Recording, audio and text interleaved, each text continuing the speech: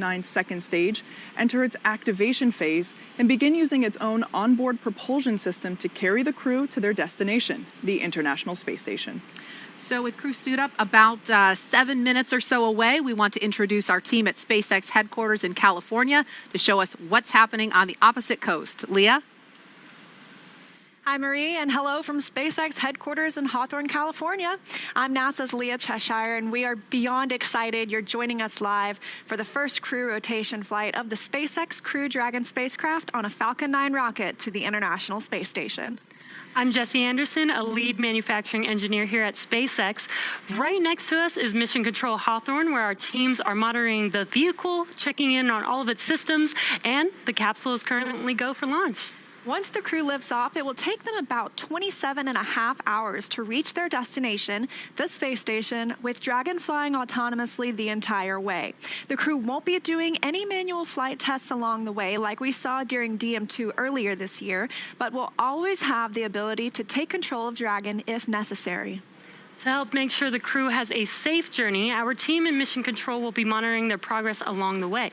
On console or headset are 6 key positions who are monitoring the health of the vehicle and crew. The mission director, responsible for mission success, is in charge of the room. The person that you'll hear talking to the astronauts is the crew operations and resources engineer, what we call the core. As a reminder for all Falcon 9 teams, 55.43 is open for the poll for crew ingress. The other positions are focused on things like navigation and control of the vehicle, avionics software, propulsion, life support systems, and communications with ground segments. NASA has its own team members in Mission Control Houston, where they've been preparing the space station for Crew Dragon's arrival. We'll meet several of the key players later when we check in with Mission Control. For now, though, let's go to John Innsbrucker for an operational update on the launch countdown. John? Hello from SpaceX headquarters in Hawthorne, California. As Leah said, I'm John Innsbrucker, Falcon Principal Integration Engineer. We're just over 4 hours to launch. The major event getting to this point was static fire of the Falcon 9. That was done 5 days ago. The Falcon 9, with the Dragon capsule on top, has remained vertical on pad 39A. You can see on your screens, we've been vertical since the static fire. Now, when we static fired the Falcon 9, we used the same countdown procedures we're using today. However, the engines were fired for only 7 seconds, and we obviously didn't allow the flight computer to command missile liftoff. Now, following static fire, we did perform a final dress rehearsal with the crew, and in addition to the 4 astronauts, Dragon is carrying some supplies. We loaded the time-sensitive items, what we call the late load cargo, onto Dragon late Saturday. Now, right now at pad 39A, Falcon 9 and Dragon are both powered on. The Falcon 9 launch team will perform final checks starting at T-minus 2 hours. The Dragon team has recently been pressurizing the propulsion system, and they are waiting for arrival of the crew later today. The astronauts did receive a weather briefing at T-minus 4 hours and 20 minutes. Conditions continue to be go at pad 39A. The weather officer predicts a 50% chance that rain in the flight path, thick clouds, possibly static electricity at ground level might be an issue, but they're actually sounding a little optimistic that the weather boundary we've seen coming towards us may not make it and will stay away long enough for a launch today. Also around the world, splashdown locations in case of a contingency are go. Now, in the event of an off-nominal scenario, such as an abort, SpaceX and NASA are coordinating with the U.S. Coast Guard to ensure crew safety upon splashdown. This includes extra ships and air assets to patrol the 10 nautical mile keep-out zone. This is to help mitigate safety concerns for any boaters approaching the landing area. Now, as usual for Dragon flights, we have an instantaneous launch window. That means we can't move the launch time. We have to go right on the planned minute and second. So if we need to delay, there is a backup launch opportunity on Wednesday, a little under 3 days from now. Now, with everything go at pad 39A, let's head over to Houston, where Shaniqua Vereen is standing by. Welcome to the International Space Station Flight Control Room in Houston, Texas at NASA's Johnson Space Center. I'm Shaniqua Vereen. Mission Control Houston is essentially the nerve center for operating the International Space Station, working in tandem with our partner agencies and providers around the globe. Together, we've ensured that station is ready to welcome Crew-1. Leading the team inside the room right now is Flight Director Anthony Varia. There's a noticeably smaller team to see in the room tomorrow. There's noticeably smaller group in the room right now because their crew is currently asleep. Tomorrow we'll see a larger group for docking. A few hours before Dragon arrives at station, NASA's Anthony Varia will again take the flight director's chair to lead the team through Dragon's approach and docking. He'll lead the joint NASA-SpaceX go-no-go polls once we're in integrated operations with mission controls here in Houston and at SpaceX and Hawthorne, working in sync to bring Crew Dragon to its new home in space. A little bit later, I'll go through all the work we've been doing in space and on the ground to prepare the station for Crew-1's arrival. Until then, we'll keep an eye on today's countdown to launch, and we'll check back in with you soon. Let's head back over to Kennedy Space Center. Marie? All right. Thank you, Shaniqua. The astronauts will begin suiting up in just a few minutes. And one of the NASA traditions they've continued is designing the patch for their mission. So take a look. Crew-1 marks the beginning of sustained government commercial partnership missions to the space station. And this Crew Dragon spacecraft is the focus of the patch here. The spacecraft is flying from the bottom left toward the top right, representing ascent and insertion into orbital flight. And the Crew Dragon is superimposed on a background of stars and completes the outline of a dragon's head. The letter C borders the patch, which together with the number 1 in the foreground represent the mission shadows of the legacy human spaceflight programs are along the border. Of course, that's Shuttle, Apollo, Mercury, and Gemini to honor and recognize their contributions to the Crew Dragon capsule. The outline of the space station is also on the border to acknowledge Crew Dragon's destination and its contribution to maintaining a human presence in low Earth orbit for the United States and our international partners. You might notice that there are no individual names or flags on the border because the patch honors not just the crew members on board, but all of the NASA and SpaceX employees who have worked together to make this sleek and elegant spacecraft. This patch honors their vision, service, and support. The Crew-1 astronauts dedicate this patch to their families. And, you know, I have to tell you, when I saw this patch, it made me smile because of the Blue Dragon. One of the traditions that we have within the astronaut office, and, you know, in addition to designing the patches for our missions, is that the class before you gets to name you. Name the new class. And when Shannon's class came on, our class, the Bugs, the class of 2000, got to name Shannon's class the class of 2004. And they originally, though, wanted to name themselves. And they wanted to name themselves the Blue Dragons. We denied that, though. They are the Peacocks. But I thought it was kind of funny. No coincidence, maybe, that Shannon is on this mission and that patch has a nice, beautiful blue dragon on it. Very serendipitous, I think. Yeah. All right. Well, at T-minus 4 hours, we're actually just inside that. So any moment now, we expect to see the crew begin to suit up inside astronaut crew quarters just down the road from us. We'll have a live look inside the suit-up room with the SpaceX team as they begin to help the astronauts put on their spacesuits and perform key checkouts. Now, the crew's scheduled wake-up time, was 11:47 this morning. They're probably up a little earlier than that, but that was their scheduled wake-up time to adjust their sleep schedule in preparation for launch. They had lunch at 12:15, and I got to check my phone because I got a text message with what they all ate. Mike Hopkins had New York steak, medium rare, with seasoned fries and dirty rice. Shannon had a juicy medium hamburger with no soggy bun, brioche bun, with sweet potato fries and arugula salad with shaved Parmesan cheese and balsamic vinaigrette. Good choice. Soichi had Japanese curry rice with a panko-crusted chicken thigh and curly fries. And Victor had lamb chops medium with sweet potato mashed, and same salad as Shannon Walker, but no dressing. I wonder if they had to pre-order, if that was just on the fly. Well, you get pretty much whenever you want in crew Oh my quarters, right, gosh. Nicole? I'll tell you what, you are so well taken care of in crew quarters, and food, I think, is at the top of their list for taking care of us. And I'm sure that they put in a pre-order for that, but yeah, that was quite the selection. Yeah, all good. I mean, my mouth was watering thinking about all of that. But besides their lunch, obviously, they did some other things this morning, right? They had their routine daily medical checks. Their flight day preparation included reviewing the procedures on their tablets before suit up one final time. And just a few minutes ago, they listened to a weather brief. And so, again, any minute now, we're expecting to see a live view inside the suit up room. FTS checkouts are complete 7 and Dragon 17 local time with an instantaneous window. The crew is starting suit donning in preparation to begin ingress activities. Vehicle gases are at MEOP. FTS checkouts are complete and Dragon prop tanks are pressed in preparation for precip and surface. F9 is not tracking any issues at this time. Upper level, ground level, and pass escape winds remain go at this time, November 18th. Launch weather. As a reminder, watch item escape system will be armed with clouds, flight through precip, and surface electric field rules as the primary concern. In the event of a scrub, the next available launch attempt will be Wednesday, November 18th. As a reminder, the launch escape system will be armed prior to propellant load today. Procedure 52.911 is open in the event of any crew emergency or crew ingress through launch.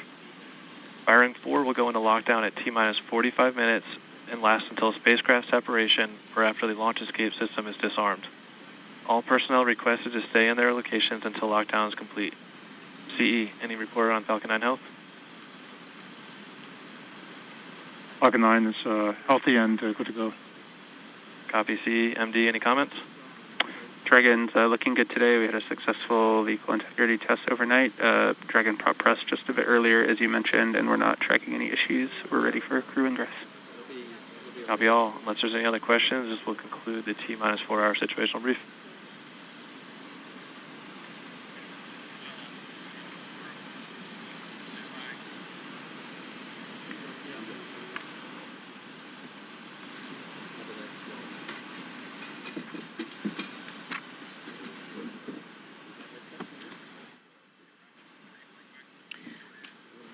Okay, so we're expecting to go to have a live view inside the suit-up room momentarily. You just heard a live brief. It sounds like there's no issues with Falcon 9. The primary concern at this point is weather. That's a watch item around the launch pad. The downrange weather actually looks pretty good, so we're just going to keep an eye on the weather around the pad. And here's our first live look inside the suit-up room.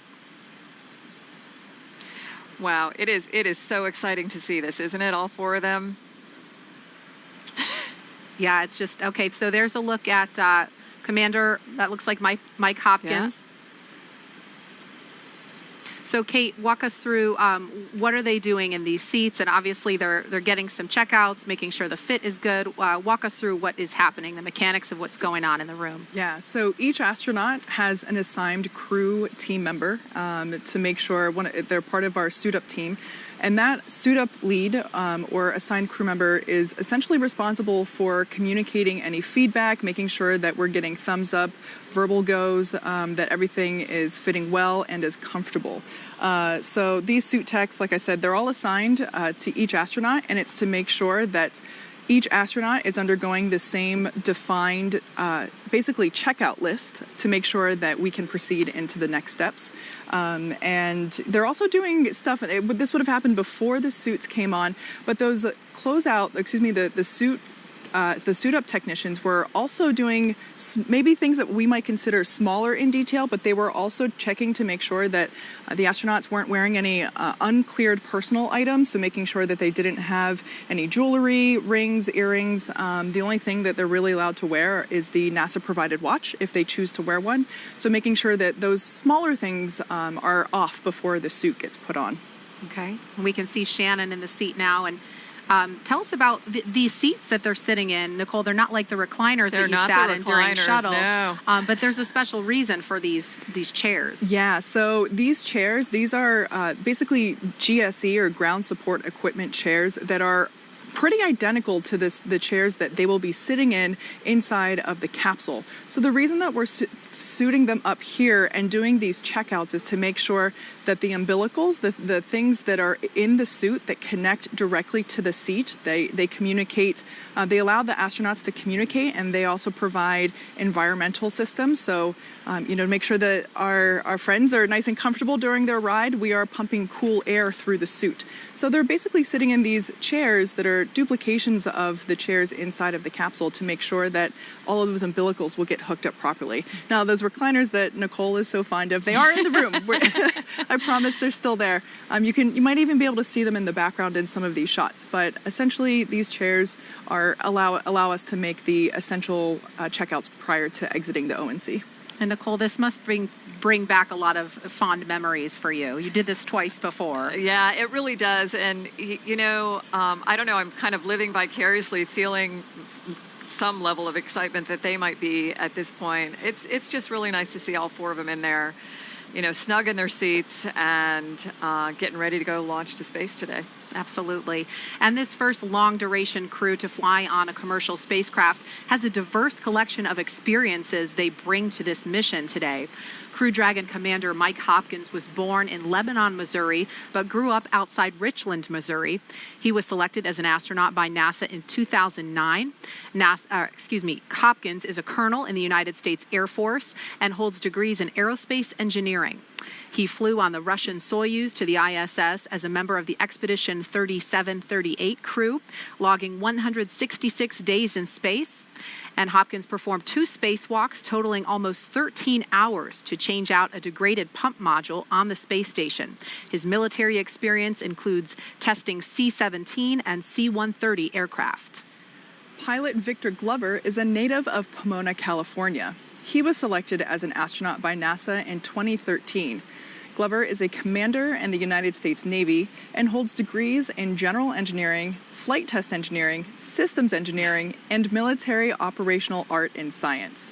While this will be Glover's first space flight, he has extensive military test flight experience. He was a test pilot for the FA-18 Hornet, the Super Hornet, and the EA-18G Growler. He's accumulated 3,000 flight hours in more than 40 aircraft, over 400 carrier-arrested landings, and 24 combat missions. And mission specialist Shannon Walker is from Houston, Texas. She was selected as an astronaut by NASA in 2004. She is a doctor of philosophy in space physics. Walker flew on the Russian Soyuz as a flight engineer for expeditions 24-25 on board the ISS in space for 163 days. And during that mission, she was the robotics operator supporting 3 contingency spacewalks. The advanced team has arrived at the crew arm on schedule. To remove and replace a failed pump module on the space station, Shannon is also one of only a few dozen people to be both an astronaut and an aquanaut, having spent 13 days underwater during NASA's Extreme Environments Mission Operations 15, aptly called NEMO 15. And during the mission, she lived inside the world's only underwater research station, Aquarius, which sits 60 feet beneath the ocean surface and just down the road off the coast of Key Largo. And having been blessed with this experience myself, I can attest that the NEMO missions are absolutely the best analog to living and working in space. Mission specialist Soichi Noguchi is from Yokohama, Kanagawa, Japan.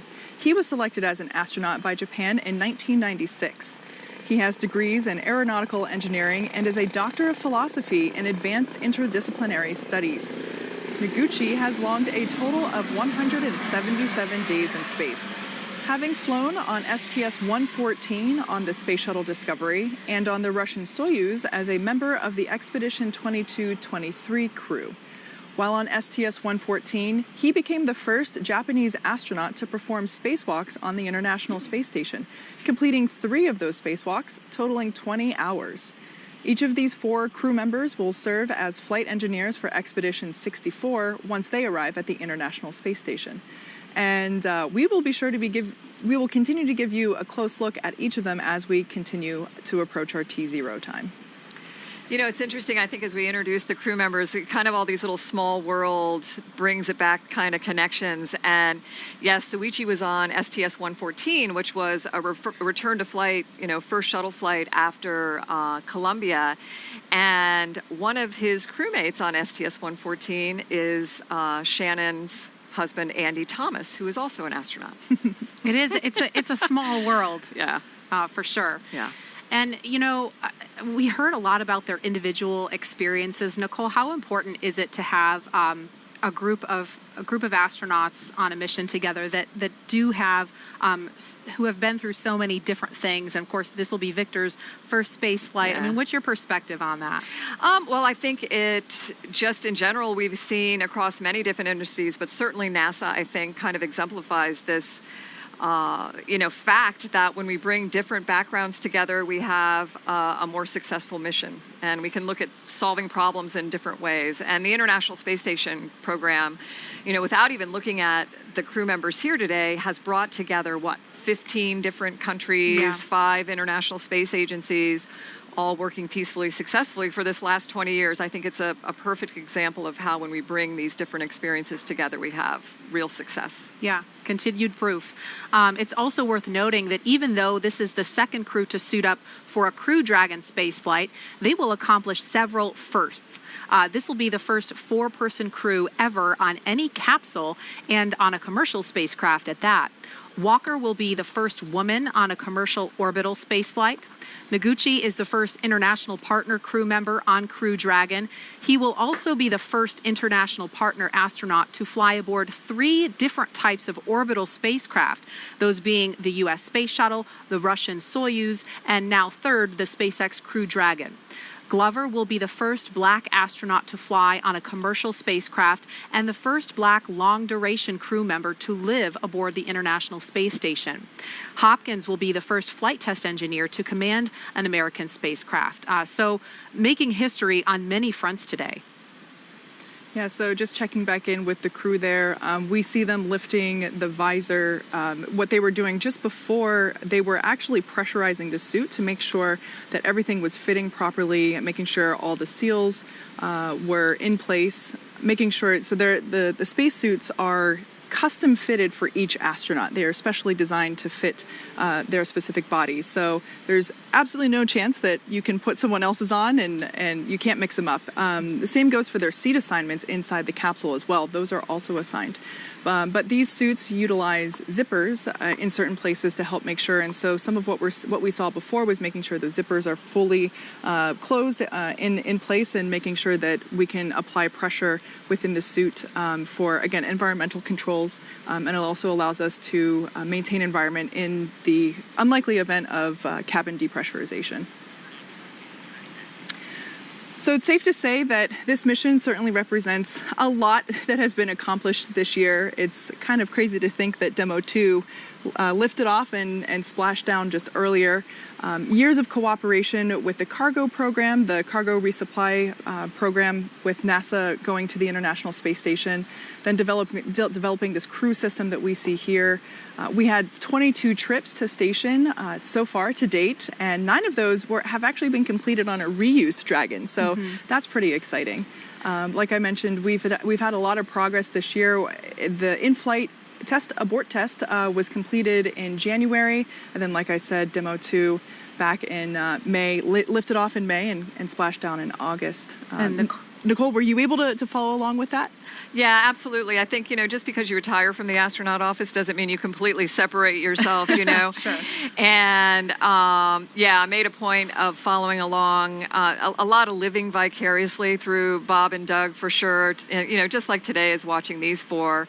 And what's interesting to me is Bob and Doug were in my astronaut class, so it was like watching family, and pretty special to see when Megan and Karen, their wives were able to be out there, and both of them are also in our astronaut class. Yeah. Okay, so while there are a lot of firsts that we will be accomplishing on this mission, for Mike and Victor, the most important moment so far was when Soichi and Shannon were assigned to their crew. Mike and Victor had been training with us at SpaceX for a while, along with Bob and Doug, and so when they had their full one assignment, it was a big deal. The 4-member crew starting training together as a unit earlier this year. Yeah, I remember Shannon saying it was Friday she was a management astronaut, and on Monday she was training for this flight.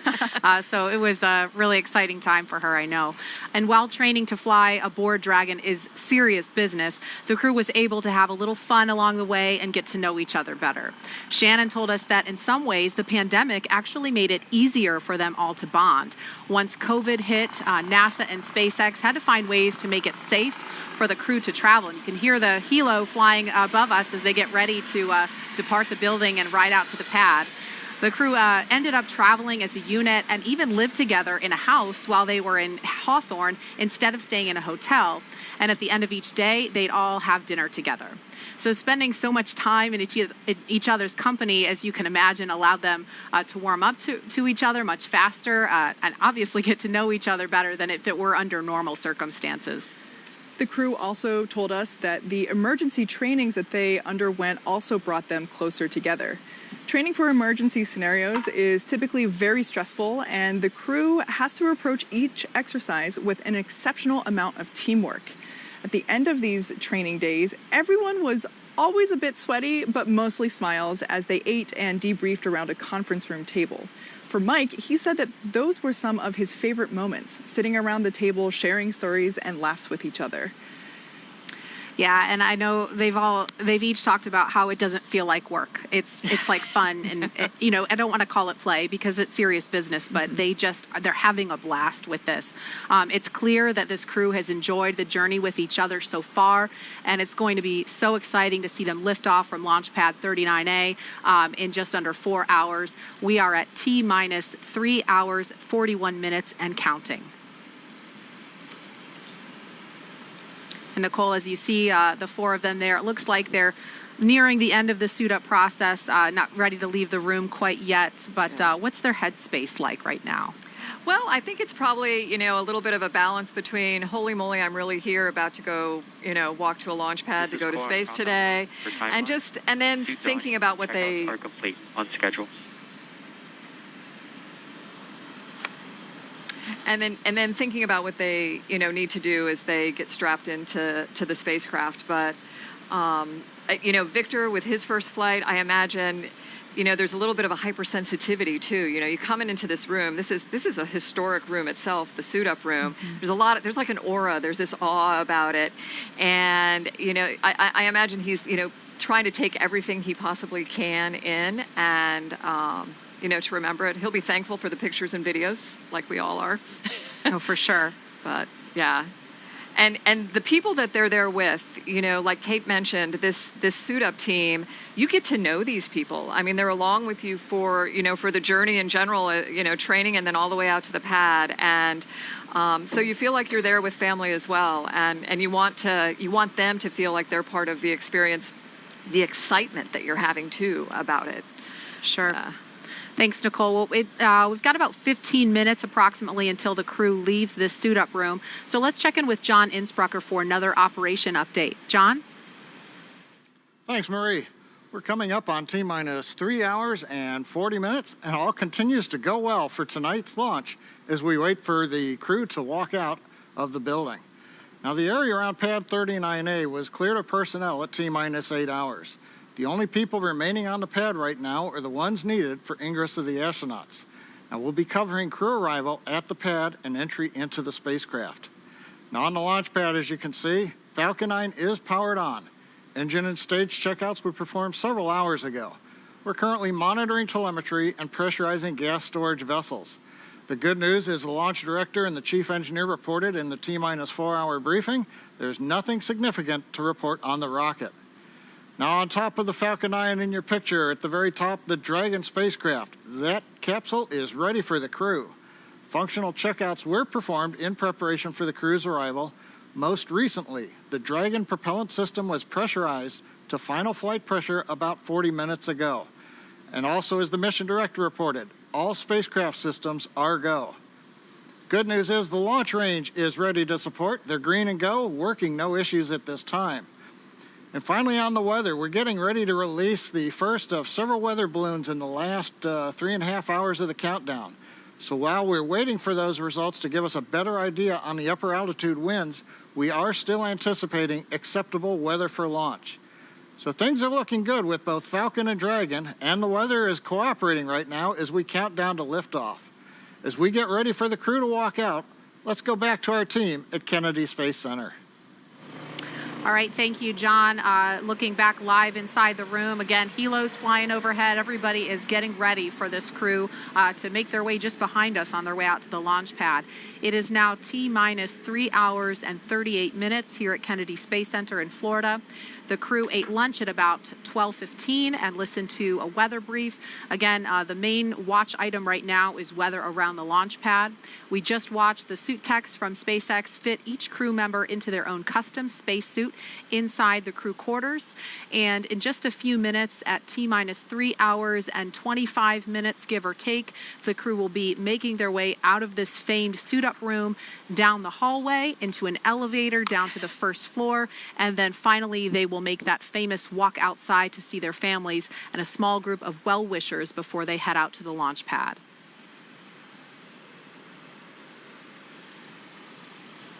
And there are 3 Teslas waiting to drive the crew out to Launch Complex 39A.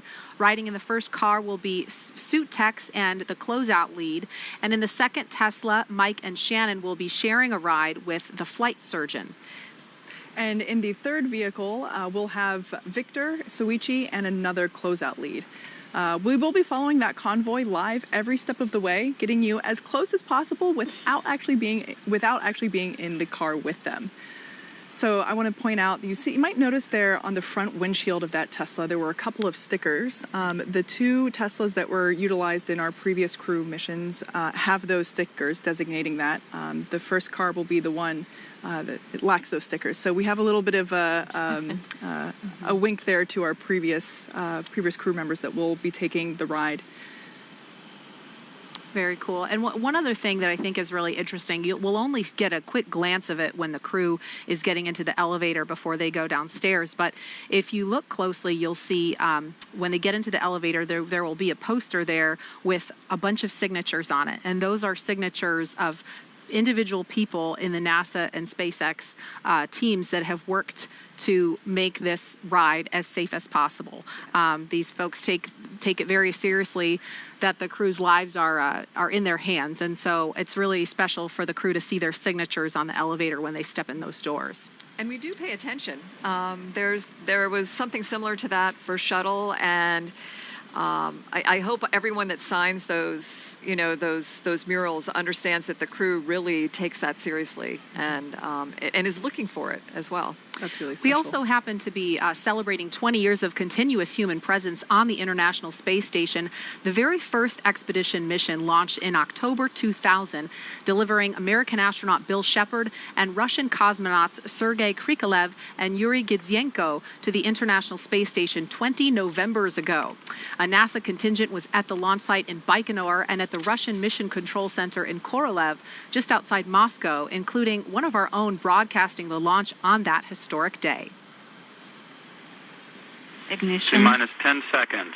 9, 8, 7, 6. We have engine start. 4, 3, 2, 1. We have ignition. We have ignition and liftoff. Liftoff of the Soyuz rocket, beginning the first expedition to the International Space Station and setting the stage for permanent human presence in space. We want to introduce you now to Kyle Herring, the NASA Public Affairs Officer whose voice you just heard.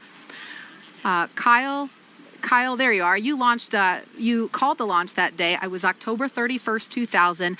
I know you've been involved in human spaceflight and missions way before that and ever since. Now, as we're about to launch long-duration human missions to the space station from U.S. soil on a commercial spacecraft this time, what do you remember about the day it all began? 20 years ago. It's hard to believe, actually. I remember almost everything about that day.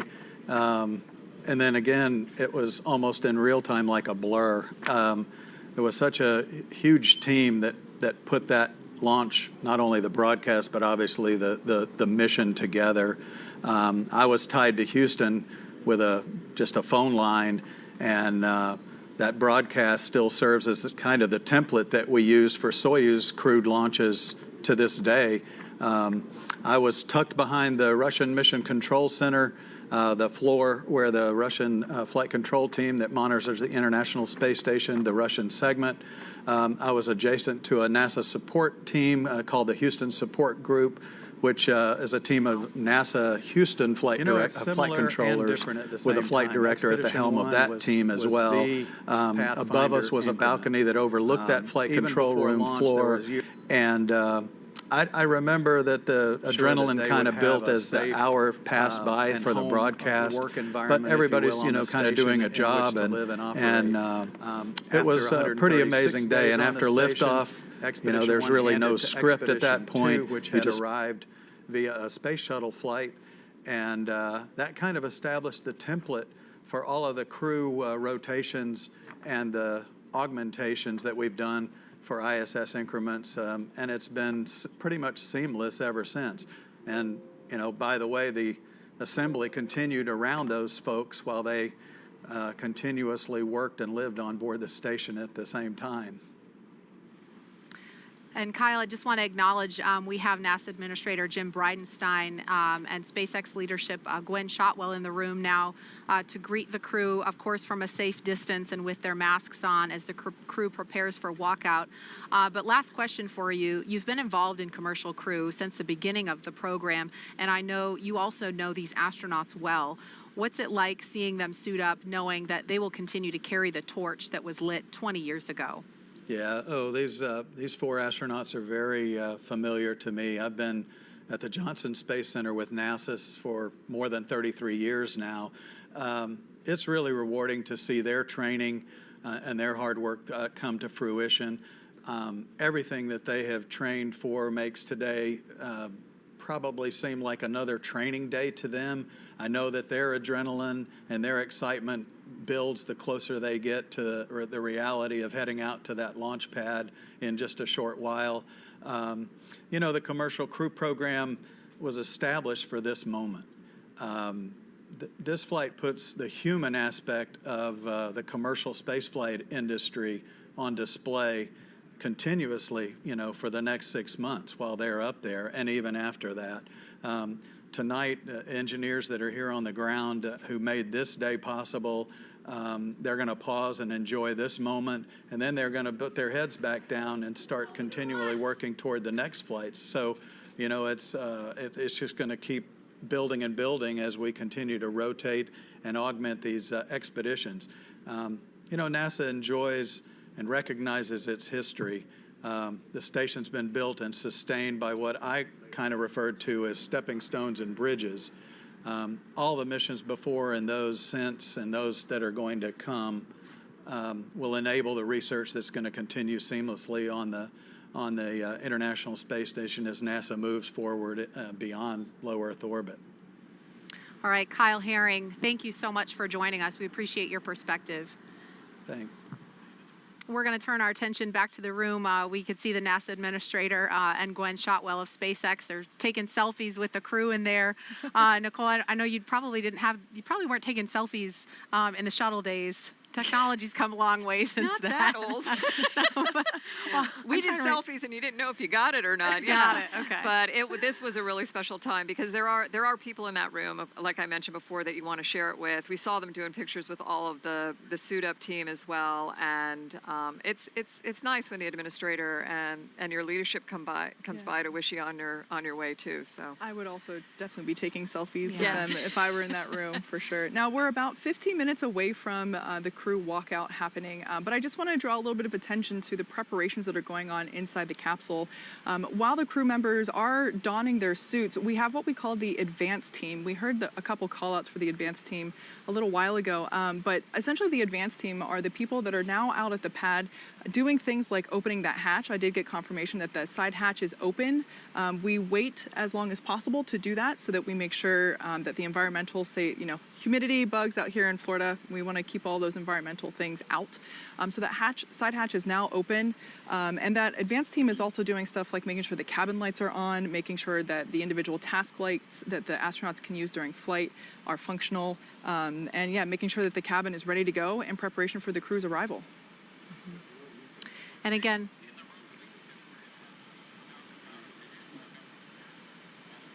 so like I mentioned, yeah, there's a shot of Falcon 9 live from the pad at 39A now. Like I said, that side hatch is open. The advanced team is making the final preparations inside the cabin, getting ready for the crew to begin their journey out to the pad. And launch weather today is 50% go. That was the weather at last check. It's actually looking really good downrange, so things look a little iffy around the pad as we get closer to T0 of 727 this evening. But if we can make it past the immediate area, it looks very good for abort conditions. Yeah. And I heard earlier that the forecast for Wednesday, which is obviously the backup day, if we don't make it today, the weather in the immediate area looks really good, but the downrange weather is problematic. So we had 50-50 odds, I think, on Demo 2 launch day. So hopefully the odds will tip in our favor at just the right moment, because this is an instantaneous launch window. I just received the most recent weather briefing a few minutes ago, and we're still at 50-50, so not better, but not worse. Okay. And again, it should be just a couple of minutes before the crew departs that room, and I think we're going to get another look inside there. Again, we do have, I don't know if we could take a look outside the operations and checkout building, but we have a convoy stationed out there ready to take the crew. There is a look. And again, there are 3 Teslas. The crew will be split up 2 and 2 in the second and third Tesla. Is that right, Kate? Exactly. Yeah, that first Tesla will have one of our closeout leads as well as 2 suit technicians. So we ensure that the whole suit-up crew also transports out to the pad along with our astronauts. Car 2 will have Commander Mike Hopkins as well as Mission Specialist Shannon Walker, as well as our flight surgeon. And then Car 3 will have Pilot Victor Glover and Mission Specialist Soichi Noguchi, as well as the second closeout lead. So yeah, quite the cohort that'll be making the ride out to the pad. There's also something else special that we want to mention. There's a mural. You might have caught a glimpse of it in that earlier shot, but there is a special mural that was commissioned in honor of the Crew-1 astronauts. I'm not sure if we could get a look at that again. There it is. The mural is titled Aspirants. The kids represent the range of ethnicities across the United States and the world, and that they look toward the future that the Crew-1 mission might bring. The artist, Brent DeHono, hinted that the dragon represents an immense prehistoric animal that evokes awe and wonder. Shannon will be happy. Yeah, and Nicole, I know you've got a special appreciation for art. Yeah, when I look at something like this, I think it's so special because it allows us to communicate with other audiences, right? To bring a little more of that awe and wonder into the whole space exploration thing through something like a mural where we're looking out to space and towards our future.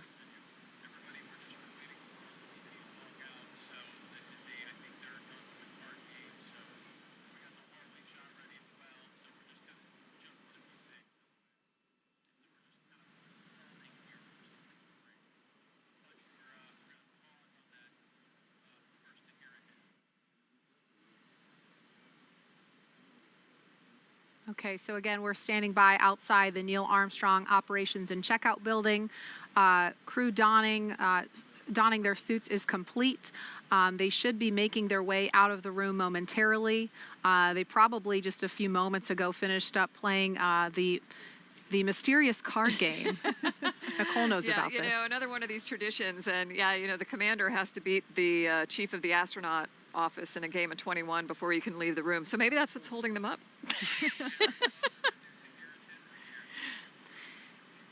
And we've got our resident social media guru here, Tahira Allen. Tahira, as we're waiting for the crew to walk out, what are folks talking about online? Thanks, Marie. So before I get into the conversation, I want to note there are already over 200,000 people tuning into this show right now across all of our social platforms. And I've been monitoring the conversation all week, looking at our hashtag Launch America, and that alone is up to 38,000 mentions. And here they come, walking down the hall. Oh. Everyone's looking quite peppy there. Yeah, so cool. They're looking for people. They're looking for the people that have helped them all along the way, too, and wanting to make eye contact. Yep.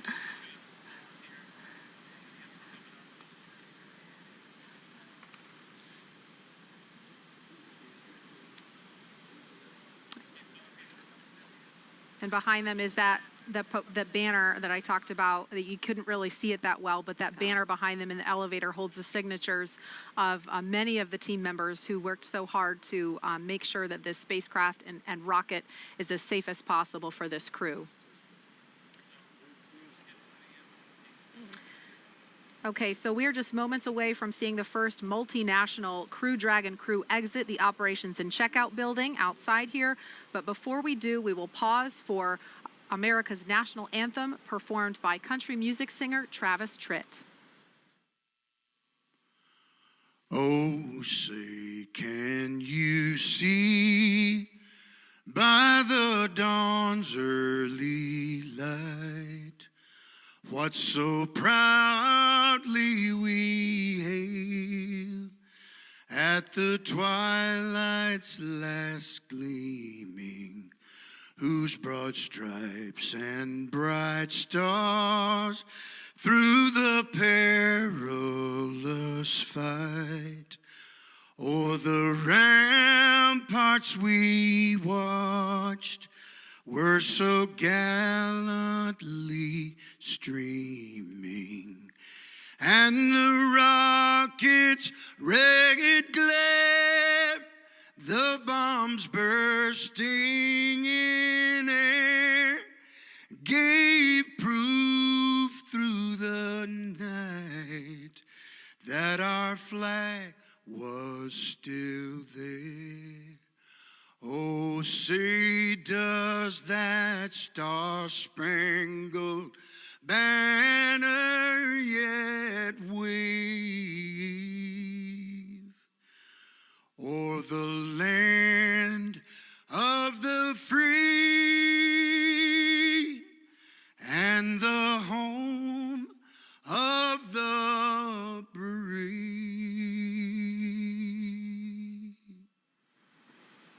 Special thanks to Travis Tritt for that beautiful rendition of America's national anthem. We are now just standing by. This is a view outside the Neil Armstrong Operations and Checkout Building. Inside here is the historic astronaut crew quarters and suit-up room. There's a look at the doors that the crew will be walking out of any moment now.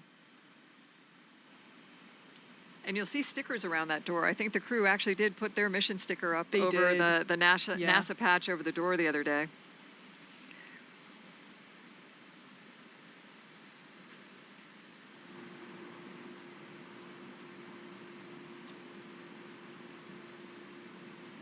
As we zoom in there, you can see along the door frame even more stickers. I believe there's one sticker from every mission, but I did notice that there was just enough room to put the Crew-1 sticker up on. Oh, here they come. Here they come. The Crew-1 astronauts now beginning their journey to the launch pad ahead of this historic mission to the International Space Station.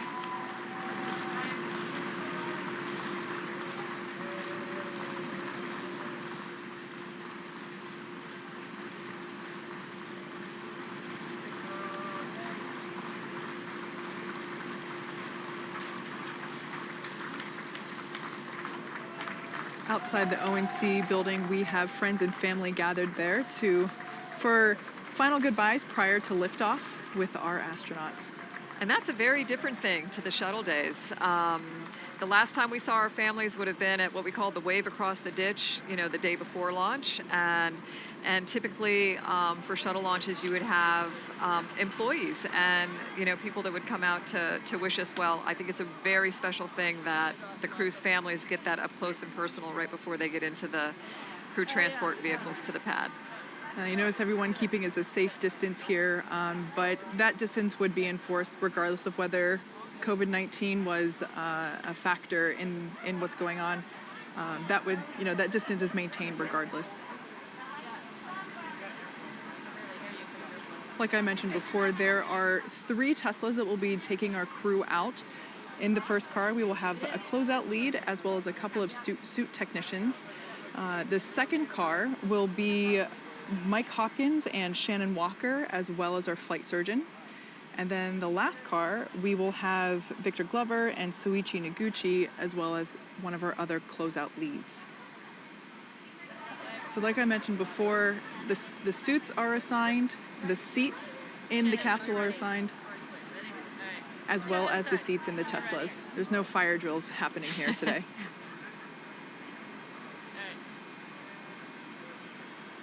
Soichi. You can hear just some ambient conversations between the crew and their immediate families.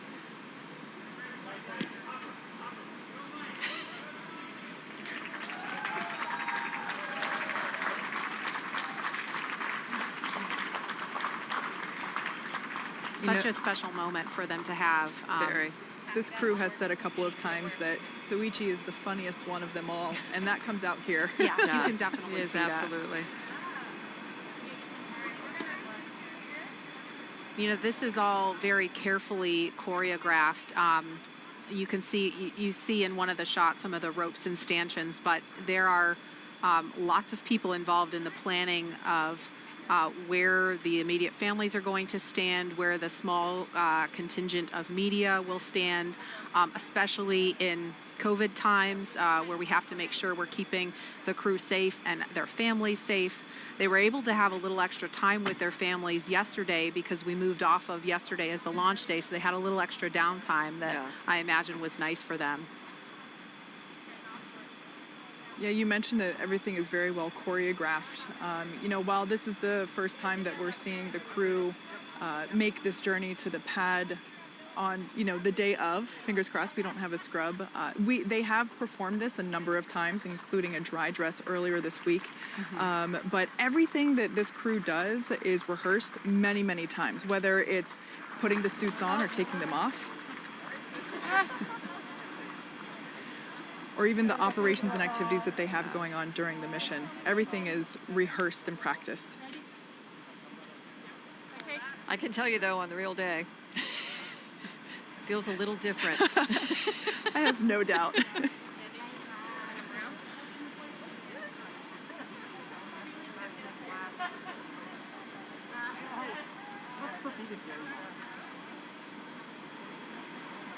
Immediate family members getting a chance to have another moment with the crew before they leave.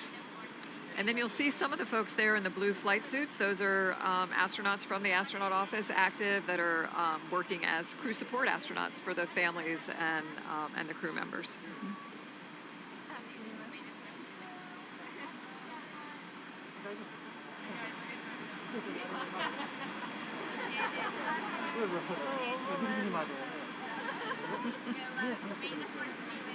That's so awesome.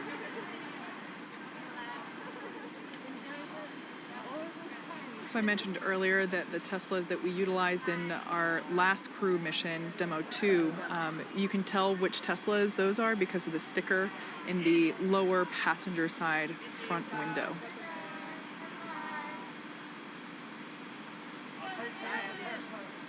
I can't get a good read at the license plate this time, but I remember for Demo 2 they said ISS bound. Yeah, that's good.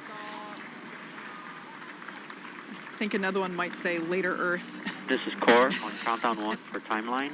The crew is departing for the pad on schedule.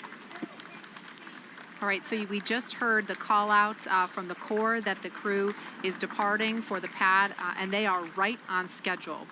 Again, they are leaving the Neil Armstrong Operations and Checkout Building, now beginning a 20-minute ride, 20 minutes or so across NASA's Kennedy Space Center. They're going to drive right behind where we're sitting. We can't wait for that. And out to Launch Pad 39A. Now, there are scores of people around the world watching and cheering on these 4 souls, including many team members who helped get the crew here today. Take a look.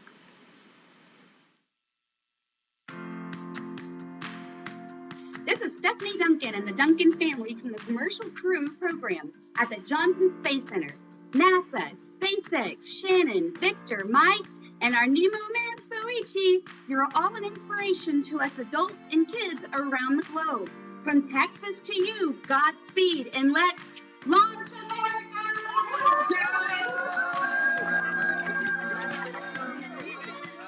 Aloha, I'm Gabriella from SpaceX in Boca Chica, Texas. On behalf of the entire Starship production facility and launch site, congratulations to our Crew-1 astronauts as well as the SpaceX and NASA teams.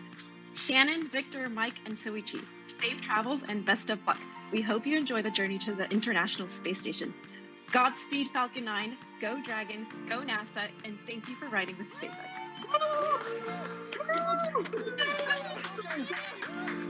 いつも一番難しいミッションが回ってきて挑戦をやめない野口さん、頑張ってください。日本中が応援してます。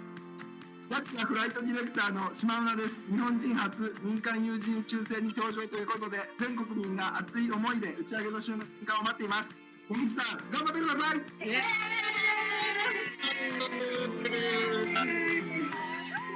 From the entire Commercial Crew program team, Mike, Victor, Shannon, and Suichi-san, we're looking forward to your flight. Godspeed, resilience, and go Crew-1! This is Mark Welch from the Commercial Crew program in Houston.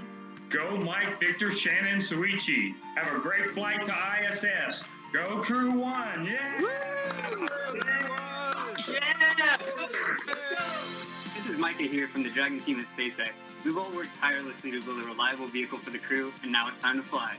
We hope that they enjoy a totally rad rocket ride aboard Resilience. Go Dragon! Hey Mike, Shannon, Victor, and Soichi. This is Amber Jacobson from NASA's Space Communications and Navigation Program, better known as SCAN. We're all so excited for your launch, and we'll be working hard down here, making sure you stay connected with Earth. Stay safe, and let's launch America. Hi, I'm Arden Robertson from NASA's Johnson Space Center in Houston, Texas.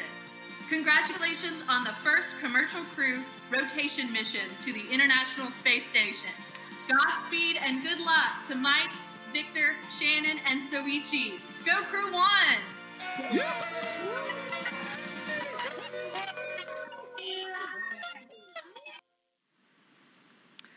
We love hearing from those team members. It was really great to get the JAXA team included in those messages.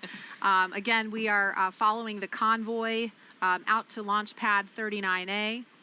And we understand that the crew has a ride-out playlist. We tried and tried, could not find out what that playlist was, so I think that's top secret. But we had some conversation amongst ourselves about what they might be listening to. My personal pick would be something from Queen. And I told you I'm going to steal that because we need to have Don't Stop Me Now going right here. Yes, that is the perfect going to space song.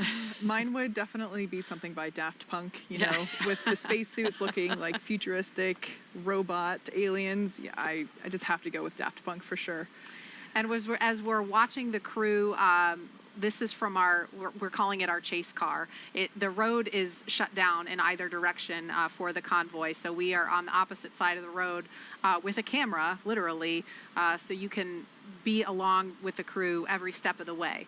Tahira, I know we had to cut things short earlier, but I imagine there's been a lot of reaction to the things folks are seeing, and I'm sure you've got some thoughts on a playlist as well. Yeah, oh my goodness. So, I mean, the top sentiment comments that we're seeing online are just a lot of patriotism and well wishes for the crew. And that Ride Out playlist question is so fun. I think if I'm awesome enough to be an astronaut, I would definitely be playing Feeling Myself. But I think that's something that we should even pose to the public. So for those of you watching right now, head on over to NASA's Twitter, and we're going to get a question out to ask what's one song you would absolutely have to have on your Ride Out playlist to the launch pad. Ladies, I'm very excited to see what comes in, so I'll keep you updated. So just real quick on that note, I just got notification of the playlist. Okay, we're all dying to know. What are they listening to right Shannon now? has great music. So like we mentioned before, they are in two different vehicles. They're on one playlist, we have songs like Alicia Keys, How It Feels to Fly, Phil Collins, In the Air Tonight, Eminem, Till I Collapse, Van Halen, Right Now. So like a pretty big that's mix. one of my favorites. Yes. And then in the other vehicle, Fly Away by Lenny Kravitz, Jump also by Van Halen, Uptown Funk from Bruno Mars. That's a good one. That's a good one. Yes. Those are all really good ones. I feel like folks are gonna, I don't know, can we make those the choices, Tahira? I'll let y'all know what comes in.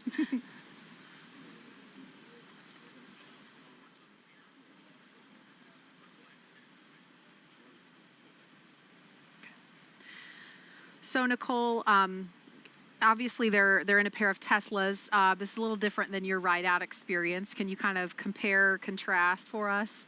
Well, we rode out in something called the Astrovan, which I thought was really cool too. You know, the silver sleek vehicle that was heading out to the pad. But I don't know. There's something about this ride. You're again. The word surreal comes to mind a lot. You know, you're thinking like, I'm in a vehicle that's driving to a launch pad to take me to space, and it's difficult to believe that could be happening. So I wonder did it feel any different the first time versus the second time? Because Victor is the first timer here, and the others, it's their second or even third. And there goes the helo that's leading the way. So that's our cue that the convoy is going to be passing by us pretty shortly. Looks like they're turning right now on NASA Causeway. Yep. Yeah, it's, I think just like launch, on your second time you think, ooh, been there, done that. You're gonna, but I'll tell you what, the adrenaline, the feeling is equally as excited on the second time too. Okay, I know you're all watching the convoy, and so are we. We're turning around in our chairs because it looks like, is that the first car? That's probably the lead vehicle there. I think we see the lead car going by, so we're all turned around in our seats so we can watch them in person. Yeah. So something that's really cool, well, I think, we can see in the background there, they're passing the Vehicle Assembly Building, or the VAB, a very famous building here at NASA. And I just think it's so cool that they're literally driving down the road where the shuttle and the Saturns used to come down on the crawler, down there on Crawler Causeway. And there we see them in front of the VAB now. Woohoo! Yeah.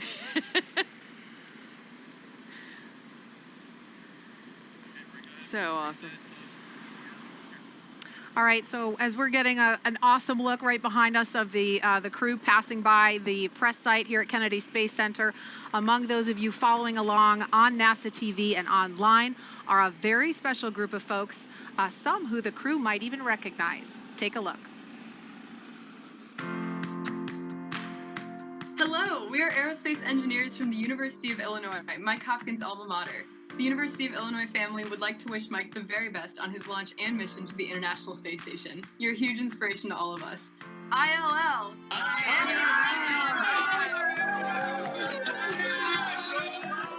What's up, everyone? My name is Aman Asfal from Cal Poly San Luis Obispo, Victor Glover's alma mater. I and my fellow students from Cal Poly want to wish Victor and all of Crew-1 a safe launch and wonderful mission to the International Space Station. You're an inspiration to us all, and thank you for representing Cal Poly well. Hi, I'm Ryan Udell from Rice University Students for the Exploration and Development of Space. And I am Penny Pandya with Rice's Society of Women in Space Exploration. All Rice Owls wish Shannon Walker and her crewmates a safe launch. And a successful mission to the International Space Station. Fly high, Shannon! Hi, this is Ryuki Matsubara from the University of Tokyo School of Engineering. So Ichi, you are a huge inspiration to us all. We are wishing you and your crewmates safe flight and can't wait to see you in space. どうかお気をつけていってらっしゃいませ。Hey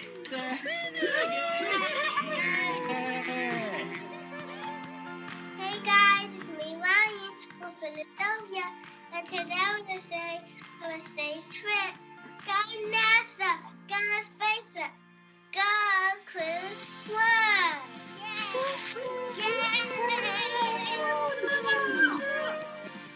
Hi, this is Rob Blevins at the Discovery Center in Springfield, Missouri. We want to thank Mike, Shannon, Victor, and Suichi for helping inspire the next generation of scientists and astronauts to go make history like you're going to do today. Go NASA, go SpaceX, go make history!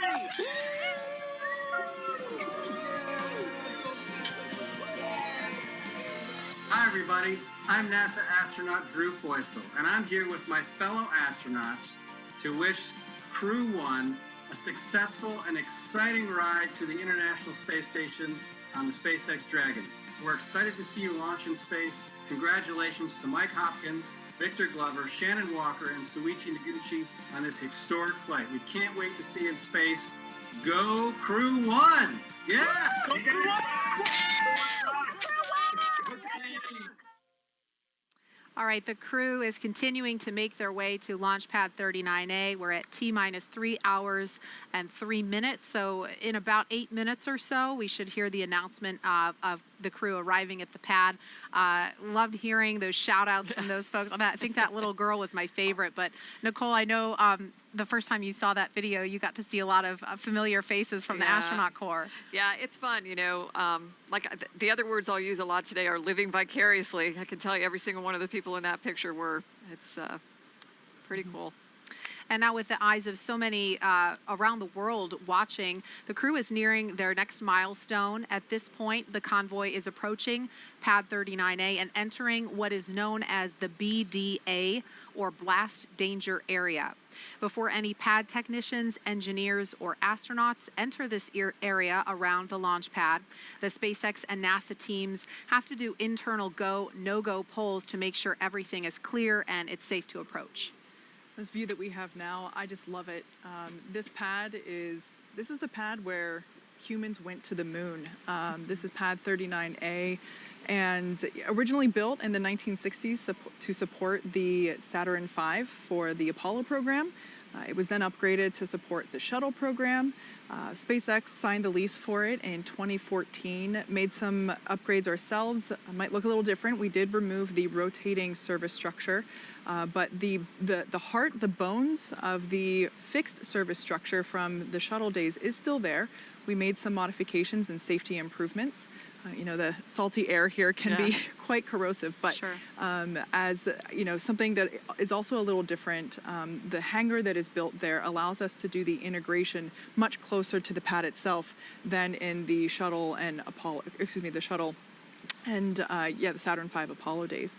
So it's really neat to see them. They're approaching now, driving up onto the pad, and I just love thinking about everything that has happened here and appreciate that we have the opportunity to continue human spaceflight from such a historic location. Yeah, it really strikes me that the last time we saw this happening was, you know, back in the spring with Bob Behnken and Doug Hurley making this approach onto the pad, and we saw them kind of lean back after they got out of the cars, looking up to try to just take in the height and the grandeur of the pad, knowing that they were about to get on a rocket that was going to come to life. And now we have a full crew of 4, and it's just spectacular to know what is just around the corner for them. Mm-hmm. From their standpoint, standing out there on the pad, they have to look up about 70 meters, considering everything that's holding the rocket up in.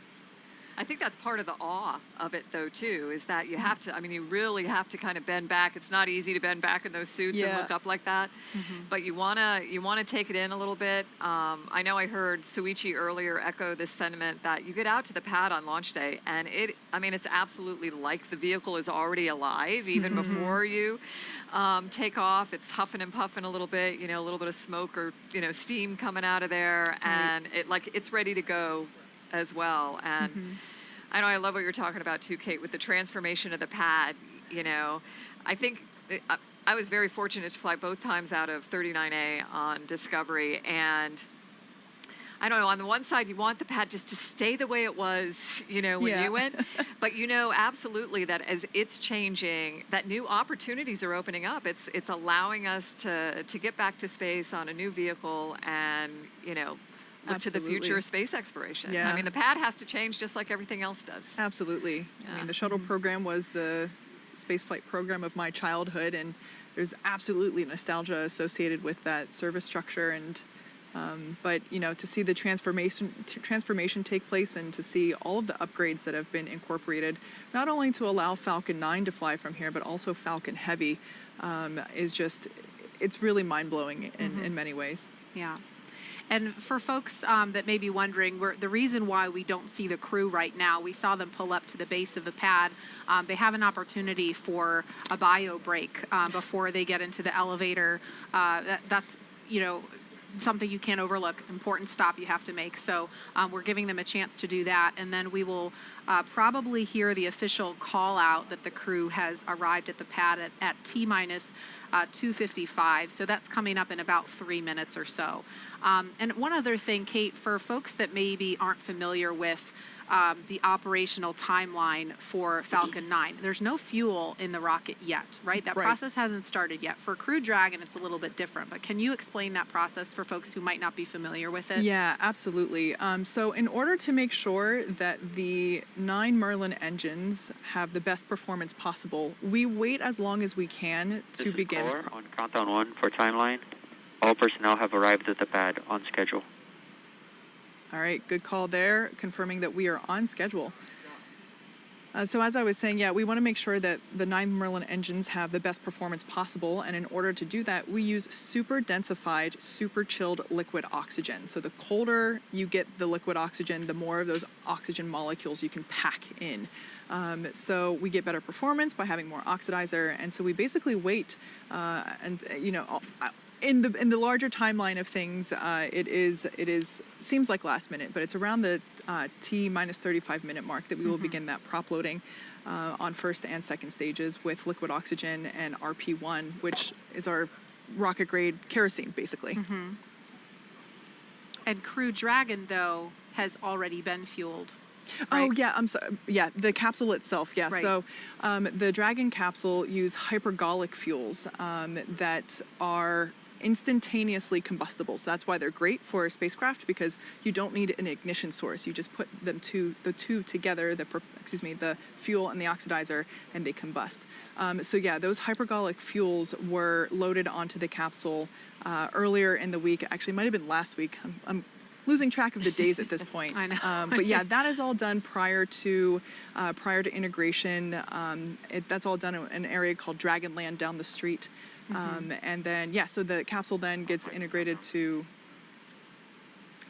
onto the trunk, and then we transport that here to 39A, and then we then integrate the trunk and capsule on top of the second stage.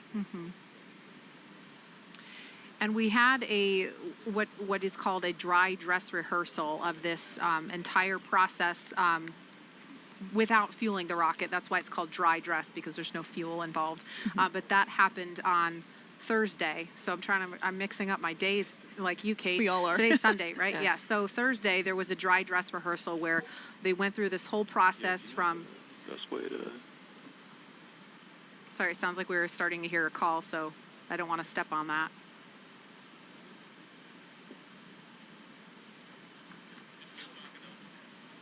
Okay, so to recap, we had a dry dress rehearsal on Thursday where the teams went through the entire process, starting in the suit-up room of suit up right up to the pad.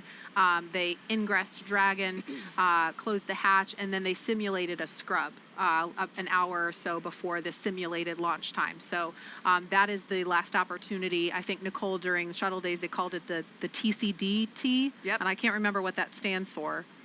Terminal countdown test. Yeah. There you go. Dry run. And how important is that final opportunity to do that before the real thing? I think it's really important, and over time we found it was so that we are continuing it now, right? There's something about having the team in that I mean, really in that launch mode. Real vehicle at the pad, shortly before the actual time is going to come to, to run through these things. And to give the crew an opportunity, like you said, at about an hour before to run through what it would be like if they needed to scrub and, kind of that final countdown and get, to their escape baskets or down to the base of the pad and out of harm's way. So just get your head kind of in the right place. Yep. And we actually had a scrub with Bob Benkin and Doug Hurley. The first launch attempt for Demo 2 was May 27th. We ended up not going until May 30th. But that first day, scrub happened at all the way down to, it was like T-minus 17 minutes. Yeah. And so Falcon 9 was still, was well into the fueling process, and the crew can't egress from the capsule until the vehicle is offloaded. Right. We've got to offload all that fuel. So hopefully we won't be in a situation like that today, 50-50. We'll see. But here they are. The astronauts have begun to emerge from their bio break. And I'm not sure which pair this is. I think that might be Victor and Soichi. You have better eyes than I do, Kate.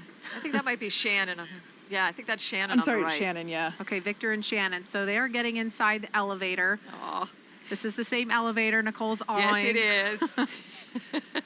So I mentioned before that we have something called the advanced team. And when I learned about this... Okay, that's Mike and Shannon. When I learned about the advanced team, they are responsible for, like I said before, making sure the hatch is open, the cabin has communications and lights. They're also responsible for making sure that someone has the elevator keys. Yeah. Yeah, you can't just get in there. Yeah. The devil's in the details. For sure. Now, when the astronauts ascend here, just as in the olden days, the levels of the tower are not marked 1, 2, 3, 4, and so on. They are marked by foot height. So they press the 255-foot button and ride to the top. Okay, and here's our first look at that level where they come out of the elevator. Now, they're going to make their way around because they have a handful of stairs to climb to get up to the level where the crew access arm is. That's that long suspended walkway. So here they go up the steps. Got to work for it. Yeah, right. Well, they've made it this far. What's a couple more steps? Oh, look how beautiful. It's been a long time since I've had the privilege of being up there and seeing that view up in person, but it is just, words don't do it justice. Yeah. Okay, so here's a view. You can see the NASA worm, and on the far end, that is where the phone is. Nicole, can you talk about the significance of the phone there? Yeah, and I think they've maintained the same original phone, like the big handset, and it was one last opportunity to, call your family before loading up into the vehicle.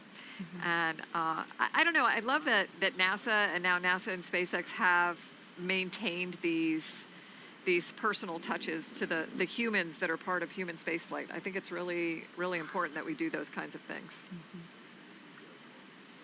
And the one other thing that you'll notice are the white arrows pointing towards us on the camera, and that's not just for design. That there's a very Although those look are cool. very it does look cool, but that they're very intentional. Okay, and so this will be Victor and Soichi. Yeah. Now approaching the pad. So Mike and Shannon got a head start. Victor and Soichi are making their way to the elevator now. I wonder if they're going to stop and they gotta strain, or maybe they've already done that to get a look up. Here they go.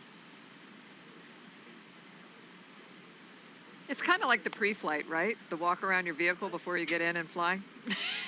Yeah, I feel like this one carries a little more weight. Yeah, yeah. Incredible. I really want to come up with a name for the move that they have to do when they turn and bend and look back. Yeah, it's the don't fall backwards move. Yeah. Yeah. Yeah. And we're having a lot of fun here. We know the crew is having a blast. There they are. Again. I knew they were going to do it. But this is they must have so much adrenaline pumping through them, because when you are getting on top of a rocket, your life is at stake. And that's not something that any of the people involved in this mission from start to finish take for granted or take lightly. The folks who work on this program take that responsibility to heart. And like you said, Nicole, I mean, when you're talking about the relationships with the people in the suit up room, they have those relationships with people across the NASA and SpaceX teams. They walk the factory floor in Hawthorne, and the people that work this mission, they know the astronauts and they see them as their own family. Here's a look inside the crew access arm from the inside. I love this shot.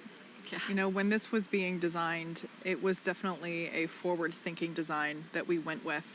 We really wanted it to encapsulate the experience of the next era of spaceflight, really wanting to make it look futuristic, as with the suits and the capsule itself. Very sleek and elegant. Okay, so here's Victor and Soichi. The last shot inside the access arm was Mike and Shannon. So they're standing now inside the white room. We're going to explain a little bit more about that in a minute, but you can see the side hatch of Dragon open, and that is where they are going to ingress or climb inside in about 13 minutes if things are on schedule. Yeah. They're signing the wall there. Kate, can you explain what they're doing there with the signatures? So we just saw Mike's... The crew has arrived at the white room on schedule. All right, good core call there. Just notifying everyone that the crew has arrived on time. We now see Shannon adding her signature to the wall. So in keeping with tradition, we painted this room white, and the advanced team, once again, I'll talk about them. Part of their responsibility, also making sure that there's a Sharpie on hand so that crew members can add their names to our signature wall. Bob and Doug did this prior to their flight, and I love that this is really the last thing you do before you get in our spaceship. I just love that there's an opportunity, and I'm really looking forward to seeing the list of names grow over time. It's going to be spectacular to see. Well, you know, if everything goes as planned, we'll have the next group of 4 signing their names there in the spring with Crew 2. Mm-hmm. And on Crew 2, one of your crew members will be, Megan MacArthur-Bankin, wife of Bob, who flew DM2. You know, they are my definition of a power couple, and I'm here for it. I love it. I'm really excited to see what the seat assignments will be, because it'd be really cool if she was sitting in the same position as he was inside the capsule for her mission. Oh, there's a wave. Yeah.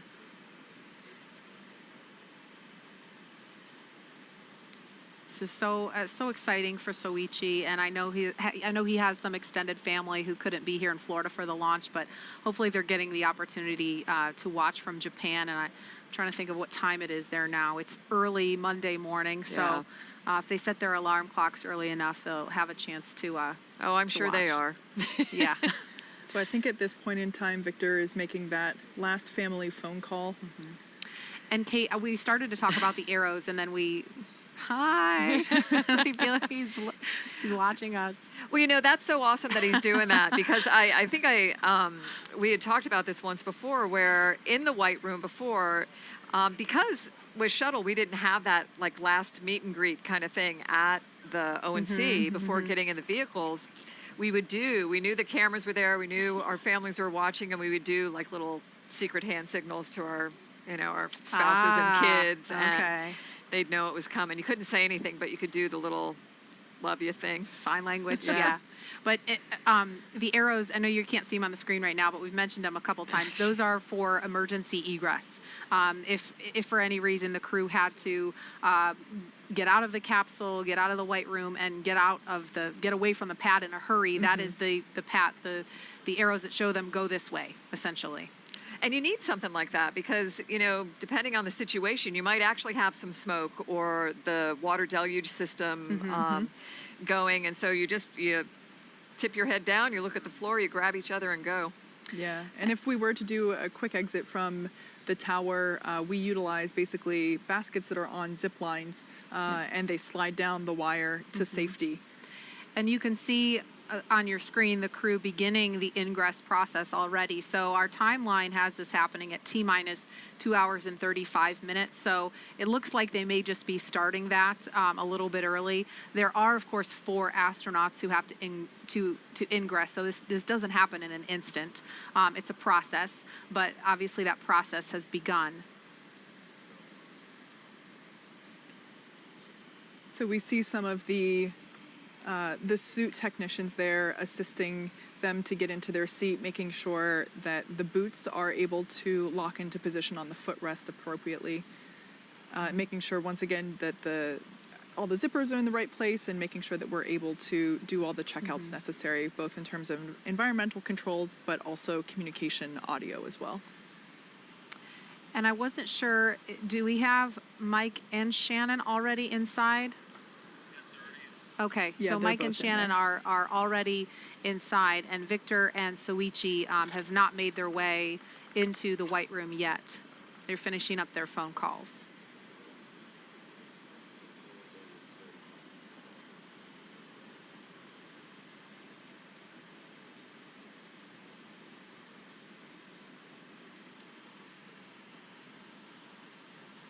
And so again, crew ingress is just a spaceflight term for getting inside the spacecraft. So Mike Hopkins and Shannon Walker have ingressed Crew Dragon.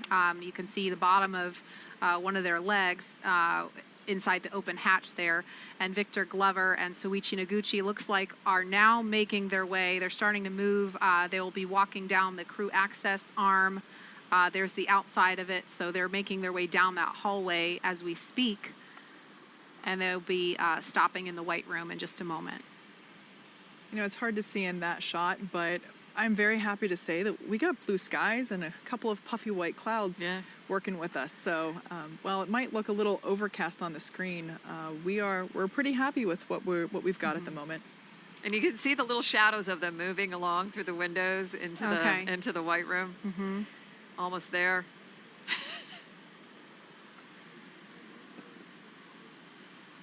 Okay, there they are. So this is, again, a look inside the White Room. It's not a very big space. It's pretty tight, but that's by design.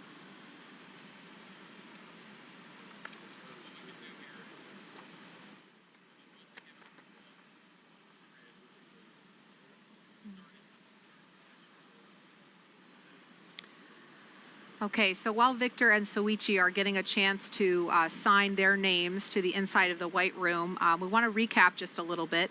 If you're just joining us, you're watching live coverage of NASA's SpaceX Crew-1 mission, today sending 4 astronauts into orbit on a mission to the International Space Station. NASA astronauts Victor Glover, Mike Hopkins, Shannon Walker, and Soichi Noguchi are flying on a 6-month mission to the International Space Station. Good afternoon and welcome to Kennedy Space Center in Florida. I'm Marie Lewis, Public Affairs Officer for NASA. And I'm Kate Tice, Senior Certification Engineer at SpaceX. Happy to be bringing you live coverage of the Crew-1 mission from Kennedy Space Center. Joining us is retired NASA astronaut Nicole Stott, who has flown twice on the shuttle, so pretty exciting to have you here with us. Thank you. Yeah, absolutely. Very nice to be here today with you ladies. And again, the crew has already arrived at Pad 39A, where a Falcon 9 will lift off from 7:27 p.m. Eastern, and Victor Glover and Soichi Noguchi are standing inside the White Room. Mike Hopkins and Shannon Walker are already inside Crew Dragon. Yeah, so it looks like we're fitting up the earpieces now and just doing a couple final checks. They have ascended the tall structure next to the rocket, known as the fixed service structure, and they've walked down that futuristic-looking corridor known as the crew access arm. And so now they are about halfway through the process of boarding Dragon, so it looks like possibly a little bit ahead of schedule. Our crew members, they're making their final stop. Again, this is the White Room, and the White Room is this small space at the end of the crew access arm that provides entry into Crew Dragon. And as Kate mentioned earlier, this is the last place the crew will be on Earth before stepping into the spacecraft for their ride to the International Space Station. Yeah, like I mentioned before, the term white room it has a little bit of history. It was first used during the NASA Gemini missions, where the room right before entering into the spacecraft was painted white. So we love traditions when we've continued this one by painting ours white as well. Like Marie said, it is a pretty small area, and it has just enough room for the crew and a couple of ground support members to allow them to complete late cargo load at T-minus 24 hours. And then, of course, what we were just witnessing, crew ingress, running a little bit ahead of schedule at T-minus 39 minutes, 2 hours and 39 minutes. And ingress is how we refer to boarding on top of Crew Dragon. Now, inside the white room where we're looking, there is a movable platform that gets extended out to the capsule, and that helps bridge the gap between the crew access arm and the Dragon side hatch. And this allows for easy entry into the spacecraft. As you might expect, it's environmentally controlled so that the Dragon side hatch can be opened while at the same time keeping dust, dirt, that nasty Florida humidity out of the capsule to make sure it is just in pristine condition for the crew. There is also a large seal that gets inflated and compressed against the capsule to make sure that we can maintain these clean environments. Yeah, so this is all really exciting to watch. Like I mentioned, you saw them take part in that tradition that we've mentioned a couple of times and it began with our Demo 2 crew of NASA astronauts Bob Behnken and Doug Hurley. They signed the wall of the room to mark that they are now part of the select few who will have launched after leaving this room.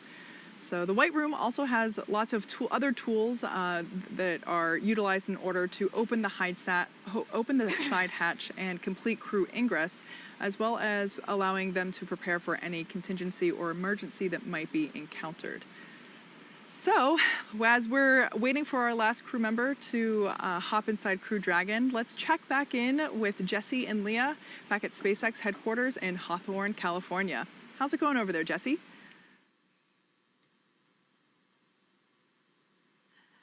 Everything is going good. We are so excited watching ingress right now. Yeah, so as Jesse just mentioned, this is ingress. That means the astronauts are entering the Dragon capsule. That's a spaceflight term, and you'll hear a lot of these space terms in the coming hours and days.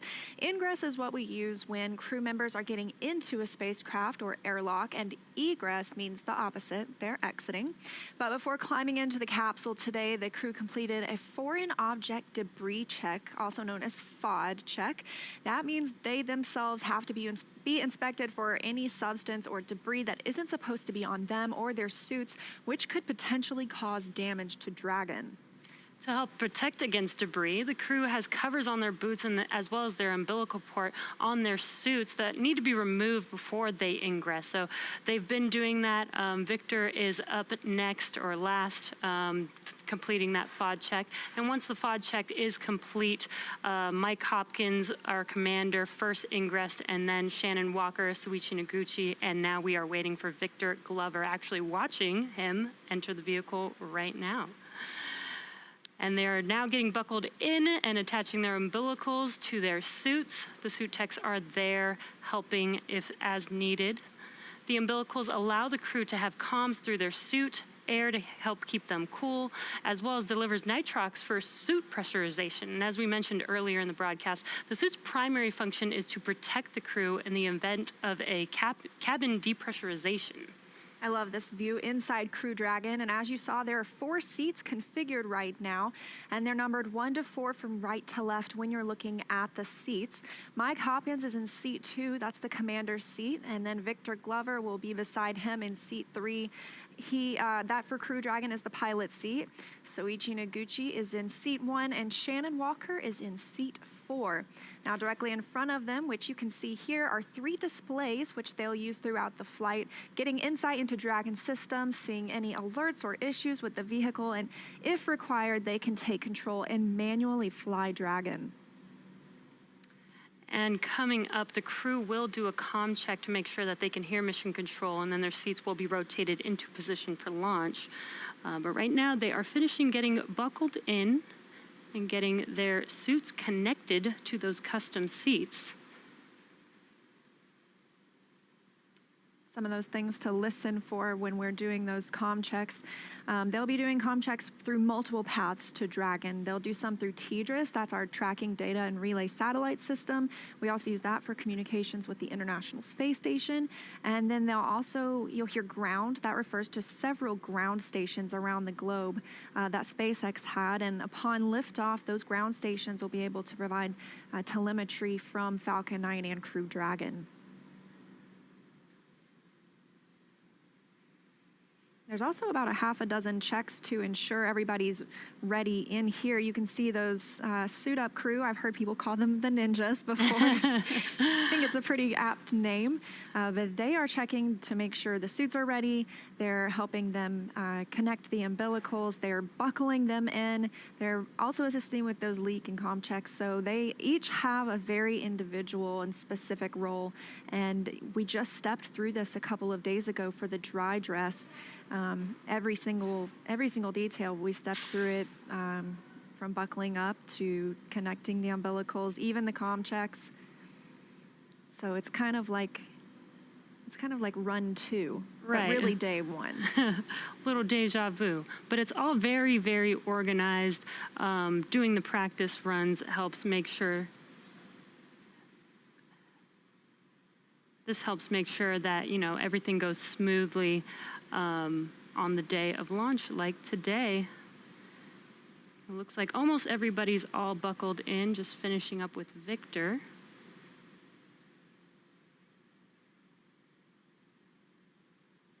Comm check should occur once everybody's already buckled in, so. A lot of excitement. Really cool to see 4 crew members. Just saw a wave from Shannon there in that far left seat.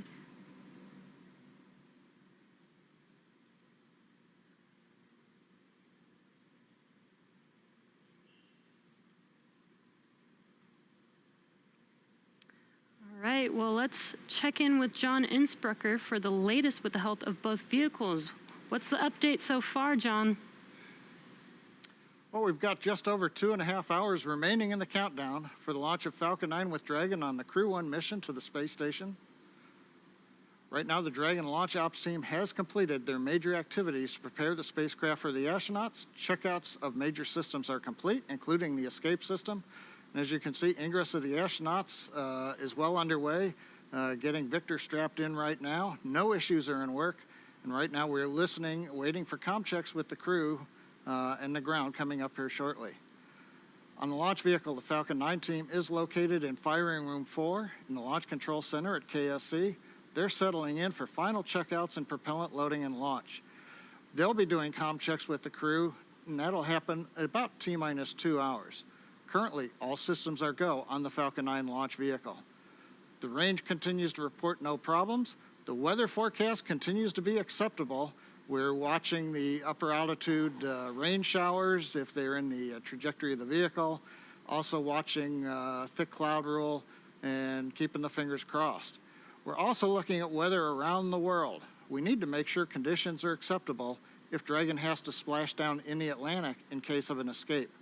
And we're also monitoring contingency splashdown locations if the crew had to come back to Earth before docking with the space station. Now, if this were to happen, SpaceX and NASA are coordinating with the U.S. Coast Guard to ensure crew safety upon splashdown. And that includes extra ships and air assets to patrol a 10 nautical mile keep-out zone. This will help mitigate safety concerns for any boaters who are approaching the launch area. As the clock continues to count down, all systems are go at T-minus 2 hours, 31 minutes. And let's head back over to Jesse and Leah, who are also here in Hawthorne, as we wait for the comm checks with the crew. Thanks, John. Sounds like everything is looking good so far. We're getting really excited here. And the astronauts are still wrapping up, buckling in, and getting their suits connected to their seats. Definitely ahead of schedule today, though, so that's a good sign. And as we mentioned, we're really standing by for those comm checks with the crew. Some of the people you'll hear talking with the crew during those comm checks are the core, which we've mentioned. That's the Crew Operations and Resources Engineer. They're here in Hawthorne. We have a similar position at NASA called the CAPCOM. That's the person who really takes the, oh, and there's the core right there. that's the person who really takes all of the information that's happening down on the ground and relays it to the crew so it's coming from one location. Additionally, there's the LD, that's the launch director. They're down in Florida and they're overseeing all of the countdown operations. The mission director, or the MD, is also here in Hawthorne in mission control, and that's the overall flight lead for SpaceX. So those are some of the people that you will hear speaking with the crew during their comm checks today.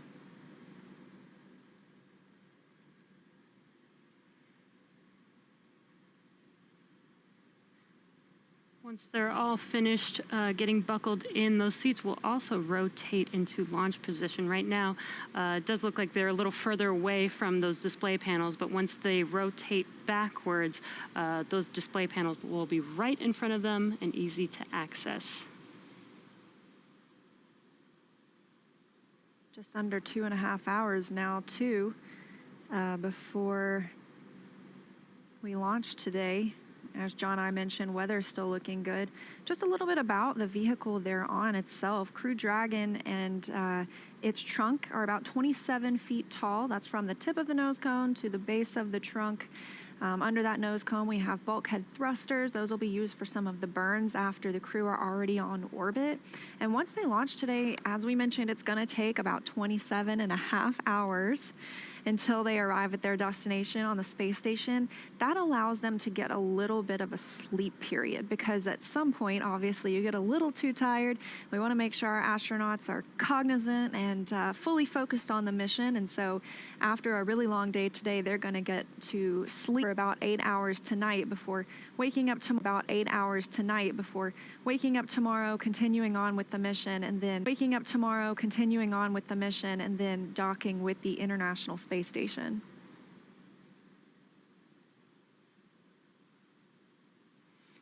And again, we are standing by for those comm checks. This is just to make sure that their comm path does work properly before liftoff, making sure that they can hear the core here in Hawthorne. Just a high-level look at some of the other milestones that will be coming up over these next 2.5 hours. The next big milestone will be the hatch closure. We'll be looking for that around T-minus 1 hour and 55 minutes. And then at 45 minutes before launch will be the go, no-go for propellant load. So there's not any propellant on the first or second stage of Falcon 9 right now, but they'll begin loading some densified kerosene, and then the oxidizer is some liquid oxygen. That will be loaded onto the Crew Dragon up until just a few minutes before launch, or loaded onto Falcon 9, I should say.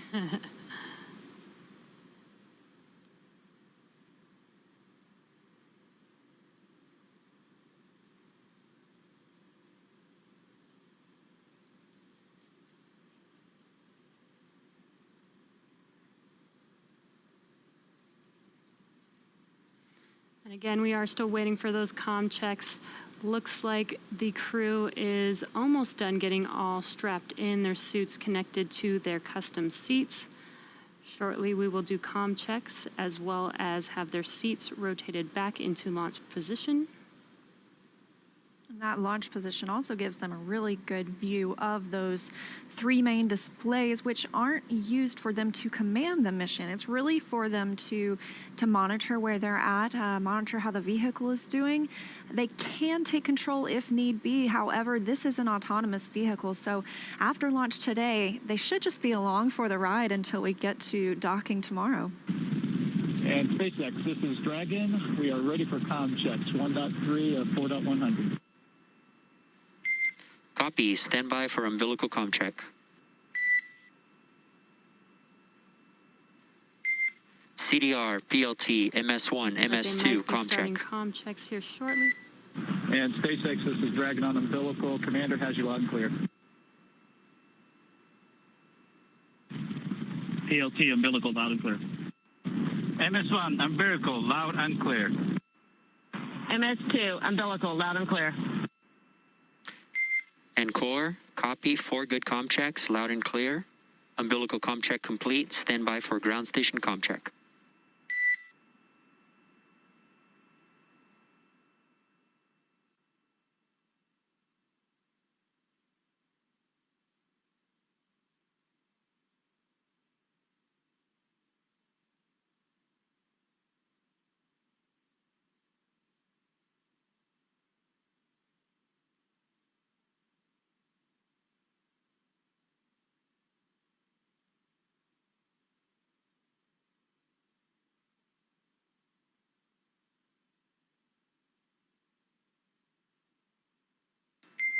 Dragon, SpaceX, ComCheck over ground stations. And SpaceX, this is Dragon. Have you loud and clear on ground station. And Core, I've got you loud and clear. Ground station ComCheck complete. Stand by for TGIS ComCheck.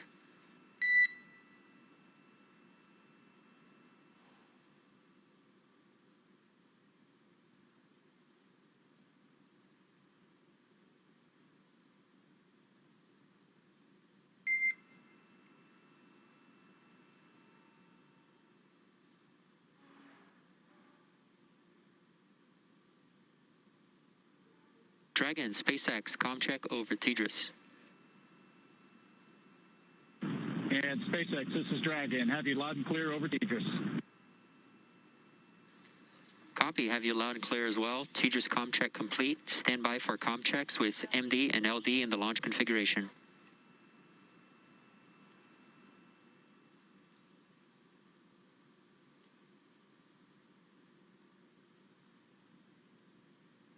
Dragon, MD on countdown 1, ComCheck. MD, this is Dragon on countdown 1, loud and clear. Good afternoon, Resilience. Got you loud and clear as well. Stand by for ComCheck over Dragon to ground. Dragon, MD on Dragon to ground, ComCheck. MD, this is Dragon, loud and clear on Dragon to ground. Copy, loud and clear. Standing by for ComChecks with LD. Dragon, LD on countdown 1, ComCheck. LD, this is Dragon on countdown 1. Have you loud and clear. LD, loud and clear. Stand by for ComChecks over Dragon to ground. LD on Dragon to ground, ComCheck. And LD, this is Dragon. Have you loud and clear on Dragon to ground. LD, loud and clear. Good luck, Resilience crew. Copy and thank you. Okay, Resilience, that concludes our launch configuration ComChecks. Please report when you are ready for seat rotation per section 2 of 4.100. Dragon copies and inward.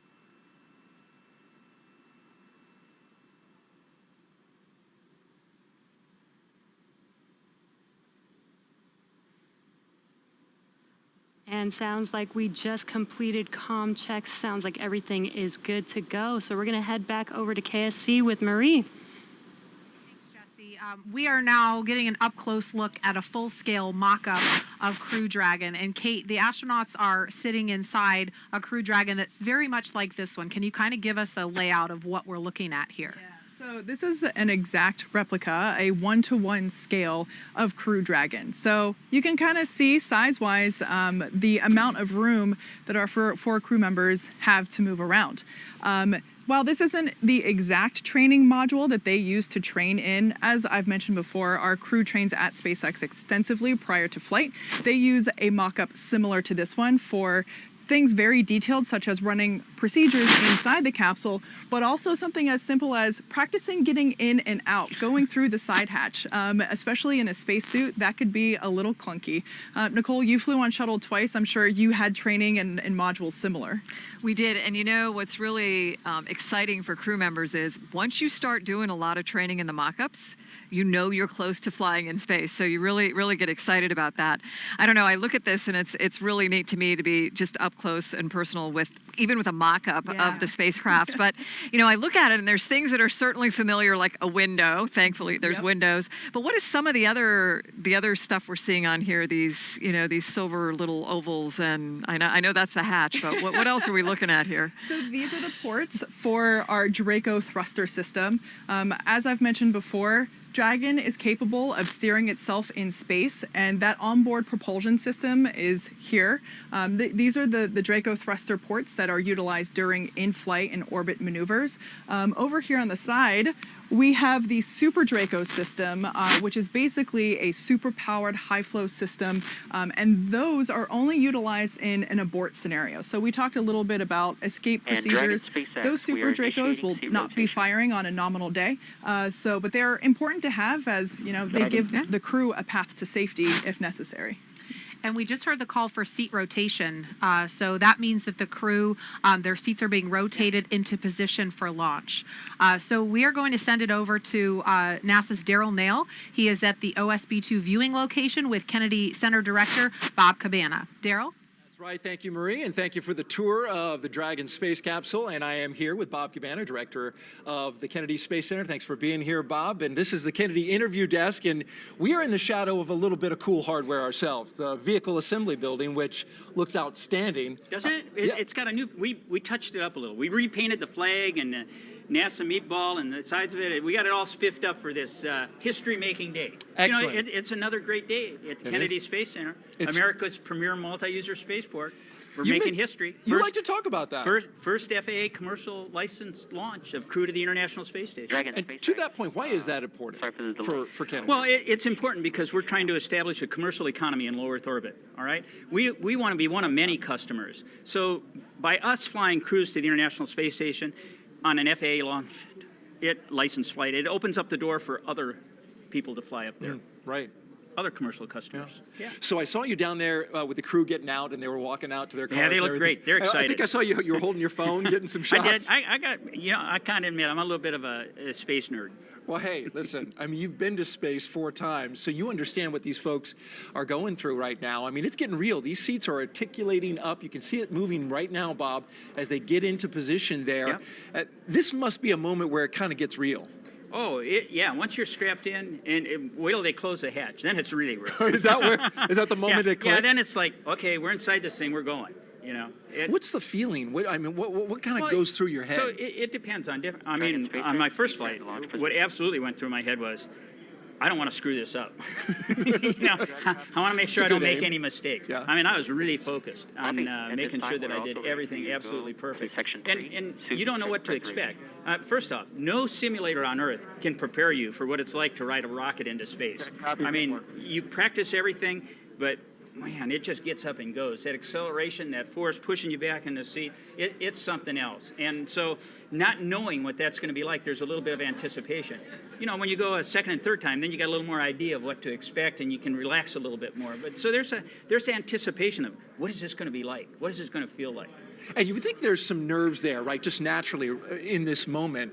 But these 4 astronauts, they also ate extremely well. So I hope that the nerves don't get them too much. They ate well because they were at the astronaut crew quarters. You've been hosting them for the past week. Sure. And tell me about what they got to eat. Like anything they wanted. That's great. On the menu, whatever you want. I heard like New York strip steak, basmati rice. Yeah, whatever. There was some dressing thrown in. Yeah, no, life in crew quarters is good. Yeah. With there's one crew, we used to have a motto in crew quarters: eat till you're sleepy and sleep till it's time you're hungry. That's a good way to leave. I'm surprised you can get them out there to get on the rocket with that kind of living. So that's why you don't want to spend too much time in crew quarters. Yeah. No, but we do a great job protecting our astronauts from you know, keeping them healthy. But you know, it's not about it's just amazing what we do. You know, I would trade places with any one of them in a heartbeat. I'm really proud of these guys, and I'm proud of what we've accomplished as a nation to have this commercial crew program. Kathy Leaders and her team have just done an outstanding job getting Bob and Doug Hurley up there and home safely, paving the way for this first flight under contract with SpaceX. Yeah. You know, this is the future, and we want to get Boeing flying too. They're right over here building the CST-100. We got to have them have a successful flight so that we have dissimilar redundancy so that we can get crews to and from the International Space Station. Their test launch right around the corner next year in 2021. Bob Cabana, thanks so much for being here. Appreciate your insight as always. Bob Thanks Cabana for having me, Daryl. Flew into space 4 times, folks. So between me and him, we have 4 flights into space. There you go. We'll send it back to you guys. Tahira. Hey, Daryl, thank you so much. So right now, we've got about 300,000 people tuning in across all of our social channels. That's about 100,000 more from when we last checked in. And ladies, I am seeing some great comments coming in online, and I've got a few I want to show you. So this first one is, she says, I've always heard NASA astronauts talk about steak and eggs for breakfast, but this is the first time I've heard of curry rice. Love this. And just a huge thank you to astronaut Soichi for sharing this tradition with us. And let's take a look at another one. So we've got this user saying this is like watching Apollo 11. This will make history, and a private company sending humans to space with a reusable rocket. the future is now. So, and again, Marie, people have been super curious about what the zero gravity indicator is going to be on today's flight. I was wondering if you could maybe give us a hint. Okay, so I know what it's going to be. Nicole knows. I think Kate might know. We're not allowed to say yet, but I can tell you to keep your eye out. It will make an appearance at some point, but it's a surprise. It's special. Even it's gonna be better. great. Have to tune in. So, and ladies, we're hearing about the larger crew size in the capsule today, and I think that's super fun to think about of those at home. So I think we're going to pose the question to the public to see how big is their dream space crew. And we'll make this a poll, and so I'll share the results with you later on in the show. But Nicole, you're the only one up here that's actually been to space and on a few different crew sizes. Do you have a preferred number? Well, 6 seemed to be the number for me, and I think if I could add my family members on top of that, that would be outstanding. Oh, I agree. And room for pets. Yeah. Oh, yes. So, ladies, over the past month, we've also been asking users on social media to show us how they're getting excited for today's launch, and we've received some amazing submissions from around the world. Take a look at these. 3, 2, 1, 0. Ignition. Liftoff.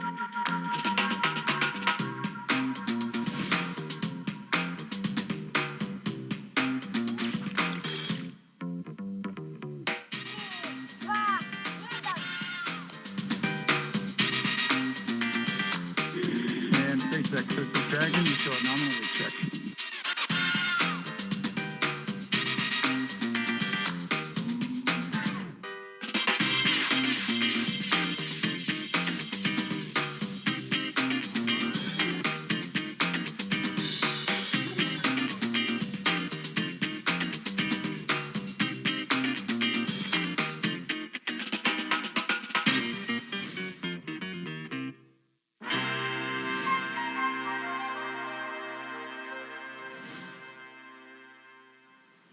I mean, there you have it. People from around the world are just engaged with this launch. All right, thanks to Hira, and thanks to all of you following along. Keep sending us your submissions, how you're watching. We love seeing those.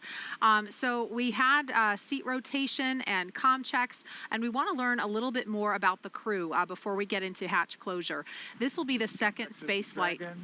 5.2 of 4.100. We are ready for Dragon hatch closure. Okay, so we just heard the call. Copy, ready for hatch closure, and we'll keep you posted as that progresses. Okay, so we heard the call that they're ready for hatch closure.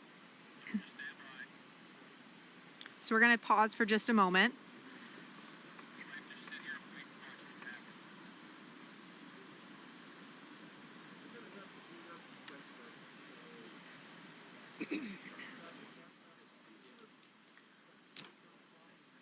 So if you've been following along, we actually heard the call out and saw seat rotation happen just, I think it was a couple of minutes earlier than we had on our timeline.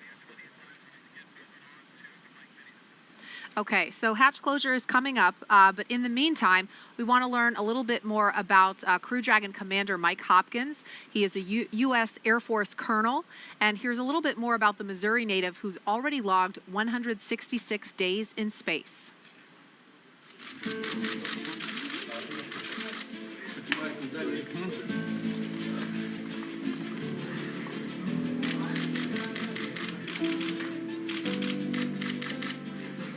Sitting on the launch pad is definitely a moment that you're always thinking about, right? That's one of the more critical phases of the flight, as you can imagine. You're very focused in, right? It can be a very emotional time. You're kind of pinching yourself because it's hard to believe that you're finally there. Born in Lebanon, Missouri, he is an Air Force colonel and a flight test engineer. He was selected as an astronaut in 2009. He spent 166 days on the International Space Station, introducing NASA astronaut Mike Hopkins.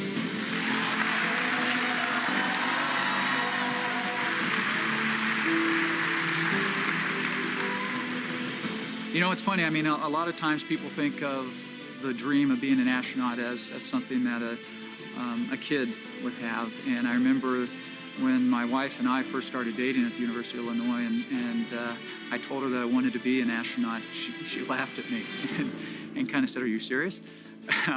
But at the same time, she stuck with me throughout the years, and to have that dream come true is pretty amazing.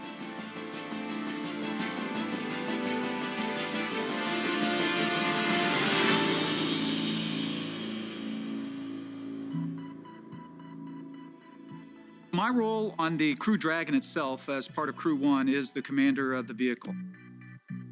We'll be launching to the International Space Station, and we're going to be doing a long-duration mission, a standard long-duration mission. One of the nice things about being on board the International Space Station is you have a lot of connectivity, believe it or not, with your family. And so I was able to call just about every day. My family means everything to me. It is the most important part of my life. My wife, Julie, my son, Ryan, my son, Lucas, they are just such a huge part of this whole endeavor. You know, without family, it just wouldn't be as meaningful. The partnership that we have right now with SpaceX, it's pretty powerful. They bring a lot to the table. NASA brings a lot to the table. We've got a ton of experience in human spaceflight. When you're out there on a day-to-day basis and you're interacting with their engineers, and you're interacting with their trainers, and you're interacting with the people that are actually building the rockets and building the capsule itself, you really get to establish the relationships, the personal relationships. It's not just about the astronauts that are on board, but it's about the entire team at NASA and SpaceX that it's taken to launch this Crew-1 vehicle, and we couldn't do our job without them.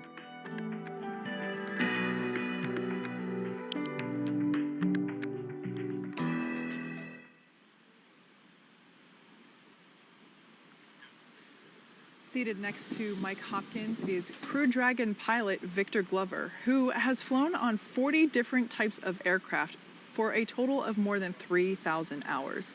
Helping prepare him for this, piloting his first test flight to space. Here's more about the U.S. Navy commander and California native. I saw a shuttle launch when I was in elementary school, and I thought I really want to fly that. And that's where it began. He is a Navy commander, a naval aviator, and a test pilot. He was selected as an astronaut in 2013. This is his first space flight, introducing NASA astronaut Victor Glover.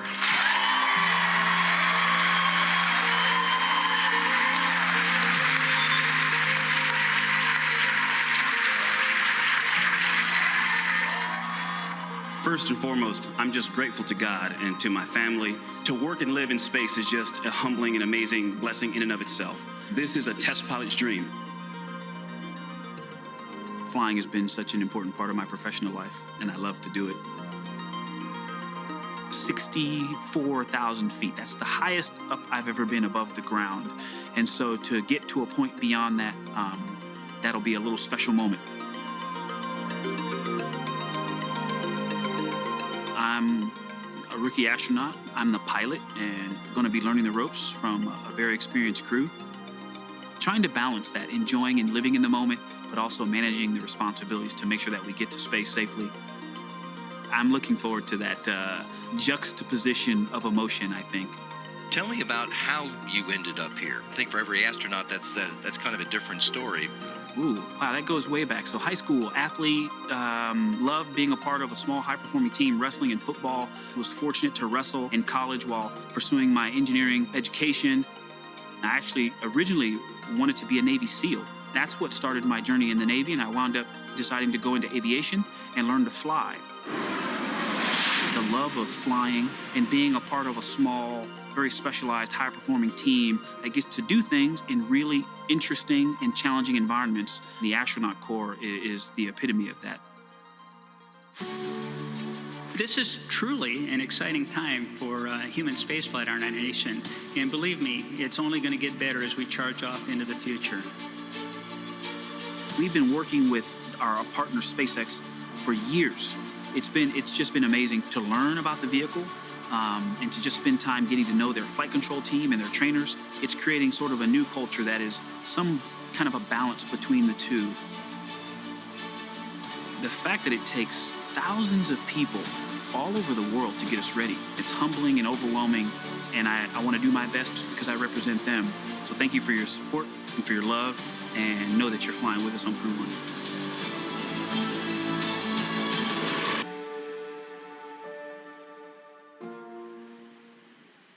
Okay, so while we were in that video, we saw the hatch close. We have not heard the confirmation of the hatch close. We're not expecting that until T-minus 1 hour and 55 minutes. So we're still almost 10 minutes away from that.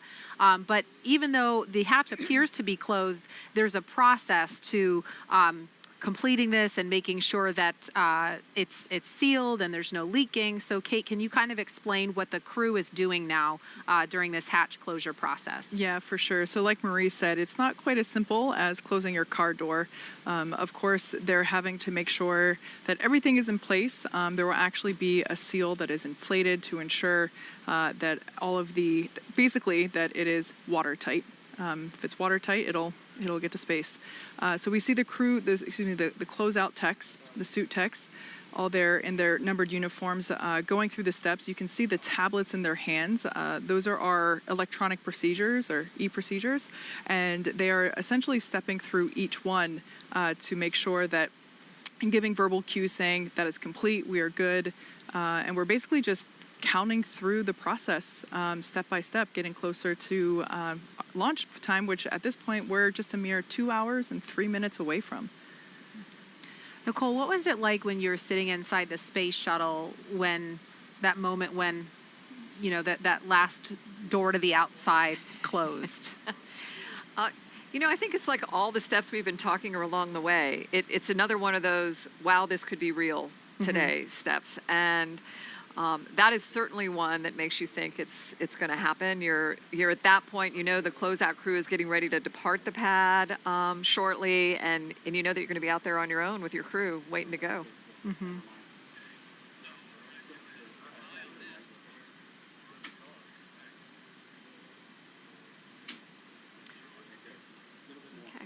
All right, and in seat number 1 today is Crew-1 mission specialist Shannon Walker, who flew previously on the Russian Soyuz to the International Space Station, spending 163 days in space.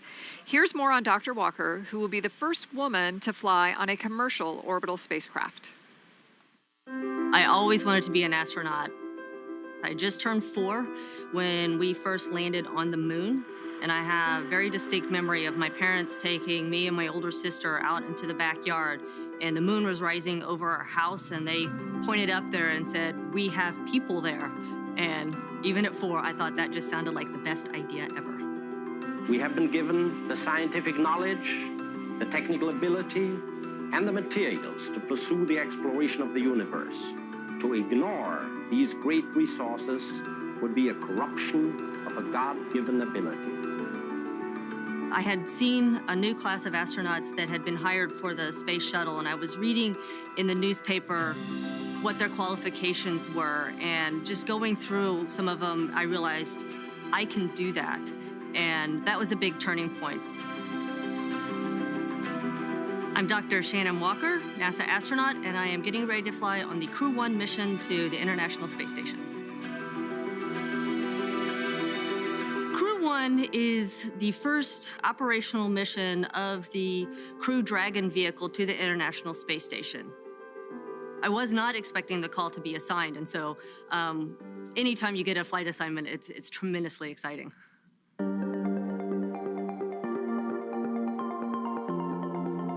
I spent 6 months on the station previously in 2010, and I am so looking forward to getting back there and having another 6 months on the space station.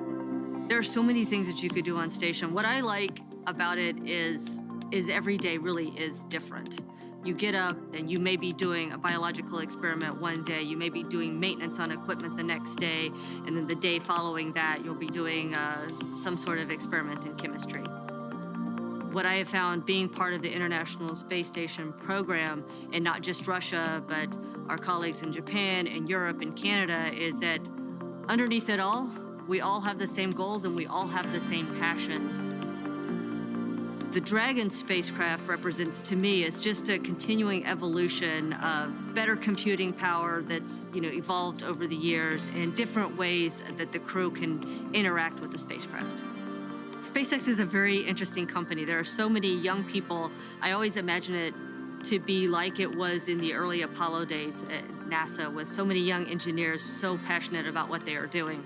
The important thing is we both have learned from each other, and now we've got a very strong bond on what we want to accomplish and how we need to accomplish it together. I do believe that human spaceflight is an imperative for our planet, and to be a part of that, to keep the progress going, I find very inspiring.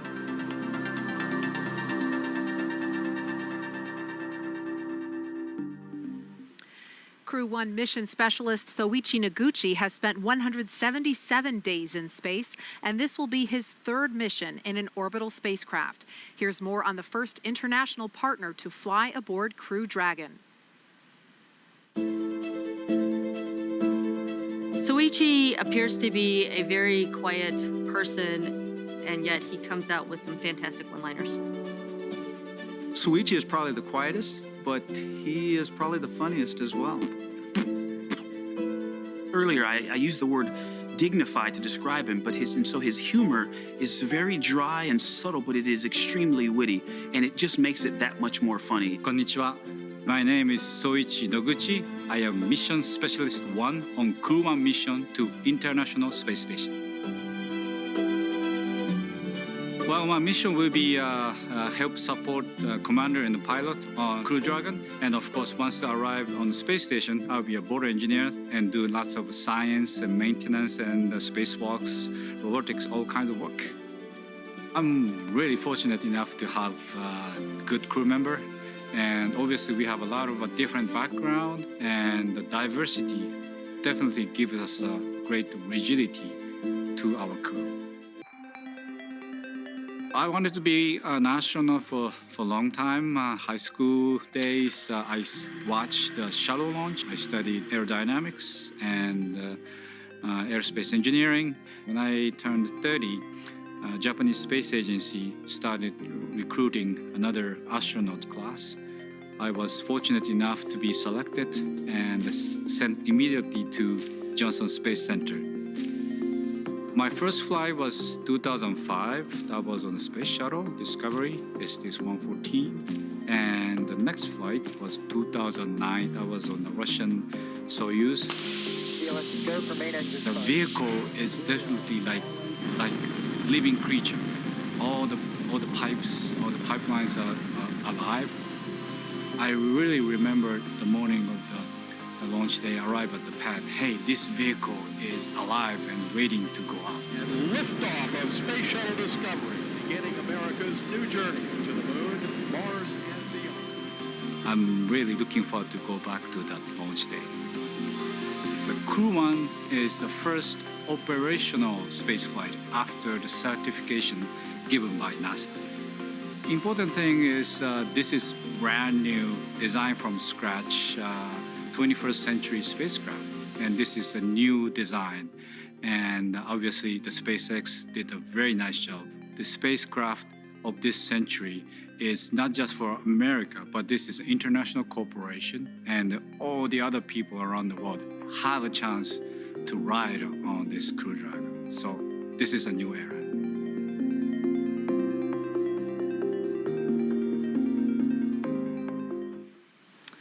Okay, we're looking live now inside the White Room. You can see. We're discussing that. Negative. We're going to go to pad hatch reopen temporarily. Okay, so it sounds like they may be reopening the hatch. We're going to listen in to see if we can hear any more chatter about that.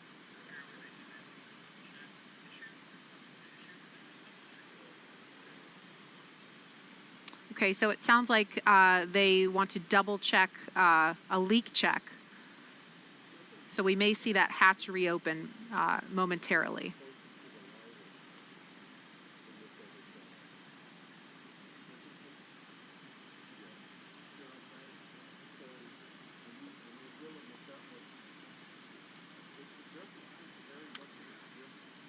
Nominally, we would expect right about now to hear a call out for hatch close right at T-minus 1 hour and 55 minutes. So we haven't heard that just yet, but we did hear that the teams are looking at reopening the hatch to double check some leaks.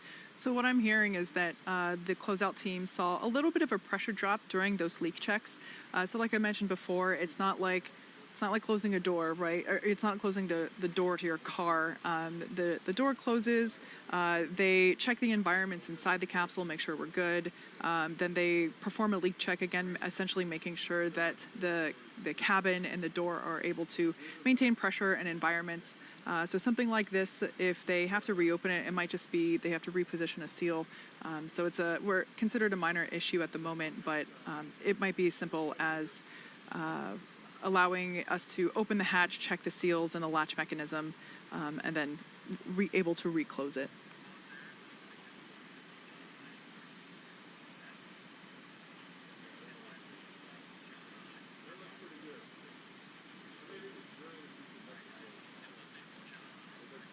Okay, we're going to go over to John Innsbrucker in Hawthorne. He's been listening to some more details. John, can you give us an update on what's going on now? Yeah, Marie, I've been listening into the Dragon nets in addition to Falcon 9. Right now you can see on the screen the crew inside Dragon. Everything is safe at the launch pad. We have not gotten into propellant load. What we were doing is our standard procedures. We did communications checks that you heard a while back. They checked the environmental. Hey, the temperature was just right for the crew inside. And then we command to close the hatch. The team then locks it down, and we run a leak check just to make sure that it is leak tight. We're running that leak check, and they saw a little bit of a drop in pressure. So what you're seeing on the screen right now from the outside of the capsule on the left, the SpaceX ingress team in the access arm in the white room, they're going to open that hatch back up again. One thing they want to look at is just make sure nothing got trapped in the seal. They're going to take a look at the latch mechanism.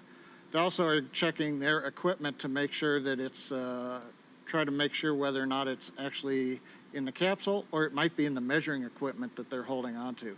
So you can see right now the latch, or the hatch has come open, and they are beginning the troubleshooting, taking a look around the seals of the hatch.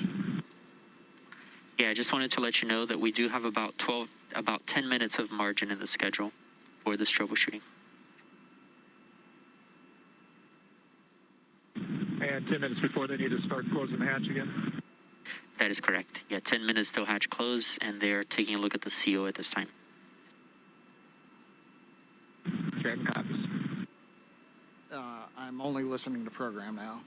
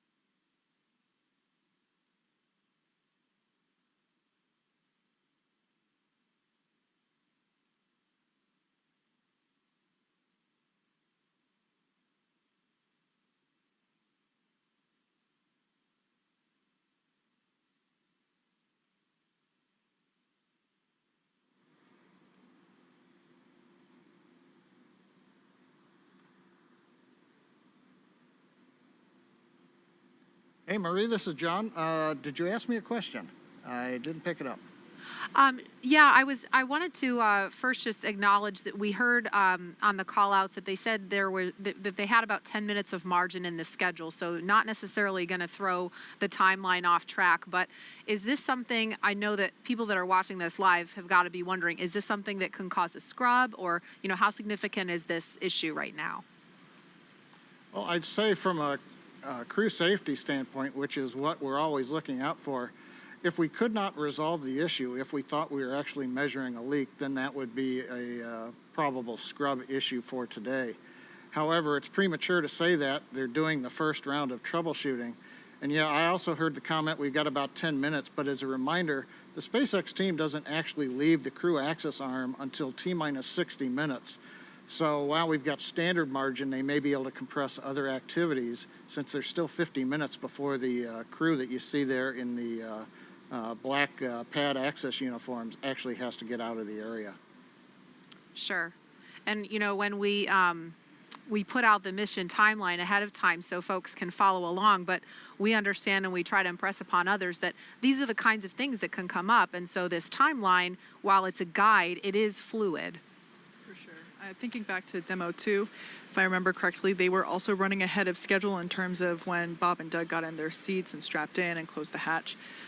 So obviously, given an instantaneous launch window for the space station launches, if we didn't have margin, that would be a potential scrub scenario. But like we heard the call out earlier, we're about 10 minutes ahead of schedule. So glad to have that flexibility. Yeah, and just to add on to what Kate was saying, looking back over my notes, when we did the first Demo 2 launch, it wasn't until about right now in the countdown that the first hatch leak check completed.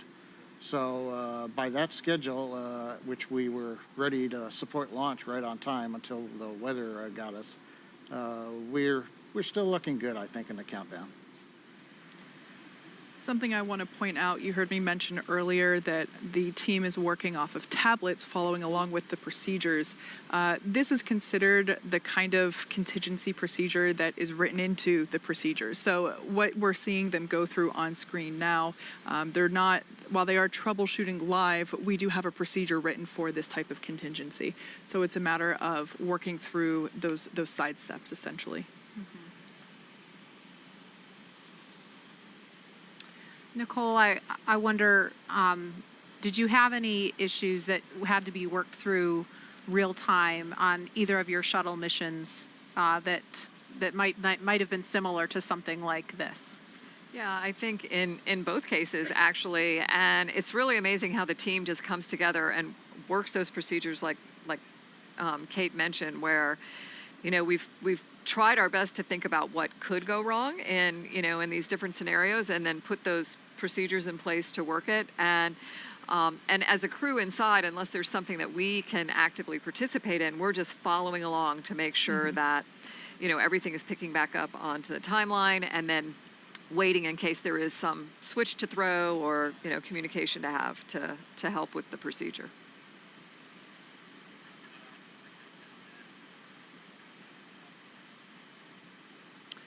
Okay, so again, if you're just joining us, we're at T-minus 1 hour and 47 minutes.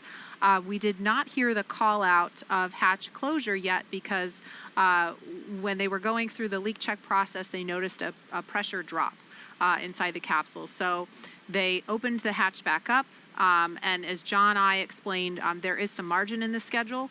And so this is not necessarily a showstopper. It would be premature to speculate about any of that. So far, we are still on track for launch. We're just watching some troubleshooting in real time.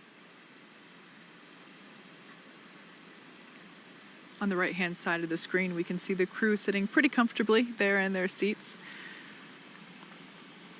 Something I didn't get to mention earlier is that the seats themselves are custom sized for each astronaut. So not only is the length of the bucket, so basically the length from the tailbone to your shoulders, that is specific for each astronaut, but so is the footrest as well as the armrest.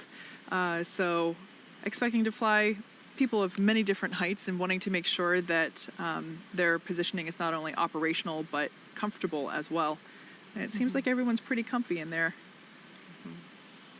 And we can't overstate how important the job is of this pad closeout team who is doing these leak checks and making sure that that hatch is secure and behaving the way it should be before they leave the pad, because these 4 astronauts are inside a capsule that is going to be fueled in a little over an hour and head off to space. And so it's the job of these people that you see on the left of your screen, in addition to hundreds and thousands more around the country that have been working so hard for months and years to keep this crew safe.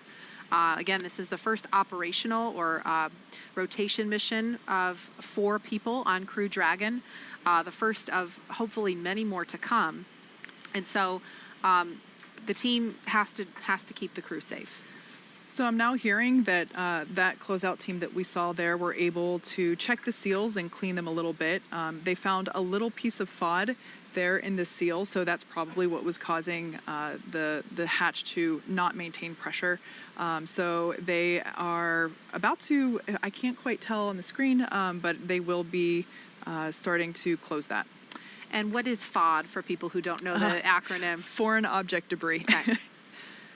So what's an example of what that could be? It's hard to tell because it depends on the environment, but something as small as a piece of lint to, something like our cell phone or an earring. So that's part of the reason why earlier in the webcast I mentioned that the the suit technician team are checking to make sure nobody's wearing unapproved earrings or jewelry. Those are all considered FOD or foreign object debris. But it looks like we're going to be closing that hatch again if it's not already and reperforming that leak check. Like I mentioned before, we do have contingencies built into our procedures. We are running ahead of schedule, so nothing to speculate causing an abort at this time. But that being said, we will be repressurizing that hatch. And I should say that it's not like we bring it to pressure and check it. It's good. You want to bring it to pressure, allow it to sit there for a couple of minutes and watch whatever the decay is, if any. Dragon SpaceX for status. And go ahead for Dragon. Yeah, the team did find a possible root cause. They are checking cabin environments, and we're getting ready to close the hatch again. Okay, Dragon copies, and we see pad hatch closed, prep. Copy.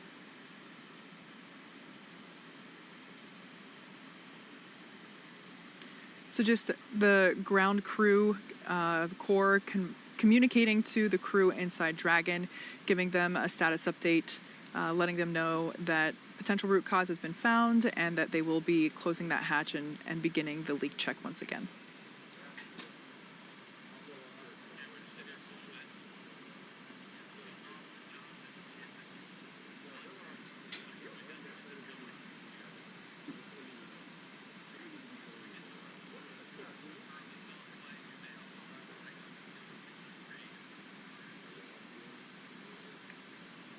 So we heard that they may have identified the root cause, but we haven't heard what that root cause is or what they suspect it is yet. So if we hear that, we will relay that to you, but that is not information that we have heard just yet.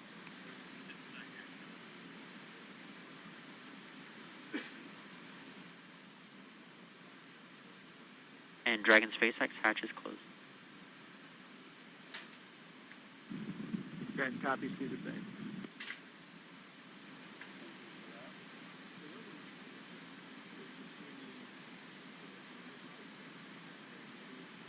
Okay, so we heard hatch is closed, and so we expect a leak check to be forthcoming.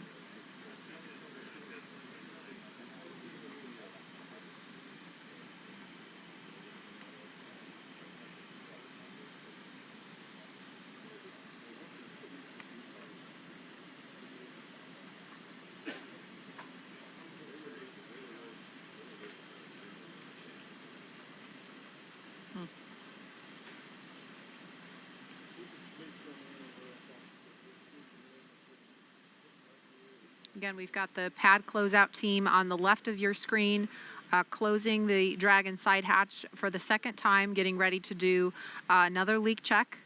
And the crew is sitting tight on the right-hand side of the screen. So we see them performing the mechanical sealing of the hatch. After this is complete, we'll begin the leak check.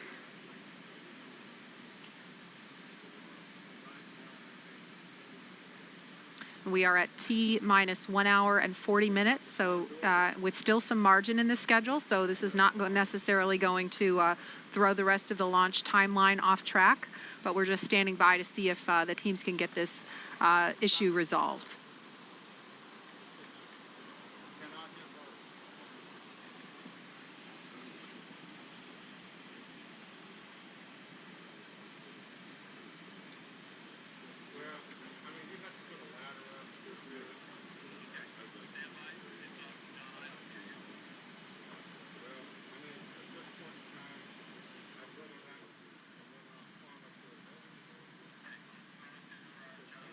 Okay, it sounds like we've got an update from John Innsbrucker in Hawthorne. John, what can you tell us? Well, Marie, right now we're just inside 100 minutes until the Falcon 9 launch. We're waiting right now to hear the results of the hatch leak check. The second one's going on. As we've mentioned, we think we found a little bit of debris in the seal, and fingers crossed that we're going to do that. We're also waiting to hear the comm checks between the Dragon crew and the Falcon 9 launch team, the responsible engineers down in the firing Dragon room. SpaceX for status. To catch up right now, as I mentioned, we're just inside of 100 minutes. And go ahead for Dragon. Okay, the leak check hardware is connected and we're holding pressure now. Still in progress. Dragon copies, and that's good news. Yeah, and I will provide some more words on what they identified during my post-ingress brief. Okay, Dragon copies, and I assume we still have some more time on the leak check. That's affirmed. Yeah, they're still performing it. Dragon.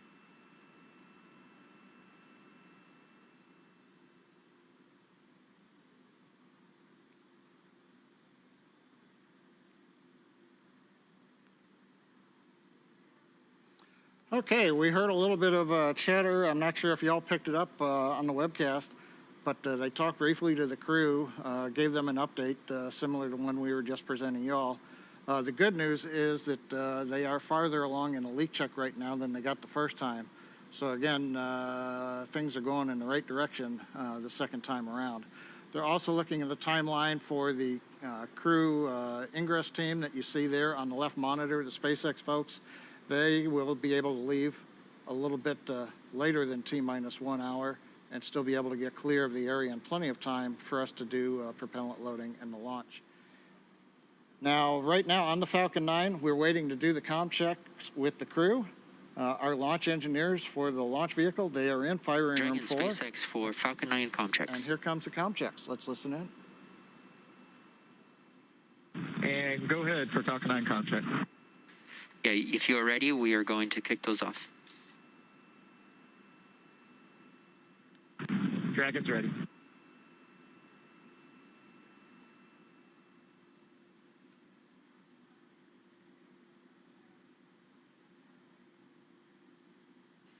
Dragon GNC on countdown 1, comm check. And GNC, this is Dragon on countdown 1. Have you loud and clear.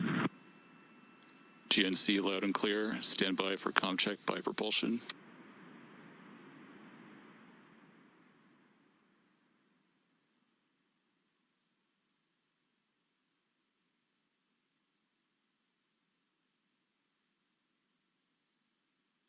Dragon prop on countdown 1, comm check. And prop Dragon on countdown 1. Have you loud and clear.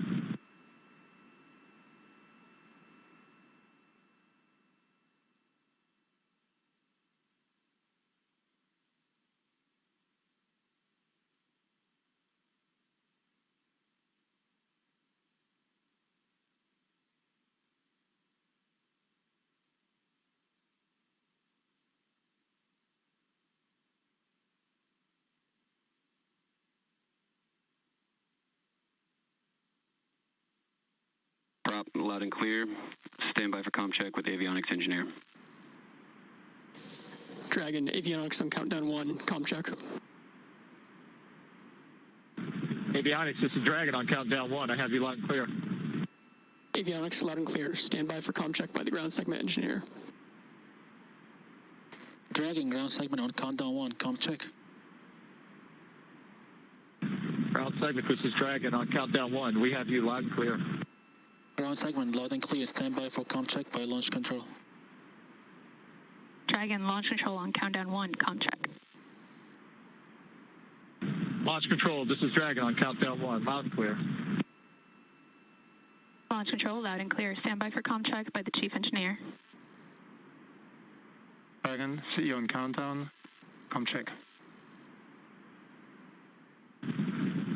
CE, this is Dragon. Hans, we have you loud and clear on countdown. CE, loud and clear. This completes the Falcon 9 responsible engineer comm checks. Safe flight.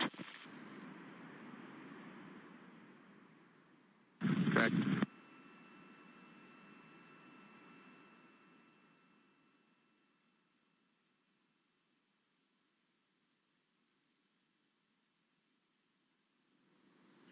Okay, the good news is we've gotten through the comm checks between the SpaceX team and the Dragon capsule.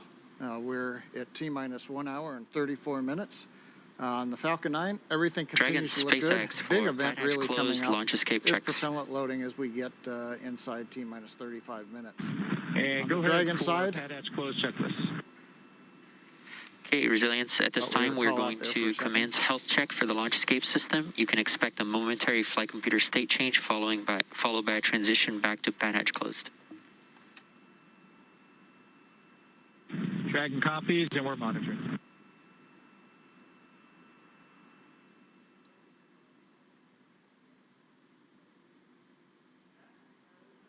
okay, I think we've got a moment now listening to them talk to the crew. On Dragon, other than the side hatch leak check that's been going underway, everything else has been looking good. On the weather front, the good news is that while we've been watching for rain showers in the trajectory of the Falcon 9, we've been watching for heavy rain or thick clouds. Currently, everything does continue to cooperate as we were hoping. The frontal boundary was slowing down and may not reach Kennedy Space Center by the time of launch. And right now that continues to look like it's going to happen. So the local conditions are good. Upper altitude winds, we're looking at the balloons we've been releasing, and those show us that conditions in the upper altitude for stability are good. So we ought to be go for launch in about 92 minutes if the weather cooperates, and of course the range is ready to go. So right now, we're going to throw it back to Daryl while we wait for follow-on discussions. John, thank you very much for that update. And we're here at the Kennedy Space Center, of course, and I can confirm for you, John, weather is looking good right here. Just a thin layer of clouds overhead right here at the launch complex. I'm joined now by Deputy Administrator Jim Morhard for NASA here, and we appreciate him coming to talk a little bit about licensing of these launches. And that's a new thing around here, Jim, because previously that's not something that we heard a lot about. But we understand that this launch is the first commercially licensed launch by the FAA. So explain to me why that is and how that works. You know, Daryl, it has just been certified for the first time. We license a lot of launches. We had 29 launches that were licensed in 2020, and we're expecting another 56 in 2021. So it's going exponential. Yeah. And we're excited about that. We've really collaborated with the Federal Aviation Administration, which is part of the Department of Transportation. Steve Dixon is the administrator. He's here right now. He's been with us through the week, working with us, which is just tremendous. There's a great collaboration between the two agencies. So help the public kind of understand what this means. I think, generally speaking, we all understand that we get aboard a commercial aircraft. That carrier is FAA licensed. So now we're licensing spaceflight, launches, commercial ones with people on board. So what does that, what does the public take away from that? You think about it, we have the most complex airspace in the world over the United States. And now we're going to expand it even more into space. And so we're really integrating both our aeronautics, our aircraft that we fly, enjoy every day, with space operations. So we're going to have both those things happening at the same time with human spaceflight. And that's what we're doing here today at the Kennedy Space Center. That's impressive. And just when you mentioned the airspace in flight, right? Very crowded place. Space just getting started, and as you mentioned, growing. Where do you see this, when you just kind of dream a little bit, where do you see this going one day? Daryl, you think about it. First off, it's both Federal Aviation Administration, but at NASA also, our number one priority is safety. That's what we're focused on. But in the meantime, we're commercializing low Earth orbit. Right now, we have a $350 billion space economy in low Earth orbit. That's true. That's a big number. It is a billion, big number. 350 billion. And yeah. people are talking in the future at going to over $1 trillion. And so it is just, we're starting the dawn of a new space age. And quickly, I think you were telling me that this also increases our ability to do science on the International Space Station, right? You know, with these 4 great astronauts, and Jim Bridenstine and I met with them yesterday, and they want to fly, you know, and we want to make sure they fly safely. But with that, when they get to the space station, we've got 1 astronaut there right now. It's going to increase our research efforts up there by 300%. And we really believe that demand is going to grow. And the hope is ultimately that we'll have commercial space stations that are built by our space industry in the United States. And so, because there's so much research to be done. All right. Well, very good. Illuminating information about the licensing of spaceports. Appreciate your efforts and all your work in getting these government agencies to work together and talk to each other and come together with some consensus there. That's good stuff. It's my honor, but this is about safety, and we're going to keep doing it. Excellent. Keep up the good work. Thank you, Jim. Jim Morhart, Deputy Administrator with NASA. And we are now at T-minus 1 hour and 28 minutes. We'll toss it back to John I. in Hawthorne, California. John? Well, maybe not John. We'll go to Marie, right here across the way at KSC. All right, thanks, Daryl. I've got a brother named John, so I'll answer to either. We are standing by for a post-ingress briefing to the crew. Dragon SpaceX for side hatch leak check. And go ahead for the side hatch leak check.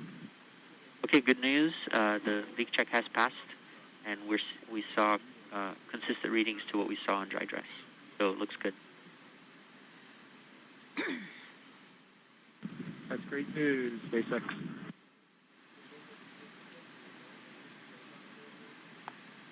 So what you just heard there was the core team briefing the crew, letting them know that the leak check passed, and we're going to be moving along in the timeline here. They're now attaching the final exterior cover there on the side hatch.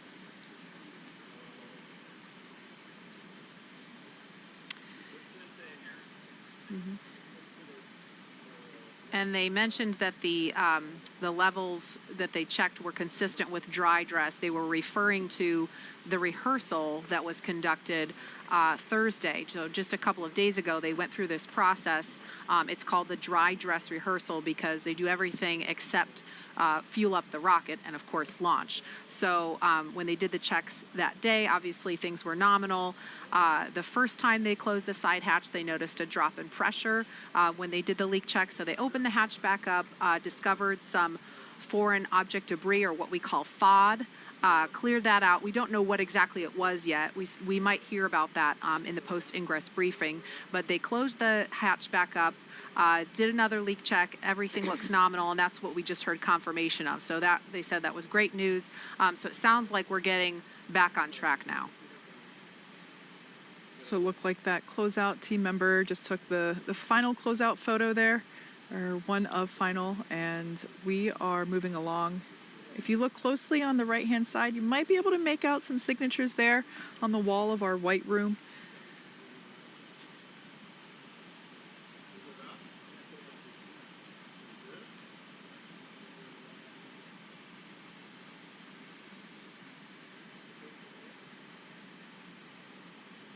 And certainly the astronauts sitting inside the Crew Dragon capsule right now appreciate the attention to detail of this pad closeout team.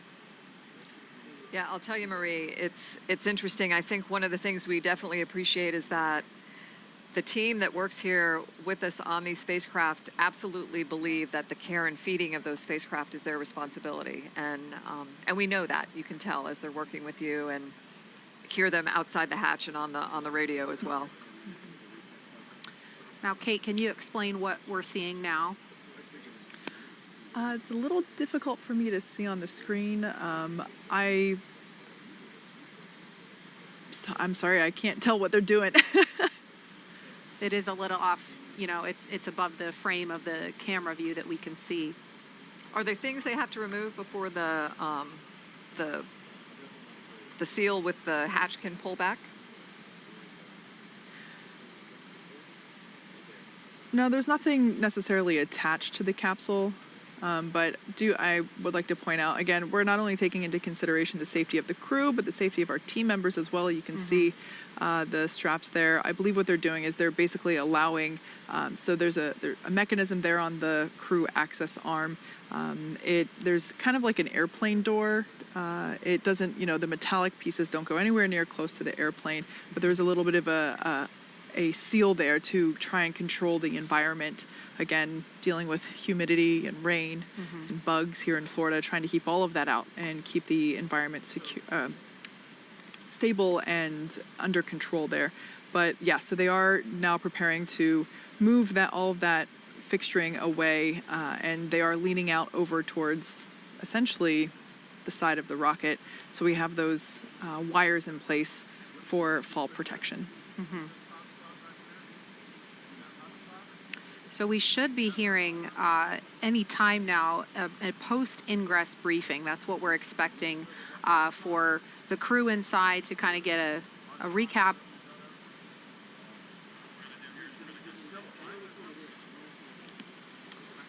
Okay, so maybe a couple more minutes before we hear that briefing. So we're going to move on temporarily. We've made mention of the first crew to launch in Crew Dragon a little earlier this year, and you may remember them as the Space Dads, as they are affectionately known by the NASA and SpaceX teams who work with them. We watched them lift off from this very spot back in May, ending a 9-year gap in human spaceflight from American soil. And we want to honor the courage of NASA astronauts Bob Behnken and Doug Hurley with a look at their historic Demo 2 test flight.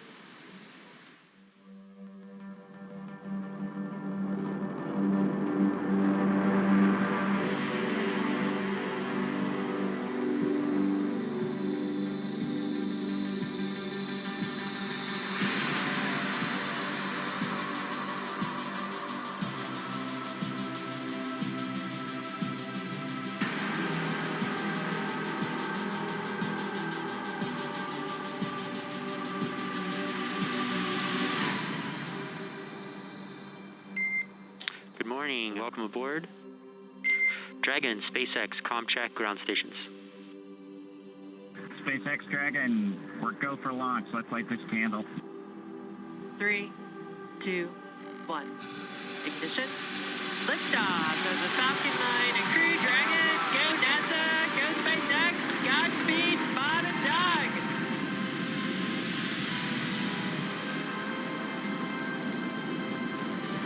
On behalf of the entire launch team, thanks for flying the Falcon 9 today. We hope you enjoyed the ride and wish you a great mission. We would like to welcome you aboard Capsule Endeavour. We do have a friend on board with us, Trimmer, the Apatosaurus. I think I was requested to do a backflip. Good night, Megan and Theo. And Karen and Jack.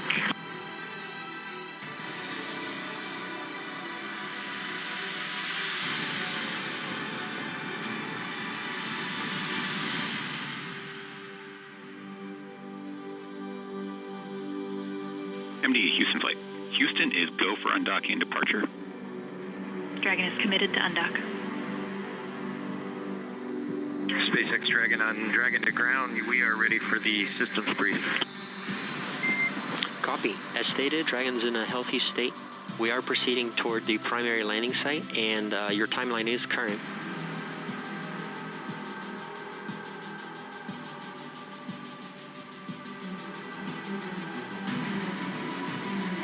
Visual, 2 drones out. 300 meters. We are braced for splashdown. Copy, brace for splashdown. Endeavour, on behalf of the SpaceX and NASA teams, welcome back to planet Earth, and thanks for flying SpaceX.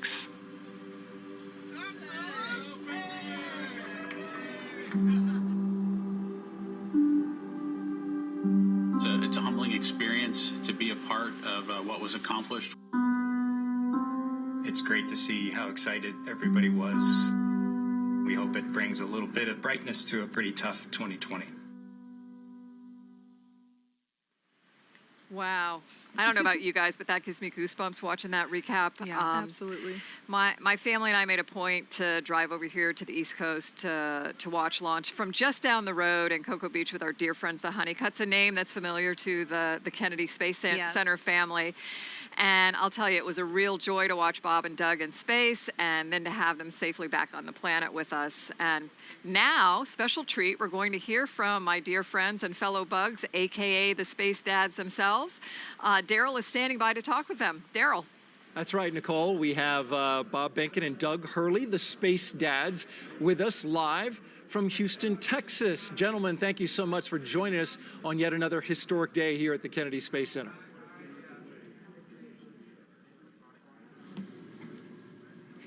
Hey, Daryl, how are you? Howdy, Daryl.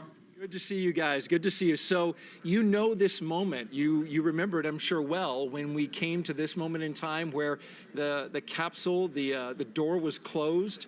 Tell us what you guys were thinking in this moment as we see astronauts, the 4 Crew-1 astronauts getting ready to fly.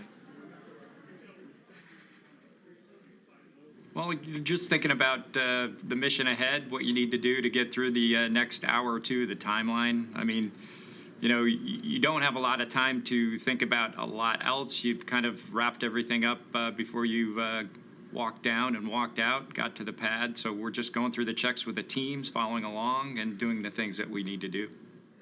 You just saw that video that was put together about the whole mission that you guys did. Is there anything that, as you watch that, stands out to you as, you know, that was my favorite moment? I think for both of us, our favorite moment was after splashdown when we were able to get the hatch opened and climb out of the vehicle.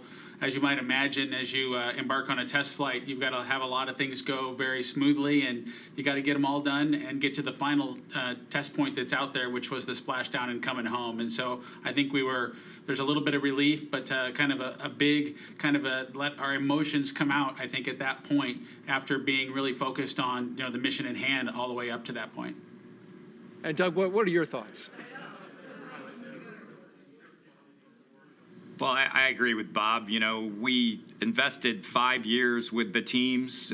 We went out to Hawthorne almost every week the last 2 years that before we launched. And so, you know, just a culmination of an incredible amount of work by so many people, and to be just a small part of it, and then to complete the mission successfully and have the type of mission that we had, where we were able to do a whole bunch of work on board Space Station, including 4 spacewalks, and then complete the test flight of Crew Dragon and get it ready for this crew. It just, you know, it's indescribable to be a part of that type of an event. And, you know, we're just excited to see what's going to happen, hopefully here in just an hour or two. Yeah, just an hour and 16 minutes until launch. And so I want to know about a conversation that you guys had. You had some important conversations with this crew. What did you tell them? What advice did you give them? Well, Doug and I got a chance to sit down with the Crew-1 folks, just like everybody else is these days, over across a video conference soon after we returned. And we tried to give them the benefit of the experiences that we had and some suggestions on some things that might help their mission go a little bit smoother. But I think the biggest message that we passed on to them was that there was a good ship here, and it did a great job getting us to Space Station and back, and they should have confidence in the team as they go off and execute their mission. And so there are things that can be improved after our test flight, and they took a lot of those minor things to heart. But overall, we just really passed on just a lot of confidence in the vehicle, and that, you know, that goes a long way for a team that's got a lot of things to do as they lead up to the mission that they're about to launch on today, and not a lot of time if you look at how quickly the vehicle got assessed and changes were made in preparation for this mission. It was just a short couple months ago, I think, at this point, since we came home, and we just really wanted to pass our confidence on to them as they got ready for their mission. And Commander Hopkins, in fact, said that he appreciated Doug Hurley telling him that when he was commanding the landing, that he was ahead of the spacecraft. Describe what that means and why you think that helped him.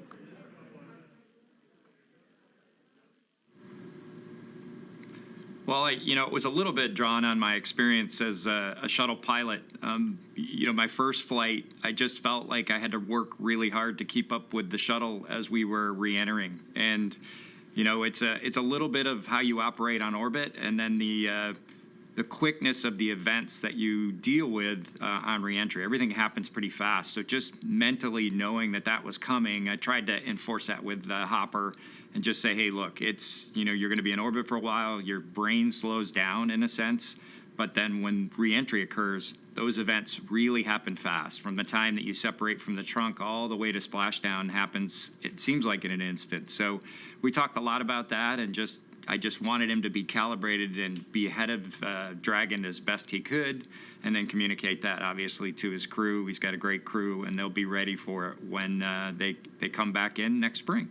And in fact, he said that as a result of that statement, that he studied hard because he knew he had to be ahead of it in order for when these events happen to be ready for them as they come.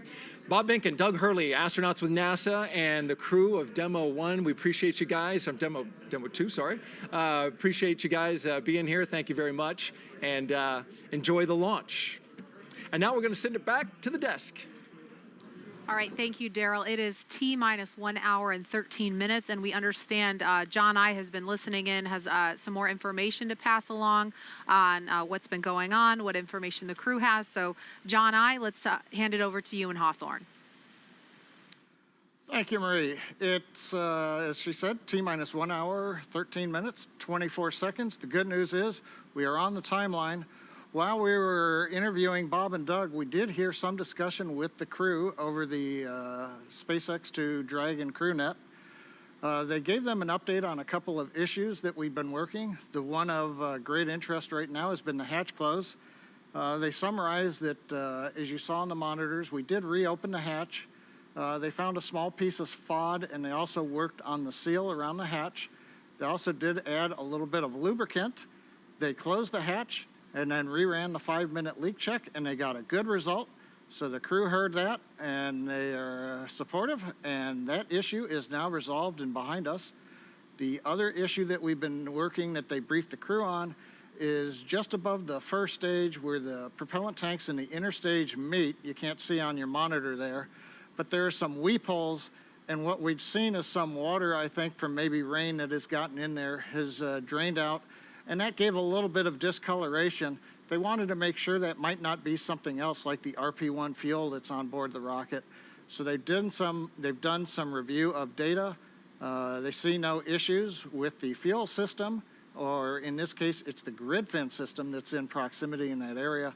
They believe it's water. They briefed the crew, and again, that issue is now closed out. So coming up on just inside T-minus 1 hour and 12 minutes, we've closed up our couple issues, and as we also heard just a couple minutes ago, the closeout team has left the crew access arm, so we're looking good on schedule. So Jesse, everything in the very busy last 20 minutes or so has come together and closed out. What else has been going on? That is awesome news, John. Thank you for that very detailed update. We're just 1 hour and 11 minutes from launch, and it just keeps getting more and more exciting, especially with those updates coming in.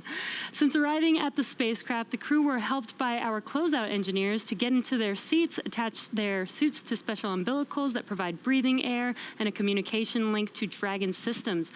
They conducted leak checks, which were successful, and communications checks with the core here in Hawthorne, which is the person who will speak to them directly throughout the mission, as well as the launch director in Florida.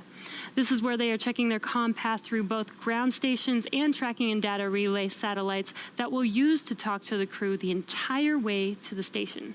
And after those suit checks, we were looking for the leak check on the hatch. So we closed the hatch, and as John and I explained, there were some pressure changes. And so they reopened the hatch, removed what appears to be a piece of foreign object debris or FOD, reclosed the hatch, conducted those leak checks, and everything has come out well. So the closeout team is departing the pad, and weather operators are kicking off the final check on wind speeds at the pad, and that'll be used for the final go, no-go poll for launch. launch. Before we get to that final go, no go, the various teams at both NASA and SpaceX will do an internal go poll, making sure conditions are right with the Falcon 9, the Dragon, the Crew, the range, and the space station before the final go is given. So let's check back in on Houston for a status on the team supporting the space station on their readiness for launch. Shaniqua? Thanks, Leah. The team here in Mission Control Houston remains go for launch. All systems on board the station that required to be healthy for mission are continuing to look good. Before the station team is go for launch, they verify that key systems on board the station are functioning as expected. This includes life support systems like oxygen generation, carbon dioxide removal, and the water recycling system that allows us to reuse about 9% of the water we send to station.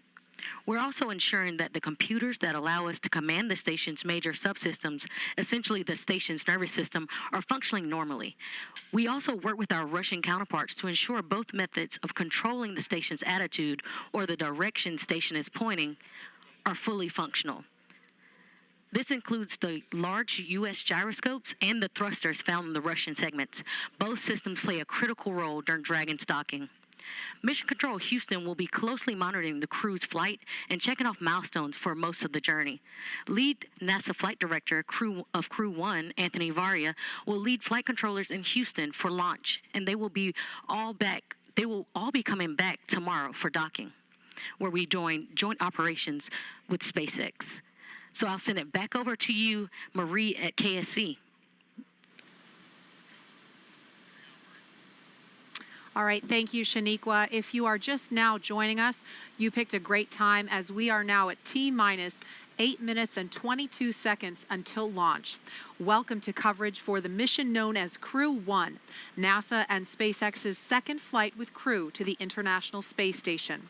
Liftoff time is still holding for 7:27 p.m. Eastern Time, instantaneous launch window, and we are tracking no issues currently with Falcon 9 or Crew Dragon.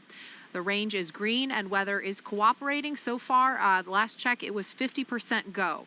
Over the last 3 hours, our crew of Victor Glover, Mike Hopkins, Shannon Walker, and Soichi Noguchi donned their SpaceX spacesuits in the historic crew quarters suit-up room.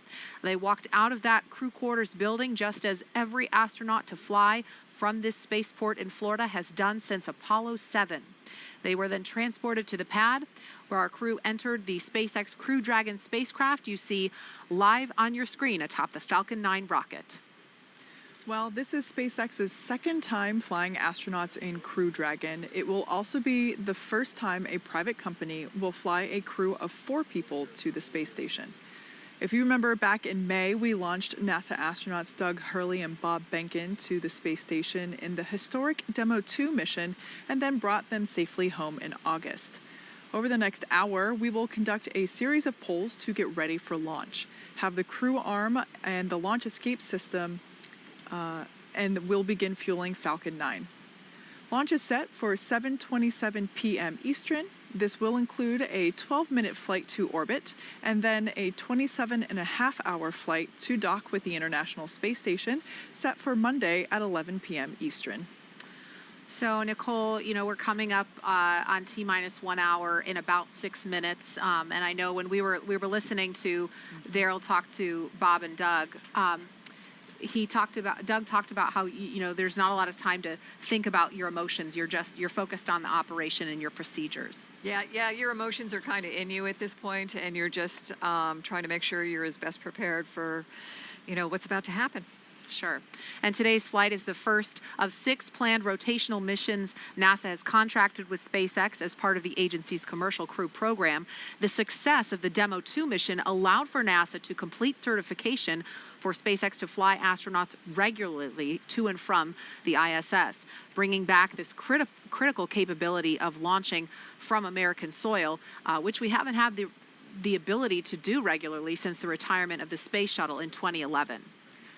If you've been following along, you've been able to hear that we have been hearing a little bit from crew on board Dragon Resilience, currently strapped into their seats, and they've already gone through all of their communication and suit leak checks. Now, they are able to follow along with all of the action still ahead on the displays that are just above them. There are a couple of touchscreen displays, and that allows them to get insight into all of the Dragon and Falcon 9 systems as we proceed down towards launch. So we're currently at T-minus 1 hour and 5 minutes. Let's check in with John Innsbrucker for another status update on both vehicles. How's it going there, John? Yeah, Thank just you, a heads Kate. up. Just T-minus 1 hour, 5 minutes. Closeout team to clear the VDA. Once that's complete, we're going to cycle the tank valves to equalize the manifold pressure. This is the same thing we executed yesterday earlier this week during dry dress.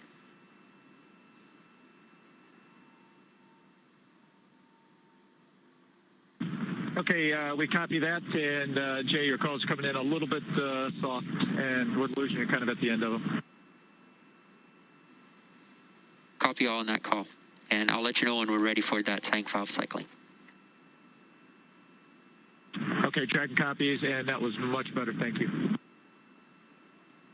Okay, we've just heard a little bit of the dialogue between the crew inside the Dragon capsule Resilience and the SpaceX Dragon team. Looks like they're going to be cycling a little bit of pressure, giving the crew a heads up. Probably hear some of that noise. Now, as I've mentioned, we're T-minus 1 hour and 4 minutes, counting down. Good news is, as you heard a few minutes ago, we've resolved a couple issues we were working earlier in the count. And while the pace was busy before, now it's going to begin to pick up again. Falcon 9 is into its checkouts of first and second stage propulsion systems and engines. That's in preparation for propellant loading. We're going to hear polls between T-minus 47, T-minus 45 minutes on readiness for propellant loading and then on to launch. And then at T-minus 35 minutes, propellant loading will begin. Now on Dragon, we've done our checkouts. Everything is looking good. The astronauts are currently inside Dragon. The hatch is closed, and the leak check is successfully complete.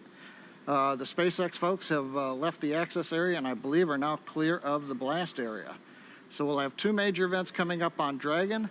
Between T-minus 45 and T-minus 42 minutes, we're going to see that crew access arm currently alongside Dragon. That's going to retract away from the capsule. And then we'll follow that pretty much immediately by arming of the Dragon launch escape system. That needs to be armed prior to loading propellant onto the Falcon 9. We're launching out of historic pad 39A from the Eastern Range. The range is green and go to support launch, not only here, also the worldwide network of ground stations and the on-orbit tracking and data relay satellites are ready to support Dragon as it heads to orbit. And the good news, weather continues to be acceptable, both at ground level and the upper altitude. Dragon SpaceX, we are cycling the orbit tank isolation valves to equalize pressure. Heard the call out from Core.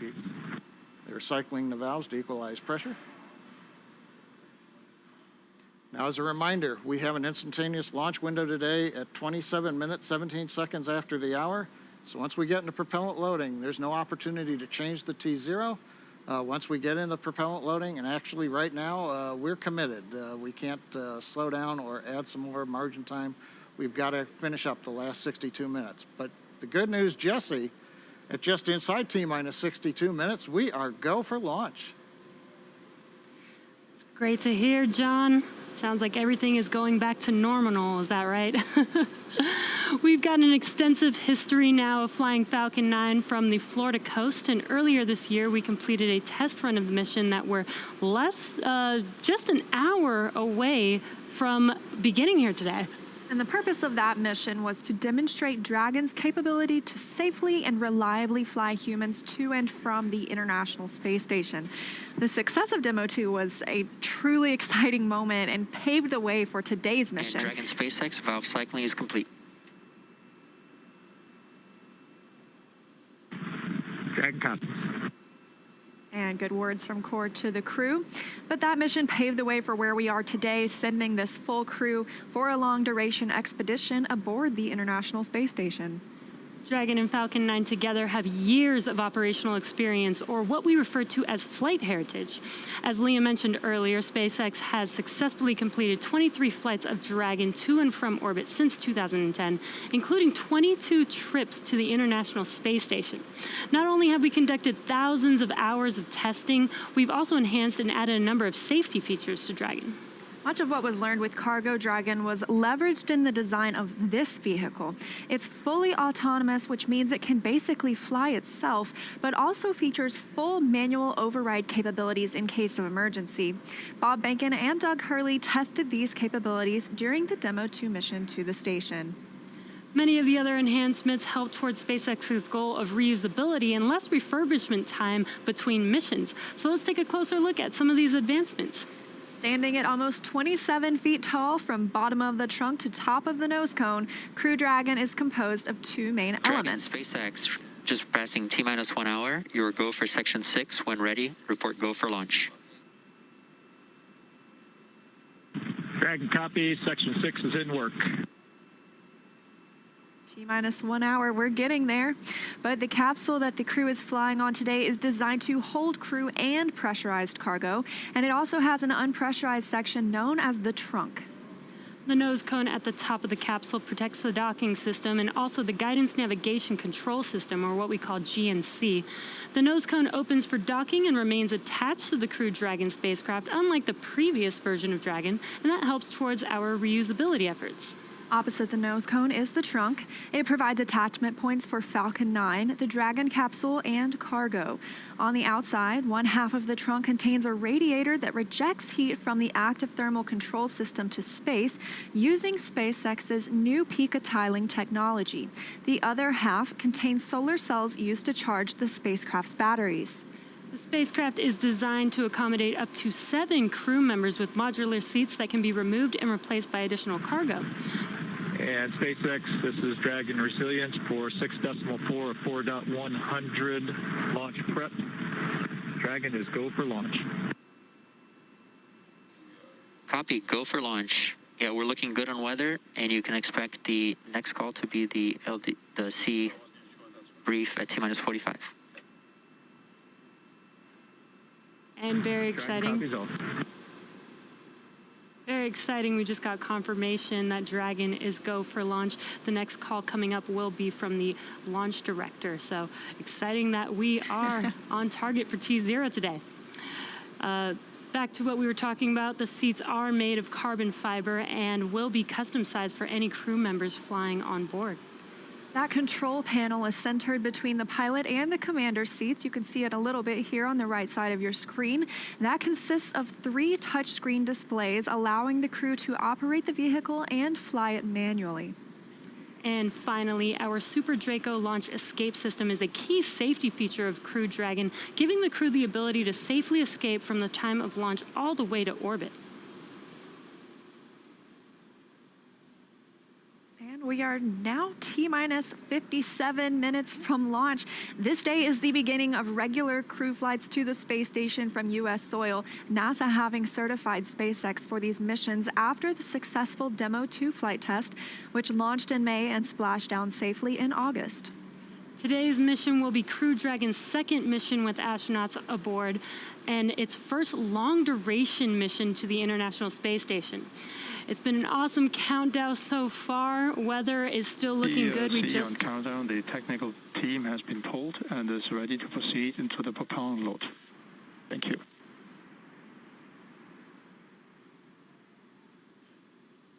And not only is weather good, but sounds like we're proceeding into propellant load. So we're at T-minus 56 minutes and 37 seconds, and we're just getting closer and closer to that T0. So exciting. Yeah, absolutely. We've had a great countdown today. Of course, a few things we didn't expect, but nonetheless, everything continuing on schedule. So starting with suit up, just over 3 hours ago, the SpaceX team helped the crew put on their suits and conduct initial checkouts before crew walkout. Crew walkout was where Victor Glover, Mike Hopkins, Shannon Walker, and Soichi Noguchi gave final goodbyes with friends and family gathered outside the operations and checkout building before they began that roughly 20-minute ride to pad 39A. And what a cool ride that was. What you're seeing on your screen is them getting into their vehicles, waving goodbye. We got some great footage of those Teslas heading down the NASA causeway before the crew arrived at the pad.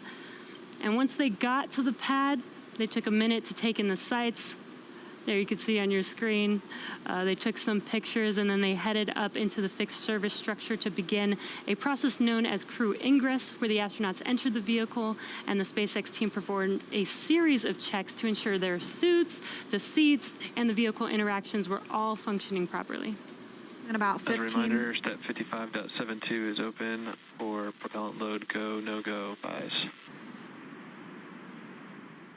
That's the team continuing to discuss the go, no-go for propellant load.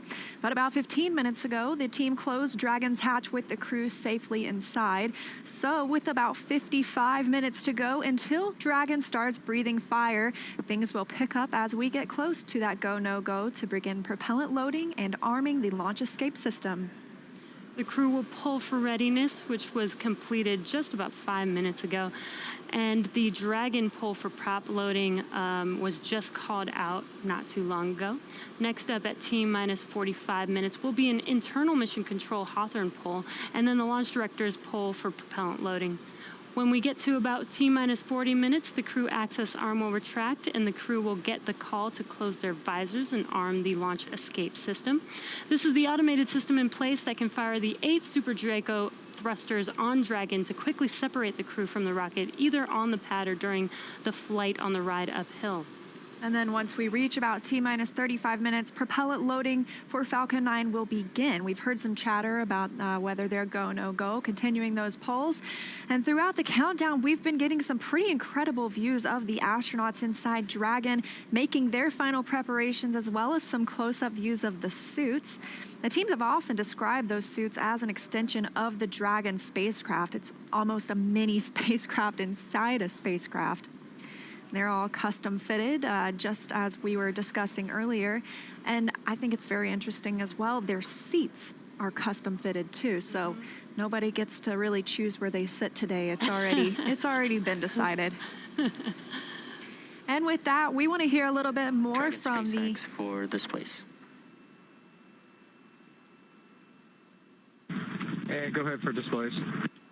I just wanted to check. We did notice that on the left side of the display looks like possibly one of the iPads, one of the tablets is still in there. Is there a, when are you planning on bringing that down? And we were going to get that right prior to the LES Army. Copy all. That's the core speaking with Dragon. The crew also has some tablets they can use to monitor the milestones of the mission. But for right now, we want to hear a little bit more from the KSC side. So, Daryl. Yeah, thank you very much. Back here at the Kennedy interview desk, and we talk a lot about the astronauts, what they're doing, and the preparation for good reason, but they have a lot of work to do. They're going to be doing some science, and joining me now is Dr. Lucy Lowe from the National Institutes of Health with one of the hundreds of experiments that our astronauts are going to be working on. And so one of them, the big one that you're working on and studying, is called tissue chips. So, Lucy, what exactly is a tissue chip? So, yeah, great question, Daryl, and thanks very much. Great to be here this evening. So, a tissue chip, this is an example of a tissue chip. It's a tiny bioengineered device that contains human cells, and it's designed so that it mimics the structure and function of human cells and organs in this tiny little device.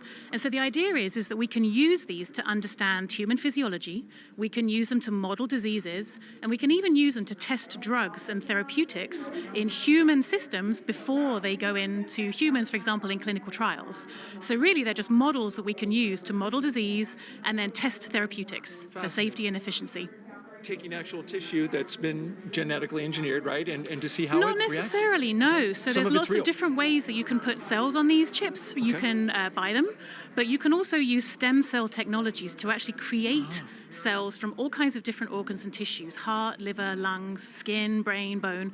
Lots and lots of different kinds of tissues can be created from stem cells, and they can be put onto these tissue chips, and then you can model diseases, and all sorts on a little chip like this. Fascinating. We're looking at some video, I believe, of one of these tissue chips being put together. Kind of explain us through what we're seeing. So what you're seeing there is one of our kidney chips that the Tissue Chips in Space program from the National Institutes of Health and the ISS National Lab has been funding.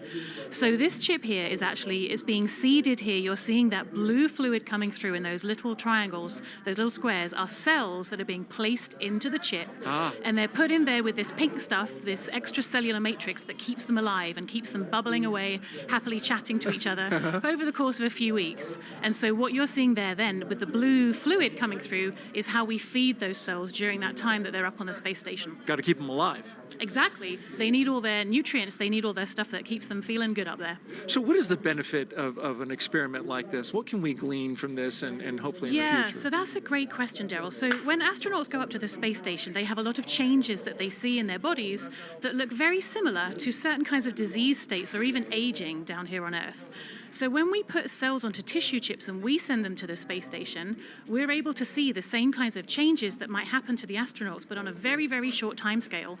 So for example, diseases that might take months or years or even decades to actually be a clinical problem down here on Earth, can actually be modeled in space in just a couple of weeks. So we can really accelerate the disease modeling using these tissue chips and then see how different drugs and therapies act on them. So we're super excited that some of the Crew-1 folks might be doing some research for us. So thanks very much, guys. Fascinating, and thank you very much, Dr. Lucy Lowe, for being with us here from the National Institutes of Health. That was a fascinating experiment, and we hope the astronauts get some good work on it so that you can further develop your research. Really Wonderful. appreciate Thank it. you, Daryl. All right, very good. And so now we'll toss it back to Hawthorne, California, and John I for the latest at T-minus and 49 minutes and counting. Thank you, Daryl. T-minus 49 minutes, 7 seconds, continuing to count down. Right now, the launch director and launch team are preparing for the readiness for propellant load and launch pole. The SpaceX launch director has checked with the Dragon mission director and the NASA launch manager. They are ready to proceed. Currently, we're doing an electronic poll of the 7 members of the SpaceX launch team for their go to load propellant and then to press on with launch. Now, the Falcon launch crew is located in Firing Room 4 in the Launch Control Center, adjacent to the historic Vehicle Assembly Building on Kennedy Space Center. Key NASA launch members are also located in the firing room. Now, what we're waiting for right now is we expected about T-minus 47 minutes to hear the results of the poll. While we're waiting to hear that, a couple other status items. The crew is currently on board, and the crew access arm is about to be retracted. You can see the access arm currently in the pre-launch position alongside the Dragon capsule. We'll rotate that out of the way, then we'll arm the launch escape system on Dragon before we go into loading propellant on the Falcon 9. We're launching out of pad 39A, heading northeast out of the eastern range. The range continues to be go for launch. They're monitoring clearance area around the launch pad as well as the air and sea space around the flight corridor. Now, the good news on the weather front, we have been given a new probability of violation of only 20%, or as the optimist would say, 80% chance of good weather. There's a small chance of a shower, but it would have to pop up pretty much right over the pad here at the last minute. They're looking, ground winds are cooperating, upper altitude winds are cooperating. So the weather officer gave us some good news about 10 minutes ago as we got inside of T-minus 1 hour. Now we're coming up on T-minus 47 minutes. And the SpaceX team is finishing up their go, no-go polls. We're waiting for a few more people to give the electronic thumbs up so that then the SpaceX launch director can check that item off and then proceed into the remainder of the countdown, which will include propellant loading at T-minus 35 minutes. So let's listen in for a moment to the countdown net.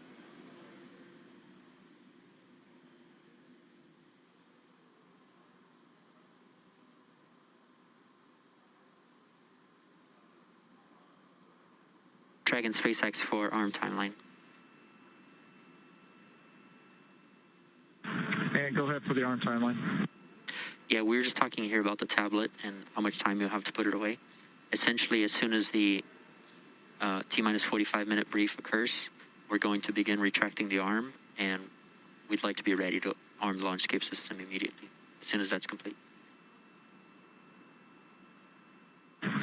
And Dragon copies. We will go ahead and take care of that now. Copy all. Thank you.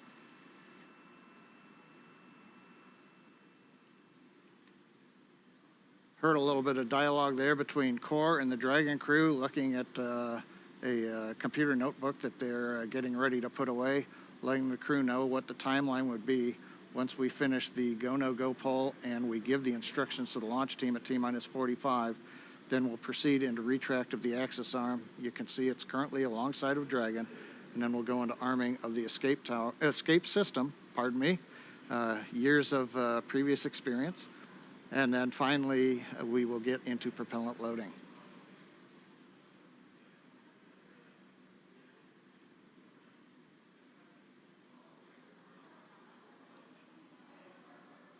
Right now, they're getting just the last thumbs up. People have been looking at data that we were gathering just outside of T-minus 1 hour as we were doing final checkouts of the Falcon 9 on the propulsion and engine systems before we got into propellant load. Poll is complete and the team is ready for crew access arm retract, propellant loading, and launch. For non-urgent no-go conditions, brief the CE or LD and they will approve aborting the launch auto sequence and proceed into launch abort. For urgent issues affecting the safety of the operation, operators shall call hold, hold, hold on the countdown net. Launch control will abort the launch auto sequence immediately and proceed into the launch abort auto sequence. Operators advise launch director whether structural breakup or fire is imminent or occurring per Dragon manual escape flight rules. In the event of a fire alarm at firing 4 today, key operators noted below will remain at their post while the alarm is evaluated. In the event that personnel safety is threatened, evacuate to the south-facing emergency exit, which leads directly south. Launch control, you may proceed with arming the crew arm for movement. Copy, arming crew arm.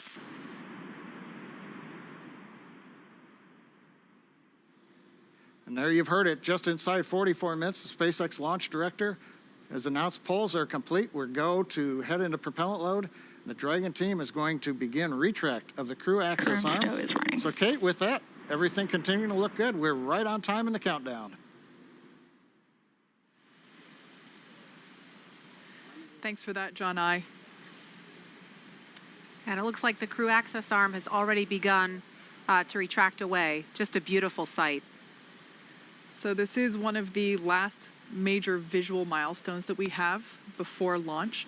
So the crew access arm now moving away, and we are T-minus 43 minutes and 15 seconds from launch. We're standing by as we wait for completion of the crew access retract. Shortly thereafter, we should hear the call out that the launch escape system is armed. And after that, we will hear that F9 prop loading has begun. And now, earlier this evening, we saw NASA astronauts Victor Glover, Mike Hopkins, Shannon Walker, and JAXA astronaut Soichi Noguchi suit up. That was about 3 hours ago. They made the drive out to Launch Complex 39A. Ingressed Crew Dragon about 2 hours ago, and the spacecraft hatch was closed a second time after and then they had a successful leak check. And again, we've just seen the crew access arm retract, and what we heard a few moments ago was that once this process is complete, they are going to go ahead and arm the launch escape system immediately. So we're going to wait to hear the call out that the crew access arm retraction is complete, and then we'll explain a little bit more about this launch escape system, what it is, why it's armed at this point, and why it's so significant.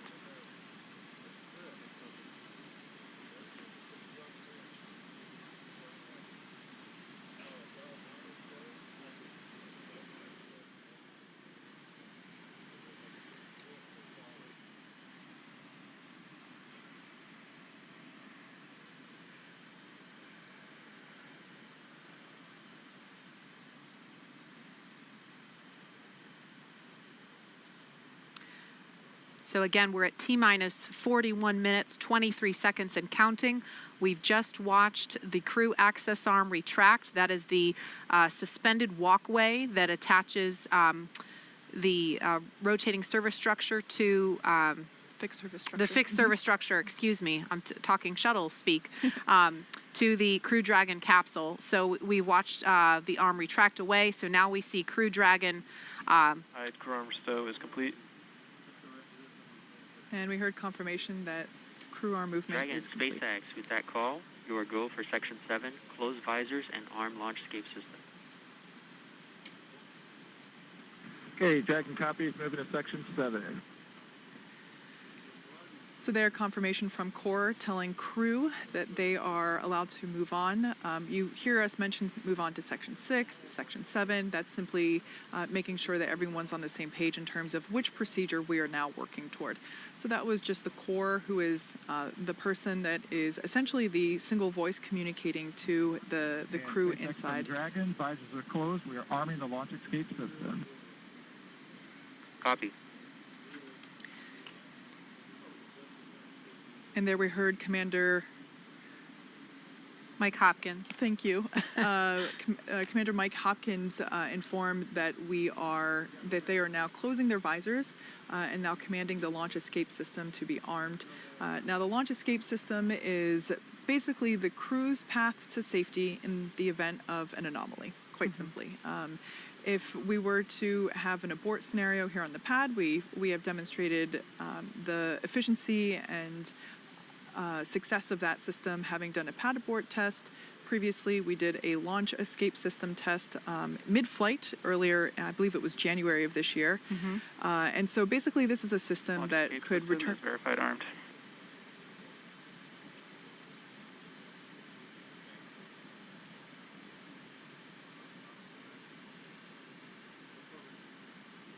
I only caught the tail end of that, but it sounded like the launch escape system is armed. So now the launch escape system is armed. Essentially, this is the system that all the way from now on the pad until they are in orbit, the crew would be able to escape safely in the event of an anomaly. That's why it is so important that we check the weather all around the world, really. It's not just the weather here at the Cape that we're looking at in order to determine if we're go or no go. It is the weather along that entire escape corridor. Right. And as Kate was mentioning, again, the launch escape system is armed. That has to happen before the SpaceX teams will proceed with fueling Falcon 9. And so that propellant loading process is set to begin at T-minus 35 minutes, so just a few minutes from now. And what that looks like, Kate, you talked about the tests that were done. You did a pad abort test back in 2015. You did an in-flight abort test at the beginning of this year. And so what that looks like in action, if it were to happen, a pad abort test, or excuse me, a pad abort would be before liftoff at any point from propellant loading, which begins in just under 3 minutes now, until the moment of liftoff. If something were to go wrong and the crew were in danger, Crew Dragon can kind of act as a rocket on top of a rocket and propel itself off of Falcon 9 using its 8 built-in Super Draco thrusters, right? And so the idea is that if that happens, Crew Dragon would splash down off the coast, and then we would have a rescue scenario. Correct. And so we've rehearsed that ahead of time. We coordinate very closely, the NASA and SpaceX teams, with the Department of Defense Detachment 3 to prepare for a scenario such as that. We're also prepared for if there were to be a need for a launch escape after the point of liftoff, at any point from liftoff until they reach orbit, about roughly 12 minutes after liftoff. At any point in that sequence, Crew Dragon could still launch itself off of the Falcon 9 rocket. And in that scenario, Crew Dragon would splash down at some other location further downrange, farther away from Florida, obviously. And that's why the weather downrange is just as important as the weather around the pad for liftoff, because they're thinking about how are we going to rescue the crew if we get into a scenario like that. Exactly. So it's really complicated, but it is a system that we have spent a lot of time designing and testing, and it's definitely something to consider in terms of that weather criteria that we do look at. And so now at T-minus 36 minutes and 20 seconds, in just over a minute, we should be hearing that Falcon 9 is ready for propellant loading. That'll be with the RP-1, which is rocket-grade kerosene, and then also simultaneously the liquid oxygen loading will begin.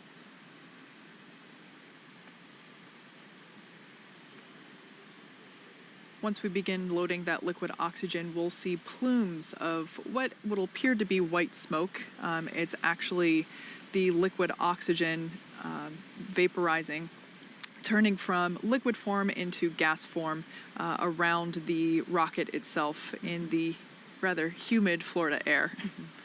And Nicole, I know, we're just about 30 seconds from fueling, but from your perspective, obviously this launch escape capability is not something that the space shuttle had. So from an astronaut's perspective, what's your take on having the ability to abort from the pad or in flight? Yeah, I mean, it's awesome. It's what we need to be doing with our spacecraft. And I think anytime you can better ensure the survival of your crew in any situation during, launch and on the way to space, that's what we need to be doing. Launch auto sequence has started. Propellant load has started.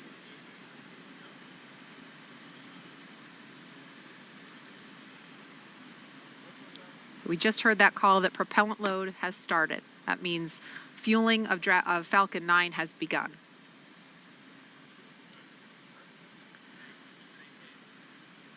Okay, so we are now at T-minus 34 minutes, 34 seconds and counting. Fueling of Falcon 9 is underway. The launch escape system is armed. And again, today is the first in a series of 6-month missions for NASA's Commercial Crew program. And the Dragon capsule was loaded with propellants about a week and a half ago, just a few miles down the road from us. Yeah, that's an area that we affectionately refer to as Dragonland. Yeah. Yep. And in order to fly, Dragon needs fuel and an oxidizer. So for the fuel we use, Kate, you're going to have to help me with these words. No I can't problem. pronounce them. Yeah, so it's monomethylhydrazine, or MMH, and nitrogen tetroxide, or tetroxide, for also known as NTO, for the oxidizer. These are two propellants, a fuel and an oxidizer, that when they come into contact, they combust instantaneously. So it's a great propellant to use in spaceflight because you don't need an ignition source. So we use those propellants to maneuver Dragon on orbit, and those propellants super power the Draco engines, as well as the 8 Super Draco engines that would be utilized in the launch escape system in an abort scenario. And again, we want to be crystal clear. Now that fueling for Falcon 9 has started, that means that the 8 Super Draco engines built into Crew Dragon are ready, if needed, to launch the capsule away from the Falcon 9 rocket in an instant if there is any kind of emergency associated with the rocket or on the pad. Now let's go over to SpaceX headquarters in Hawthorne for an operations update. John?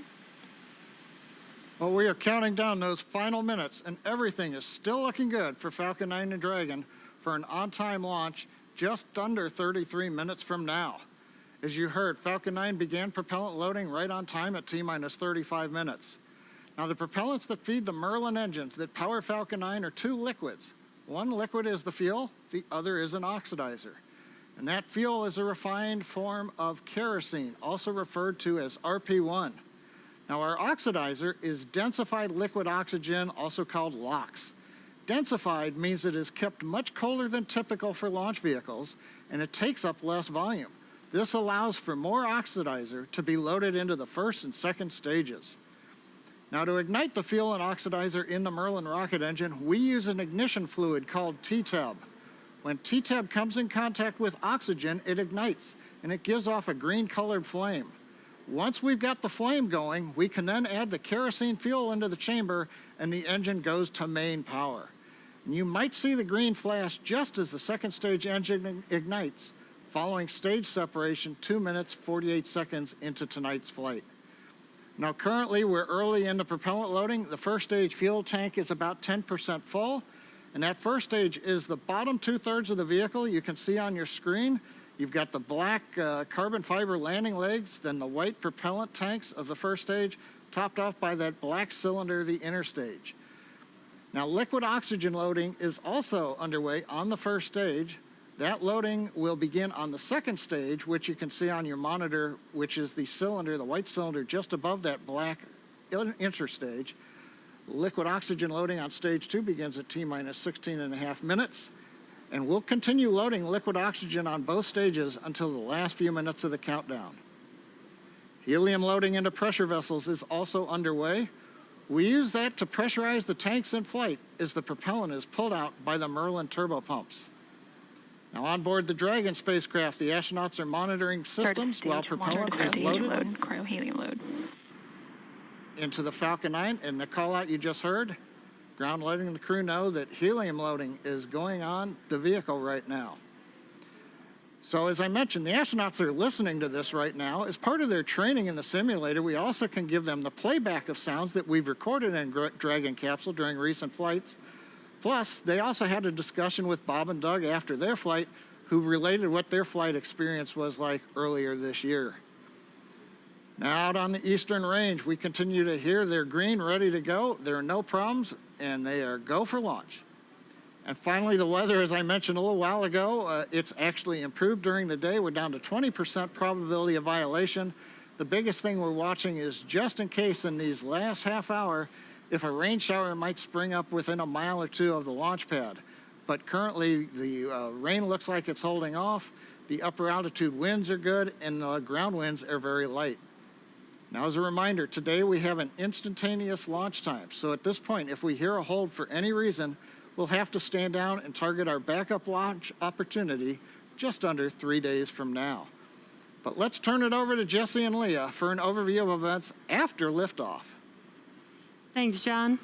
For Crew-1, the astronauts' flight to station will take about 27.5 hours, and their journey is much longer, but fairly similar to the trip NASA astronauts Doug Hurley and Bob Behnken made earlier this year in Crew Dragon's first mission with humans aboard. As we await T0 in just about 29 minutes, the ground operations teams are doing a series of system checks to make sure both Dragon and Falcon 9 are ready for launch. You're looking at a live view of our teams at the Cape as they prepare for liftoff. Now, as we wait for the launch clock to hit 0, we wanted to give you an overview of what the ascent portion of the mission will look like. Once we hit T0 and a successful launch occurs, we will watch Falcon 9 and Dragon lift off from historic launch pad 39A and make their ascent.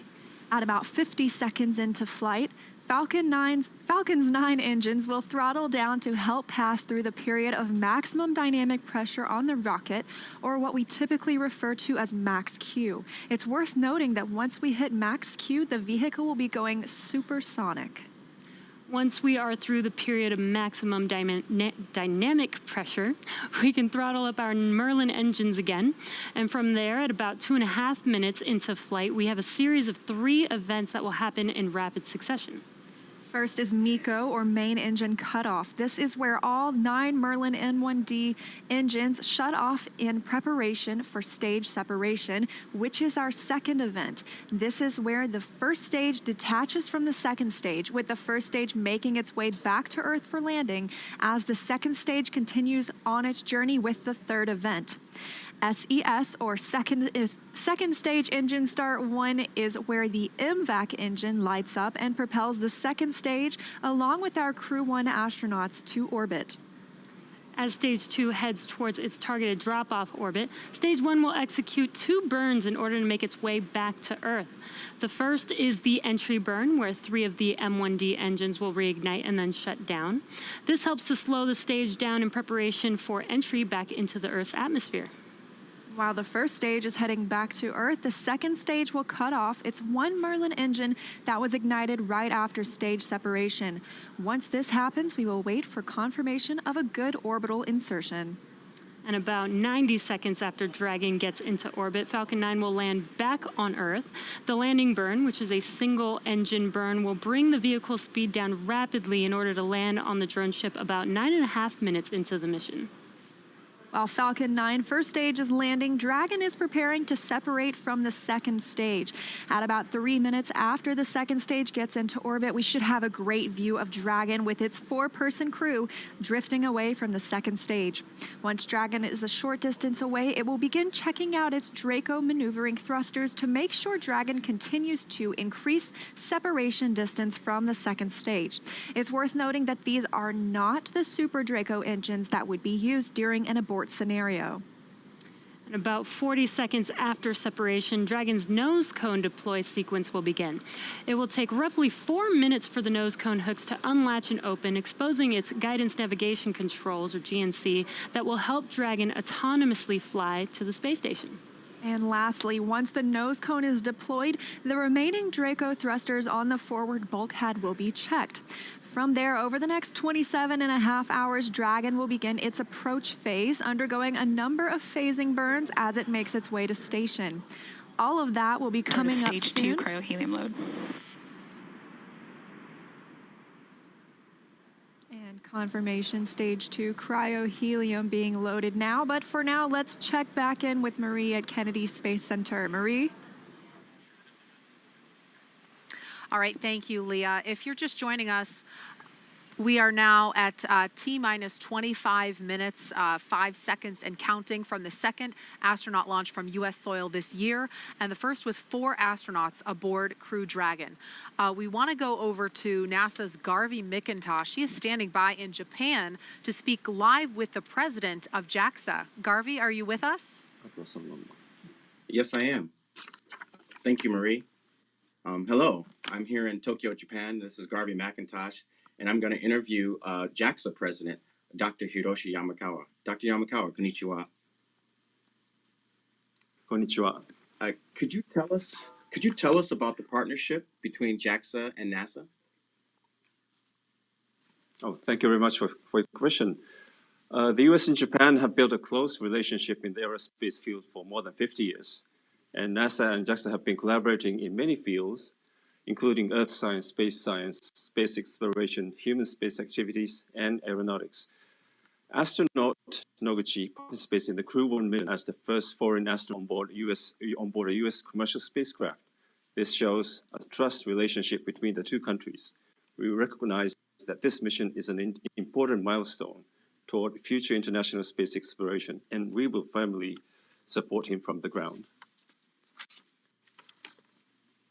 Thank you very much.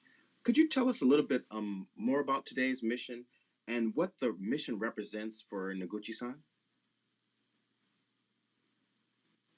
Well, as the first Japanese astronaut on board 3 different spacecraft, Space Shuttle, Soyuz, and Crew Dragon, I'm sure he will play an outstanding role based on past experiences.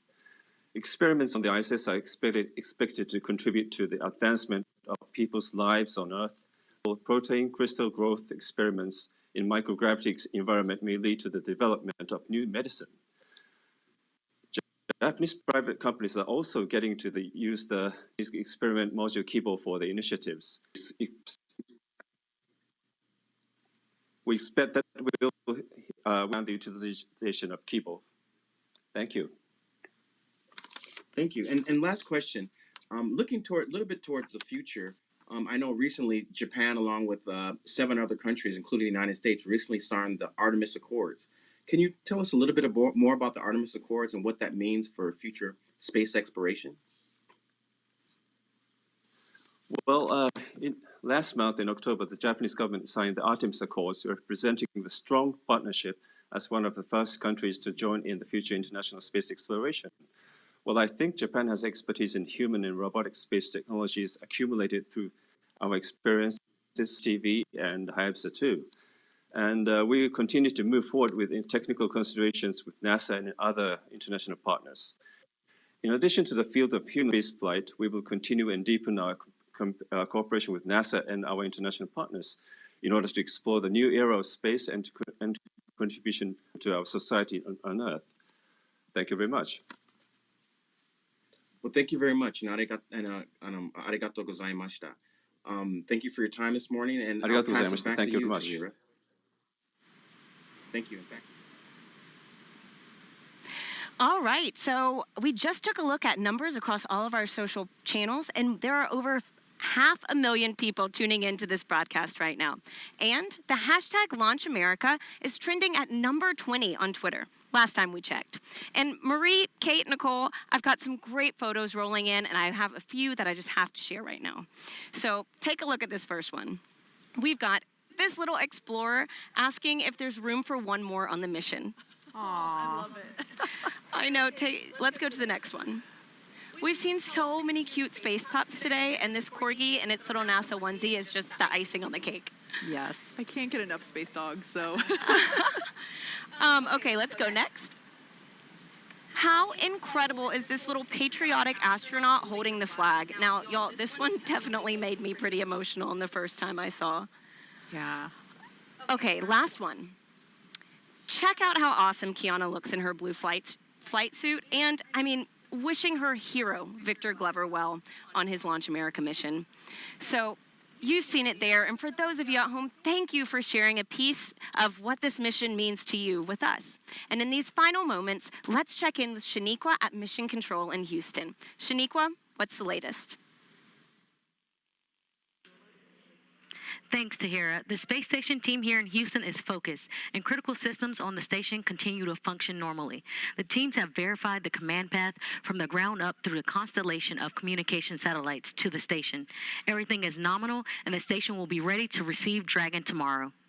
NASA Flight Director Anthony Varia has been leading the operations planning between the joint NASA and SpaceX teams for the Crew-1 mission.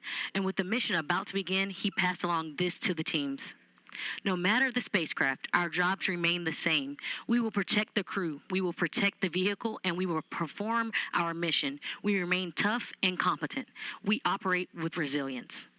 Anthony and team are on console here in Mission Control for launch and will be back tomorrow for docking. A reminder that a launch today will take about 27.5 hours to get to station, docking Monday to the Node 2 forward port scheduled at 10 p.m. Central Time, 4 a.m. GMT.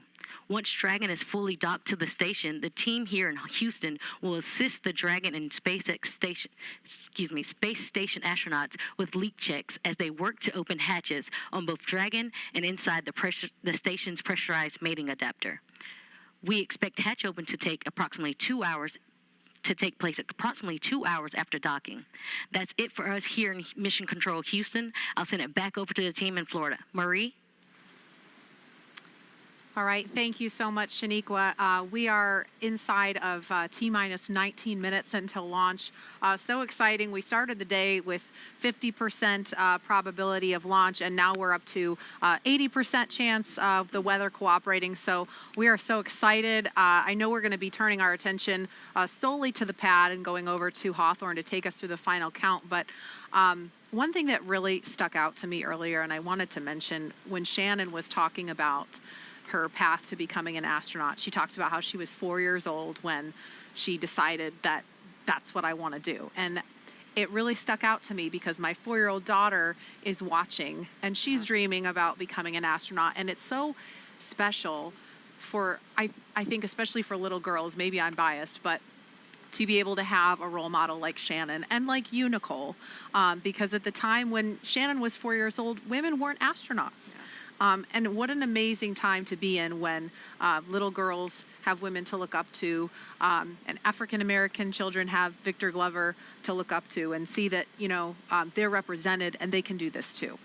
Yeah, and I think NASA and the world of space exploration, from the human spaceflight side for sure, has been, over the years just so progressive in understanding how this diversity is so important. And I love thinking about your 4-year-old daughter watching launch tonight and being excited about this. And I'm thankful to be here tonight with you two ladies kind of representing.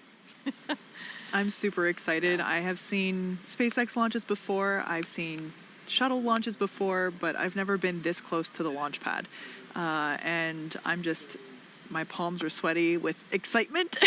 And it's going to be incredible. Night launches here, they just light up the sky. And so yeah. I'm super excited, and I can't even imagine. I think a lot about Victor Glover this evening because, as we said before, this is his first time going to space. He has thousands of hours as a test pilot, like a super impressive resume. And this is his first time going to space. And I'm so excited for him to be part of this mission and get to go to the ISS after a long wait. Yeah, and that is a beautiful destination. Let me just tell you that they, the four of them are going to, do amazing work there. And it's been mentioned a couple times before, this partnership that we have that's allowing us to do such incredible things that are just ultimately about improving life on Earth. It's very Absolutely. Cool. And Nicole, I think it's worth mentioning, we didn't talk about this earlier, and I know you are a very humble person and you're focused on the crew that's on the pad right now, but you are the last resident International Space Station crew member to launch from and then land back on U.S. soil. So I think that's significant. Yeah, as a shuttle crew member, and it's kind of weird to think that was that long ago. But I don't think any crew members goes into it thinking about what first or last it is. Yeah. But I'll tell you, having worked at Kennedy Space Center for 10 years as a NASA engineer, and to be able to, support a mission like that and be here watching this tonight, really historic event, this is the place where we learn, that there is a solution to every challenging problem. And in the words of a person I mentioned earlier, Mr. Honeycutt, here's how we can, not why we can't. And that's what we saw go on tonight as well. Absolutely. And with T-minus 15 minutes, 10 seconds and counting to liftoff, we want to focus in on the pad as we proceed through the final stretch of the countdown. We will turn it over to Hawthorne to take us through launch at 7:27 this evening, Eastern Time. John? Thanks, Marie. As Marie mentioned, everything is looking good for launch of Falcon 9 and Dragon. It's going to come at 27 minutes and 17 seconds after the hour, just a little under 15 minutes from now. We began propellant loading on Falcon 9 on time at T-minus 35 minutes. You may have heard earlier the call out, the fuel is completely loaded on the second stage, so the RP-1 kerosene fuel is complete. We also got the start right on time 2 minutes ago of liquid oxygen loading onto the second stage. Now on the first stage that you can see with the white plumes coming off of it, fuel loading is continuing. We're about half complete with fuel load. That'll finish in 8 minutes at T-minus 6. Now densified oxygen, the liquid oxygen, continues to load on the first stage. That'll come down and finish about T-minus 3 minutes. And then as I mentioned, the second stage has just begun liquid oxygen loading just 2.5 minutes ago. That will continue all the way down to T-minus 2 minutes. Now currently, Eastern Range is go. Everything continues to look good.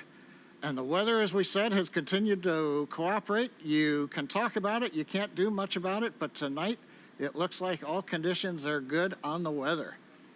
And finally, Dragon. The Dragon mission director and team, they are reporting no issues. They've completed the communication checkouts earlier in the countdown. You can see the crew access arm is retracted away. What you have left now is just the strong back alongside of Dragon you can see on your monitors. We have armed the launch escape system. The crew is strapped in and they are ready to go.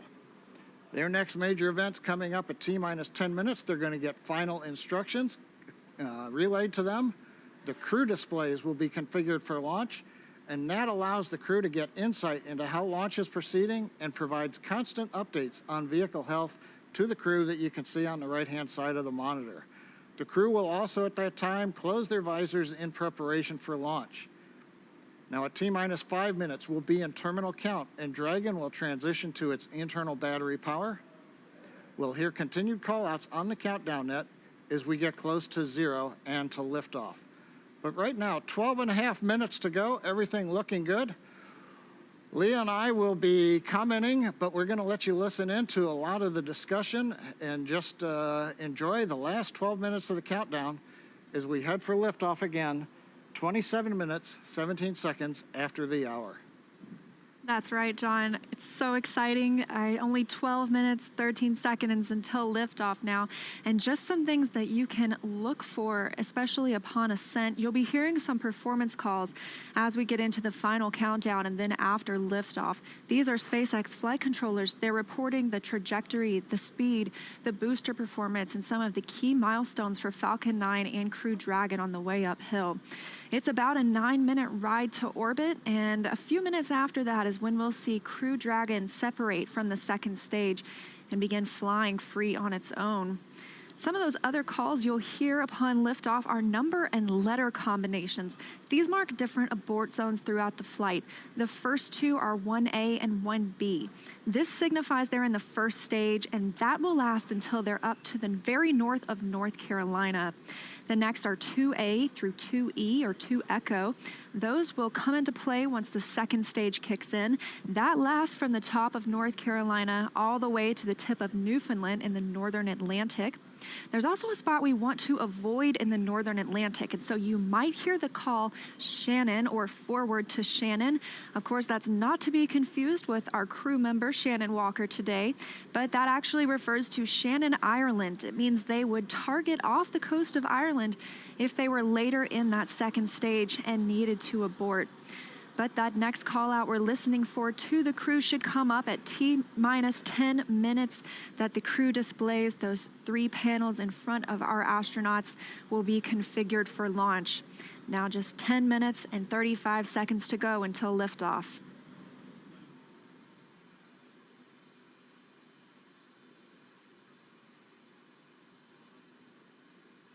Also, as John and I mentioned, that stage 2 fuel load is complete. Stage 1 is at about 90%.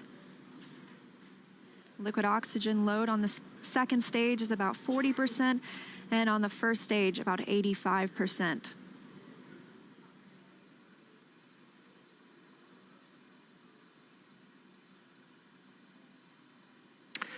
Dragon, SpaceX, confirm crew displays are configured for launch.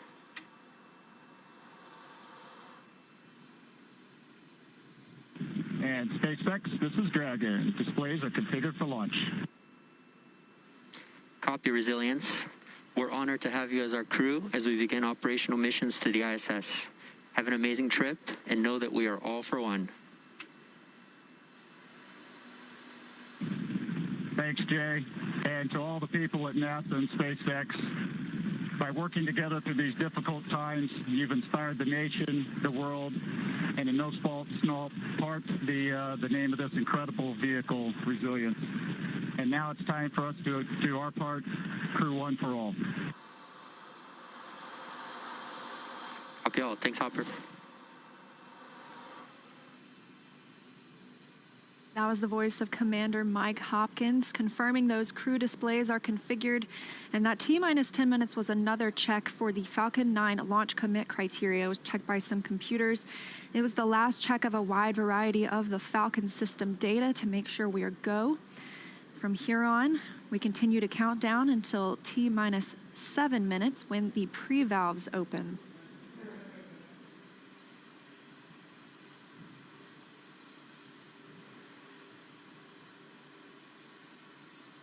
T-minus 8 minutes, 30 seconds and counting.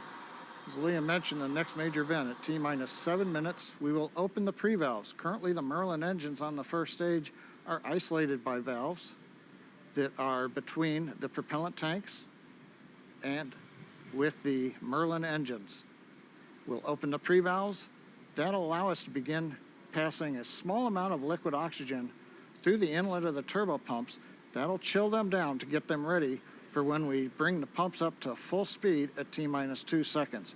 We want to make sure that the pumps are chilled so that there's not any opportunity for the liquid oxygen to possibly get in contact with a warm pump and turn into gas, something you want to avoid on a turbo pump. 7 minutes and 40 seconds now to lift off. We're still watching those fuel levels tick up, and in the first stage, we're almost at 100% of that densified kerosene. As we mentioned, second stage is full. First stage fueling should be complete for that RP1 at about T-minus 6 minutes.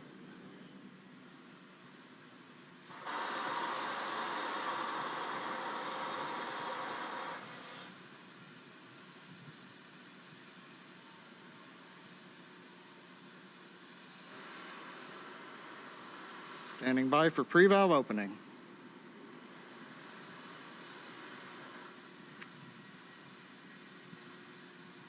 Stage 1 engine chill has started.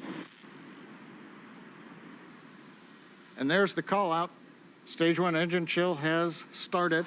indicates that we are opening the pre-valves, liquid oxygen now beginning to flow slowly through the turbopumps on the Merlin 1D first stage engines. Next call out should be in about 30 seconds from now. We'll be looking for stage 1 RP load complete. That's the densified kerosene, that fuel on the first stage, already full on the second stage, and we'll still be loading liquid oxygen up until about 2 minutes prior to liftoff on the second stage.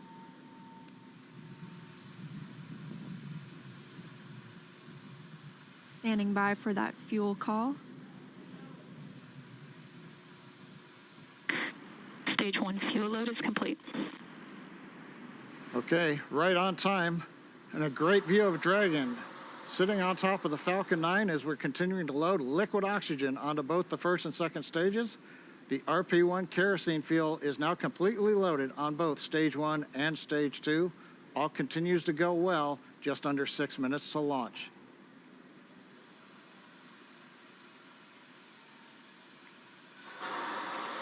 In about 30 seconds, we'll enter terminal count, and Dragon's onboard computers will take control of the vehicle.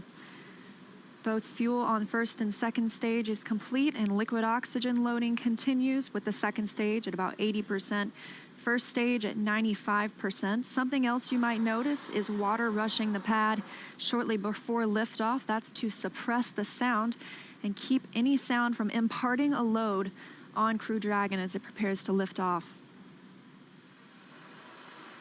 Dragon is in configure for terminal count. Dragon is on internal power. Falcon 9 propellant tanks are pressurizing for strongback retract. Good confirmation that Dragon is on internal power, and now we'll be looking for a major milestone before we launch today. That'll be the strongback retract. John, you want to tell us a little bit more about that? Leah, if we get a close-up of the Dragon at second stage. Strongback is retracting. We've heard the call out, strongback retracting. That's a two-step sequence. First, there are clamp arms around the very top of the second stage. You can see one of them just above the gaseous oxygen vapors coming out of the second stage. Those arms will open up, and then just inside of T-minus 4 minutes, once the arms are released, we'll begin to retract the strongback alongside the vehicle. It'll move back 2 degrees in position, and by about T-minus 3.5 minutes, we ought to be finished with that. The strongback will retract to 45 degrees away from the rocket once we hit T0 as part of the liftoff sequence.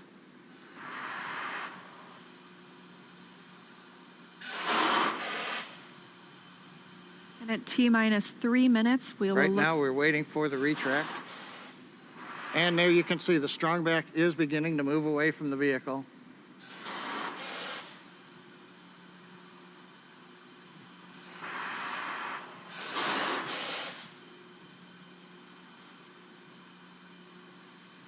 And it looks like we are just about into the required pre-launch position, just a couple degrees away from the Falcon 9 and the Dragon capsule. But right now, T-minus 3 minutes, 8 seconds, everything continues to be go on Dragon and Falcon 9.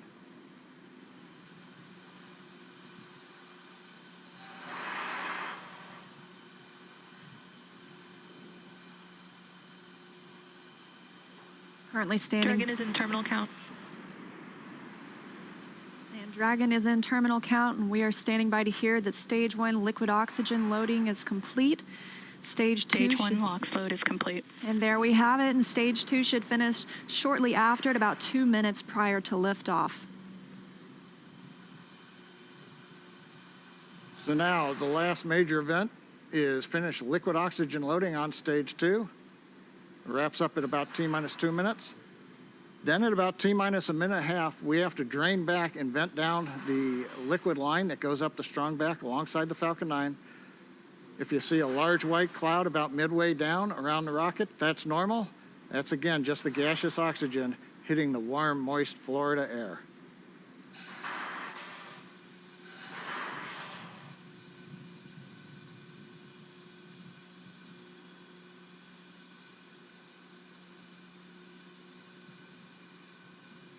Stage 2 LOX load is complete. Dragon is in auto idle. And good calls that stage 2 liquid oxygen load is complete. That means we have full fuel on the first and second stages, that densified kerosene, and we're full of the oxidizer. Liquid oxygen on the first and second stage as well. Now just a minute and 20 seconds until liftoff today. And as you can hear those sounds, like Soichi Noguchi said, the vehicle is alive. Coming up in 10 seconds, we'll look to hear that Dragon is in countdown and Falcon 9 is in startup.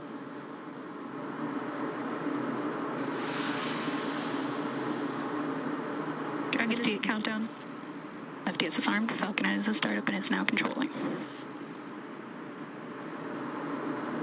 50 seconds now until liftoff. That FTS you heard is flight termination. Dragon, SpaceX, go for launch. SpaceX, this is Resilient. Roger, go. Go for launch, and at 37 seconds, the International Space Station flying over Kennedy Space Center. All for one, Crew-1 for all. Crew Dragon poised to go catch it.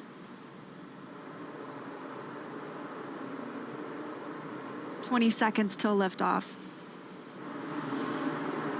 T-minus 15 seconds. Falcon 9 is configured for flight. 10, 9, 8, 7, 6, 5, 4, 3, 2, 1, 0. Ignition.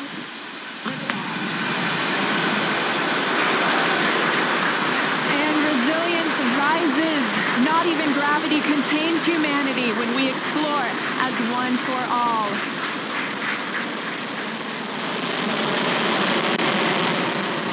M1E propulsion is nominal. That's the word we want to hear. Stage 1 propulsion is nominal.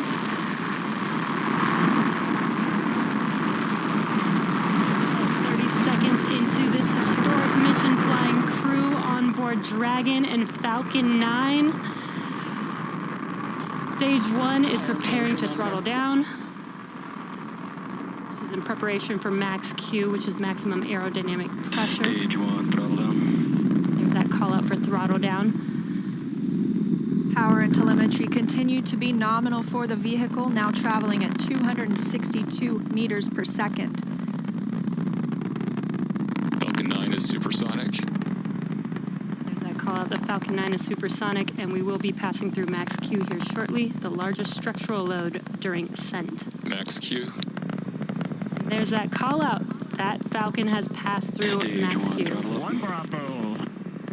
And we've just entered Stage 1 Bravo abort mode. That's going to take them through the end of the first stage burning just before second stage activates off the coast of North Carolina.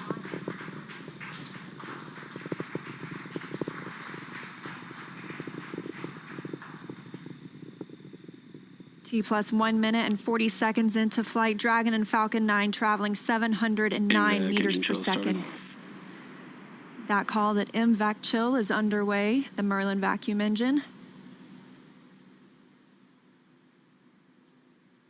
Now with the call out of MVAC-D chilling, similar to what we saw in the first stage Merlin engines, the second stage engine being prepared for its ignition coming up in just over 30 seconds from now.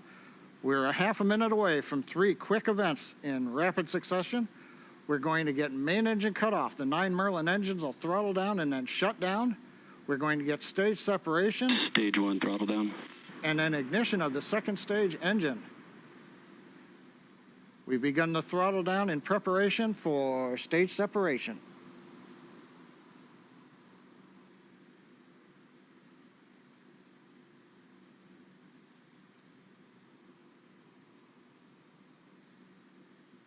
And we have 2 Alpha. Stage separation confirmed.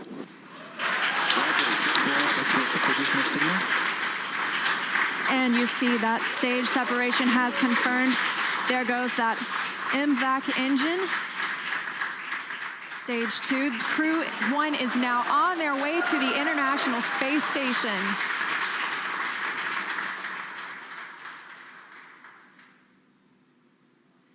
On the right side of your screen, you see stage 2 continuing to burn. Over on the left-hand side is stage 1 preparing for its return to Earth. Currently on the left side, you can't make out much. It's a couple hours after sunset in Florida, but the grid fins have deployed on the first stage. The first stage is now unpowered, but with the velocity it had, it continues to coast up to an apogee before it begins to descend back into Earth's atmosphere. Now, as we watch, maybe we'll see the lights of Florida or the eastern seaboard in the background, but otherwise there's not going to be much to see. On the right-hand side, Dragon SpaceX trajectory nominal. you can hear the call out. Trajectory is nominal. Nominal trajectory. And we've heard the call out Bermuda. That means Bermuda ground station has the signals from the second stage of the Dragon and Falcon 9. We're still continuing as stage 2 burns to listen for those abort zones. We are now in 2A through 2E to Echo, taking us up over the northern Atlantic.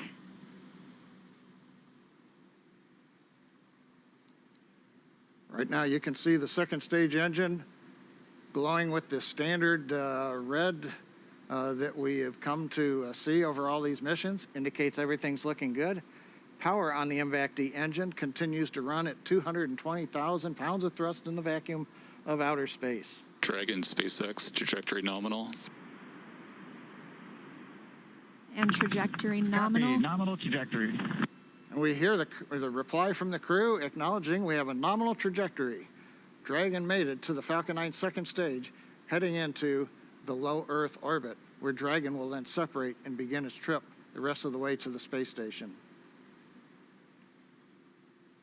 We'll be looking for SECO, second stage engine cutoff, coming up at 8 minutes and 48 seconds after launch today. So about 3.5 minutes from now, Dragon and Falcon 9, second stage, currently flying 2,979 meters per second. Now, currently, the first stage has begun its descent. It is through apogee. It's beginning to come back down, where it coming up in another couple of minutes, we will have the entry burn, where we begin to slow down the first stage. SpaceX trajectory nominal. Copy, nominal trajectory. Another call out, another nominal trajectory, just what we love to hear. That voice you're hearing on board Dragon, that's Commander Mike Hopkins, speaking for our 4-person crew as they continue their journey, now 6 minutes and 12 seconds after liftoff. Trajectory still nominal. And Leah, you can see on the indicator altitude, 201 kilometers. We're now beginning to essentially level out and pick up velocity to get us into low Earth orbit.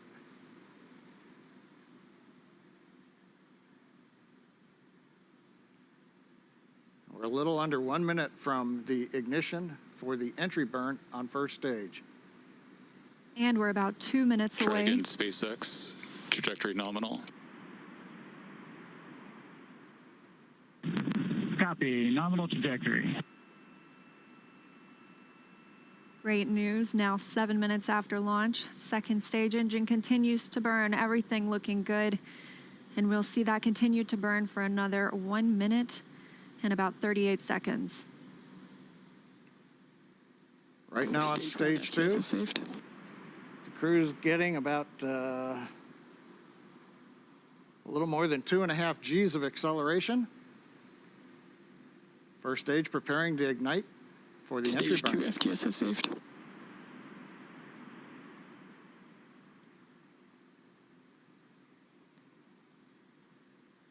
And we've got ignition of the entry burn, center engine, followed by the other 2 restart engines. First stage now getting ready to re-enter the Earth's atmosphere.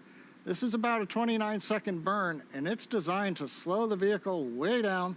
We're going to shed about 70% of the velocity of that dropping first stage by the time this landing burn completes. I should say by the time the entry burn completes, which is now over.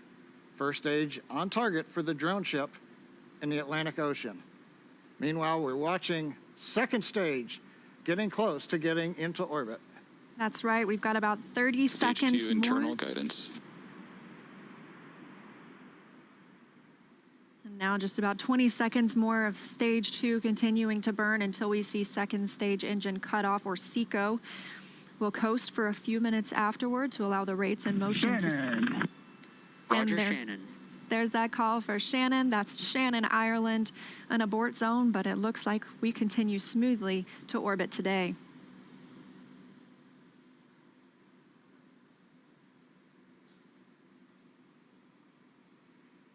MVAC shutdown. And we've got shutdown of the second stage engine on time.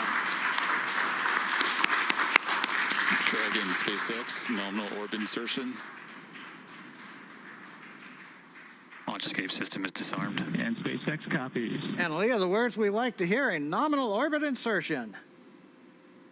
That's right, John. Nominal orbit insertion, as we mentioned, stage 2. Oh, looks like some action on stage 1.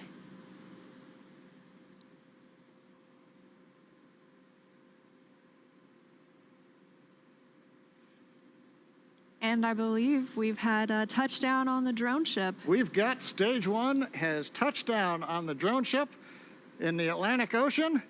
But now the more important news, second stage is in orbit, right where we want, right on time. And we're getting ready for our next major activity, which will be Dragon spacecraft separation. Now, currently on the second stage, we are essentially venting pressure, purging the engine out, making sure everything is quiet in preparation. Take a look. That's inside Crew Dragon right now. Our Crew-1 crew now coasting in low Earth orbit, still attached to that second stage. In just a couple of minutes, we should see that second stage separate, and Crew Dragon will be flying free. Leah, the mission timer shows 90 seconds to Dragon separation. Currently, Dragon is flying at 27,000 kilometers an hour.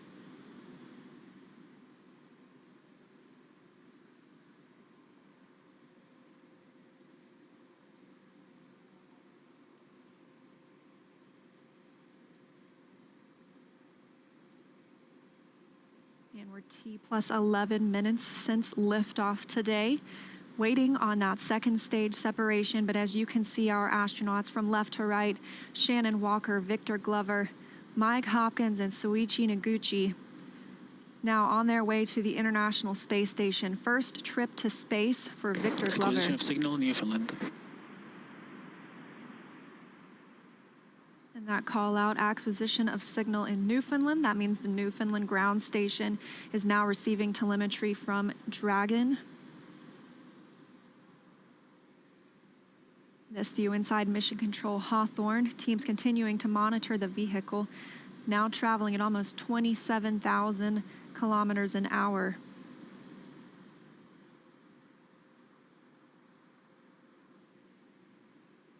Ten seconds to Dragon separation.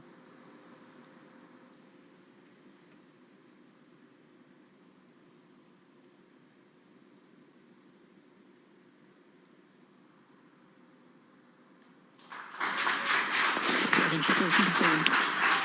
And separation confirmed. You can see that second stage departing. Crew Dragon leaving it behind. Separation confirmed. Now 12 minutes, 25 seconds into today's flight. Our next thing we'll be looking for is nose cone deploy. Our hooks will start to open on the nose cone and reveal those forward thrusters underneath.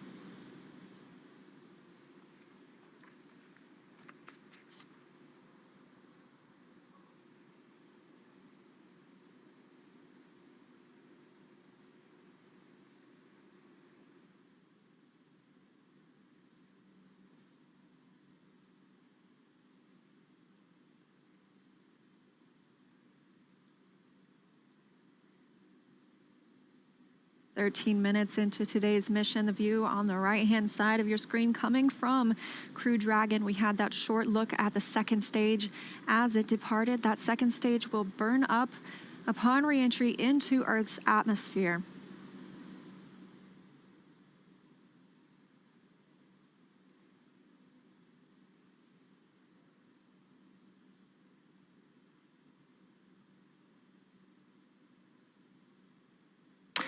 Dragon SpaceX, we see nominal service section Draco checkouts and the humidifier activation. And SpaceX, this is Dragon. We copy all, and we see the same. Confirmation from teams on the ground and the crew. You can see them monitoring those 3 display panels, monitoring their journey to the International Space Station and where they are in the world right now, or over the world, I should say.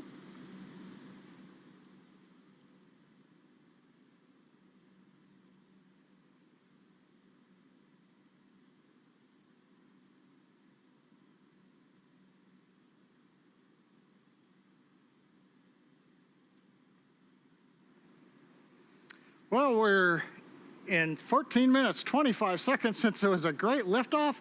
Everything happened. We had a nominal insertion into low Earth orbit. You saw Dragon separate. We got the Draco checkouts were good. And right now we're hearing the nose cone hooks are opening up. Everything is happening right per the procedure. And we've got Crew-1 successfully on orbit. So with that, let's head over to our counterparts at Kennedy Space Center. Marie, how was that launch for you all there on the ground? Oh my gosh, John, it just took our breath away. I mean, we could just turn right around in our seats and watch. We got up away from the desk to get a better look. And then we actually could see the booster coming back down. Yeah, that was outstanding. Outstanding. And I don't even know what to say. High five. We're like high-fiving through the shield here. High five. My husband texted me a picture of my daughter watching liftoff. It was just, I'm emotional. Seeing that, and we went on the first attempt. How often does that happen in human space flight? As it should. I'm very happy. It has been a long day, but just to be able to stand there and feel the rocket pounding the air around you was just incredible. And then looking at the light too long, I couldn't see the MVAC ignition, so I still have spots in my eyes. And then the views inside the capsule too, with the 4 of them, looking kind of mellow, but you could see Victor's kind of letting his arms do a little bit of the floaty thing. I bet he cannot wait to get out of his seat. Well, he's going to get a chance to here shortly. So he's officially on his way on his first space flight. So Incredible. Victor, Mike, Shannon, and Soichi are now on course to arrive at the International Space Station just tomorrow, Monday, November 16th, around 11 p.m. Eastern Time. And we're going to stay live on air for continuous live coverage along their entire ride to station. Though our coverage here at Kennedy Space Center will conclude, we're going to turn it over to the teams in Hawthorne and Houston to take us through the next phases of the Crew-1 mission, all the way through hatch opening and a welcome ceremony for the crew. Now, for those of you watching online via YouTube, take a look at the description below the video. There you'll find the new link for our Crew-1 rendezvous phase, and we'll be continuing live coverage at that new location shortly. But if you're watching on NASA TV, like my parents, you won't notice a thing, and your coverage will continue. That's right. And as you follow along, we also invite you to tune into a post-launch news conference at 9:00 p.m. Eastern Time, right here on NASA TV, where NASA and SpaceX will take questions live.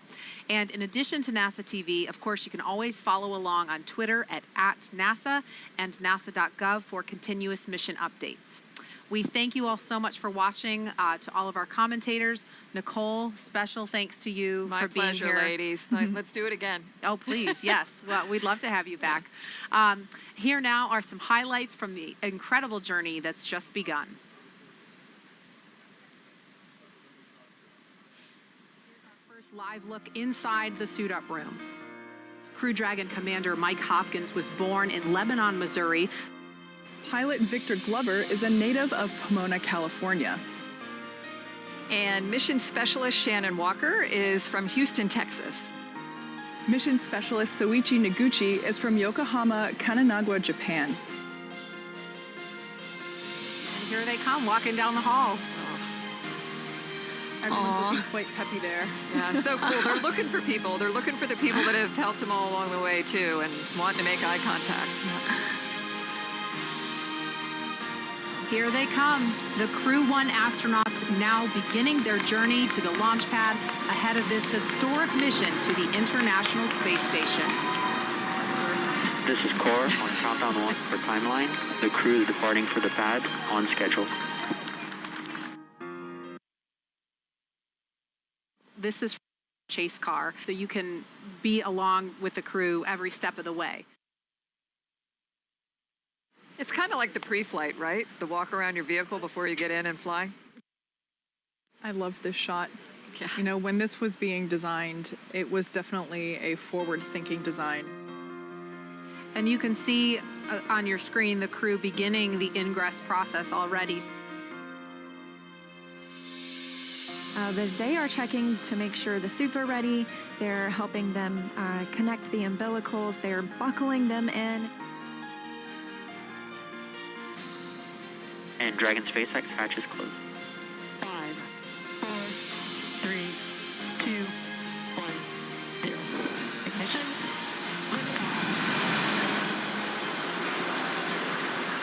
And resilience rises. Not even gravity contains humanity when we explore as one for all.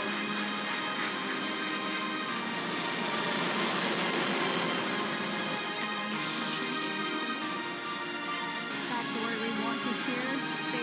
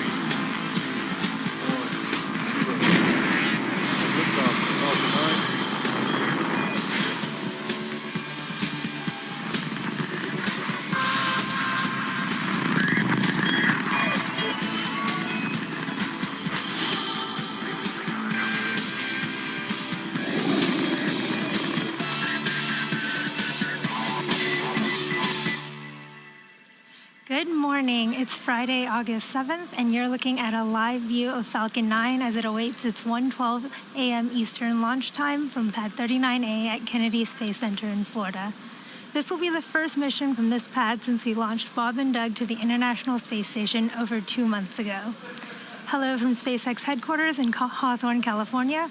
My name is Yomezo, and I'm a Dragon Integration and Test Engineer here at SpaceX. You're watching a live webcast for our 10th Starlink mission, marking our 13th mission of 2020. To date, we've launched almost 540 Starlink satellites to orbit. As a reminder, Starlink is a constellation of satellites in low Earth orbit that can provide high-speed, low-latency internet all over the globe, particularly in remote or rural areas where connectivity is limited or completely unavailable. Today's launch will be a longer one, as we are reverting to a circular orbital insertion, which requires 2 burns of the Merlin vacuum engine on the second stage. We are doing this at the request of our rideshare customer, flying on board today's mission, which is our second smallsat rideshare on a Starlink mission to date. There are 2 Black Sky satellites sitting on top of the Starlink stack on behalf of our customer, Spaceflight. Black Sky is a global monitoring company that combines space assets with advanced AI and machine learning analysis to provide customers with a first-to-know advantage. Now, in order to make room for these 2 Black Sky satellites, today we'll be launching 57 Starlink satellites instead of the 60 we've traditionally launched in the past. If for some reason we have a hold on the countdown today, we do have a backup opportunity tomorrow at 12:50 a.m. Eastern. We are now at T-minus 11 minutes and 43 seconds, and all systems are go for an on-time liftoff this morning. On your screen is Falcon 9, our 2-stage liquid-fueled launch vehicle, getting ready for launch from Pad 39A. Falcon 9 stands 229 feet tall, or slightly taller than a 21-story building. Today's flight will be the 5th for this booster, which made its debut on our Demonstration 1 mission in March of last year, reflew on RadarSat 3 months later, and then supported 2 Starlink missions in January and April of 2020. This flight also marks the 10th reflight of Falcon 9 just this year. The bottom 2/3 of the vehicle is the first stage. It's designed to be reflown 10 or more times with minimal refurbishment between flights. If you look closely, you can see the soot markings still on the vehicle from its previous 4 flights. The first stage has 9 Merlin engines that do the bulk of the work to get Falcon 9 off the ground and up to the thinner parts of the Earth's atmosphere, before separating from the second stage and making its way back down to Earth for landing. Today, we'll be attempting to recover this first stage for the 5th time on our drone ship, Of Course I Still Love You, which is currently stationed in the Atlantic Ocean about 330 nautical miles northeast of our Kennedy Space Center launch site. Now, above the first stage is the second stage, which has the single Merlin vacuum, or MVAC engine, which ignites after the first stage separates, propelling the second stage, along with the Black Sky and Starlink satellites, into a circular orbit above the Earth's surface. From there, the first of the Black Sky rideshare satellites will separate after about an hour into flight, followed by the second 5 minutes later. The 57 Starlink satellites will then deploy about 25 minutes after that at T+1 hour, 32 minutes, and 55 seconds. Now, that structure at the very top of the rocket is the 17-foot diameter payload fairing, which safely encloses the stack of 57 Starlink satellites and 2 Black Sky satellites. This fairing protects the satellites from aerothermal heating, aerodynamic loads, and contamination during ascent. Once we reach the vacuum of space, we'll jettison the fairing halves while second stage continues on to orbit. Now, as you can see, the fairing halves that we're using today are a brand new set, and we'll be attempting to recover them using our recovery ships Miss Tree and Miss Chief. 2 minutes before the fairings are set to land, the team will decide if conditions are good to make a safe catch attempt. Weather plays a big factor in the decision, as it can impact not only the sea states for the ships, but also the fairing's altitude, position, and speed, which impact how the fairing will fall back to Earth. Good early morning. I'm John Isbrecher, Falcon 9 Principal Integration Engineer here at SpaceX. Falcon 9 rolled out to the pad with the payload just over 24 hours ago. This is the 3rd time we've rolled out Falcon 9 to the pad, following launch attempts on 26 June and 8 July. Through all of this, Falcon 9 has been trouble-free, as the delays have been weather-related and payload-related. Now, the launch director held the go, no-go poll for propellant loading and launch at T-minus 38 minutes, about half an hour ago. Now, the 7 members of the launch team confirmed they were ready to proceed, and we began propellant loading at T-minus 35 minutes. Now, as a reminder, Falcon 9 is a bipropellant vehicle. That means it uses both a fuel and an oxidizer. Our fuel is rocket-grade kerosene. You'll hear us also refer to it as RP1. And our oxidizer is super chilled liquid oxygen, also called LOX. Now, currently, the RP1 and LOX are nearly fully loaded on both stages. In fact, fuel is completely loaded. Liquid oxygen will continue to load until the last 2 minutes of the countdown. That will ensure that this densified liquid oxygen is as cold as we can keep it to get the expected performance out of the Merlin engines. We're also loading ultra-cold helium. Similar to the LOX, being very cold, it lets us get the maximum amount into storage vessels on both the first and second stages. Now, we use helium to pressurize Falcon 9's tanks and to help pull the RP1 and the LOX through the Merlin engine turbopumps. Now, to make sure engine startup goes well, we also perform what we call engine chill. We'll ought to hear that in the background in about 20 seconds at T-minus 7 minutes.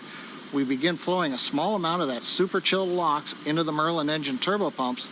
This helps get them cold and avoid thermal shock to the system when we do the full flow of liquid oxygen through the turbopumps in the last couple of seconds.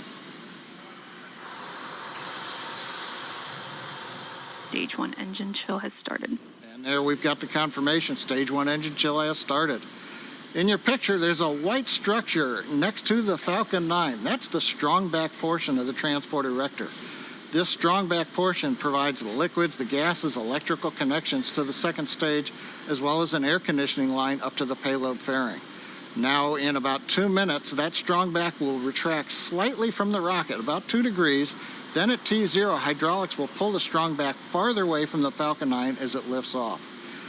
Now, on the weather front, the good news is weather's cooperating. We were watching clouds to the west, but the probability of good weather has been increasing, and we should stay go for the last 6 minutes of the countdown. Also, the upper altitude winds are fairly calm for when this vehicle goes supersonic. So right now, the vehicle payloads and range are go for an on-time liftoff just over 6 minutes from now. For those of you who don't know much about the Starlink program, our mission is to bring high-speed, low-latency internet to people all over Earth. Some of the most exciting opportunities for Starlink are rural or remote locations where traditional fiber or cable just isn't practical. On our June 7th mission, we launched the first Starlink satellite with a deployable visor to block sunlight from hitting the brightest spots of the spacecraft. This demo satellite, also known as VisorSat, is just one of the many actions SpaceX has taken in collaboration with leading astronomical groups to mitigate the effects of satellite reflectivity. We're still waiting for the satellite to reach its operational orbit. However, we're excited to report that all 57 of the satellites on today's mission do have sun visors, and all future satellites will be outfitted with these visors as well. It'll take a bit more time for our VisorSats to reach their operational orbit, and at that point, we'll see the full results of this effort. Now, today we also wanted to share a few updates on our rideshare program. SpaceX has launched some notable rideshare missions previously, including spaceflight's SSOA mission in December of 2018, and the New Centaur Satu mission in February of 2019 that had a lunar lander on board. Today's Starlink mission marks the second official mission under SpaceX's SmallSat rideshare program, which gives small satellites flexible access to what is now the most flown operational rocket in the United States, Falcon 9. We have over 100 spacecraft slated to fly our rideshare missions, and that number will continue to grow under our multi-launch agreement with today's customer, Spaceflight. Under this agreement, Spaceflight reserves capacity to launch payloads on several SpaceX launches through the end of 2021, and it allows Spaceflight to package multiple payloads onto a single port to reduce costs for their end customer. We have a long working history with Spaceflight and look forward to continuing this partnership into the future. We're coming up on 4 minutes from liftoff. Falcon 9 moving into the final stages of the countdown. Getting ready for the strong back to retract there on your screen. The clamp arms around stage 2 are opening up. Momentarily, we will see the strong back move away about 2 degrees from the rocket. Now, first and second stages are both nearly fully loaded. We've got almost 1 million pounds of kerosene and liquid oxygen on board. Fuel's fully loaded on stage 1 and stage 2. And we are finishing liquid oxygen loading in the last 2 minutes of the countdown. It's that super chilled liquid oxygen that's creating those white clouds that you can see around the Falcon 9 as the bleed gaseous oxygen mixes with that warm, humid Florida air, and that gives you the condensation clouds that you see. Now coming up at T-minus 60 seconds, you'll hear the call out of startup. That means the rocket's flight computers have taken over the Falcon 9 commands for the last minute of the countdown. Inside of two seconds, we light the Merlin 1D engines. We will mix T-Teb, which is our ignition fluid, with liquid oxygen. That begins combustion. We then allow the fuel into the thrust chamber, and the engines come up to power for liftoff at T0. Inside of 3 minutes, we're closing out liquid oxygen loading on the first stage. Meanwhile, the Starlink and Black Sky payloads continue to be healthy. The Falcon 9 team's tracking no issues on the rocket, the weather's looking good, and the range is green for launch. A moment ago, we heard the call out that Stage 1 LOX load was complete. Transport erector has reclined. Next major event will be Stage 2 liquid oxygen loading completion.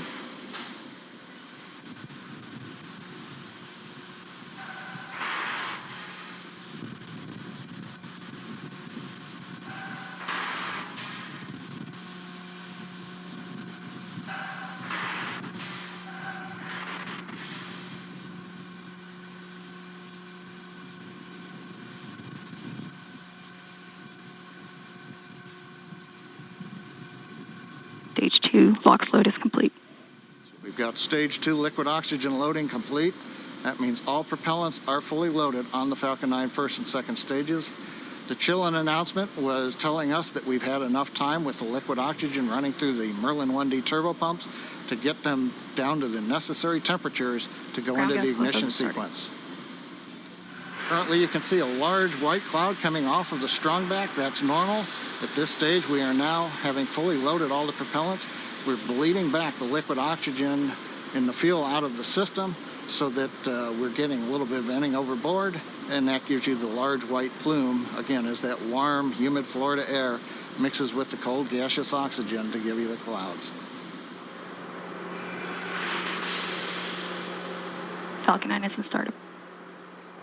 Call out. Falcon 9's in startup. Flight computers are now running the Falcon 9. We're pressurizing the stages for flight, and we're waiting for the final go. LD, go for launch. With that, the SpaceX launch director has confirmed we're go for launch. So as we come up on T-minus 30 seconds, let's listen to the final countdown and watch as Falcon 9 takes our Starlink satellites and Black Sky satellites to orbit.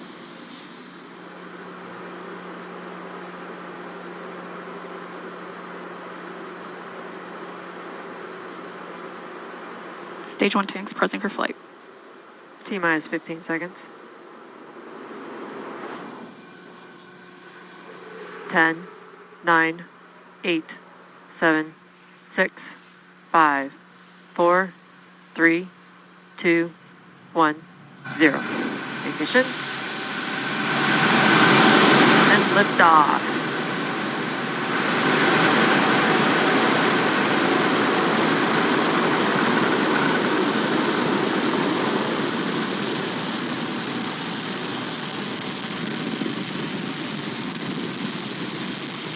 M1D propulsion is nominal.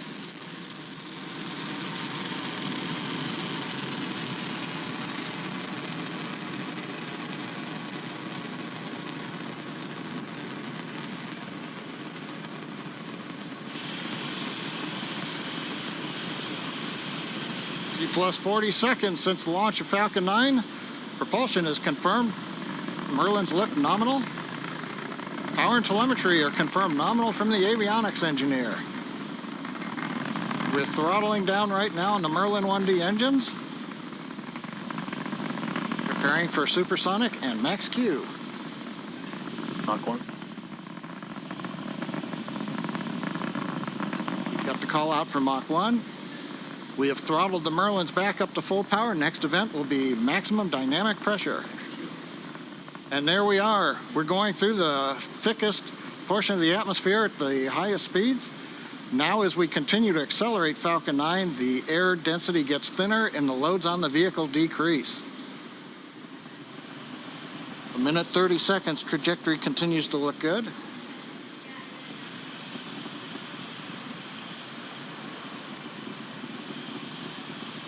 Back dechill.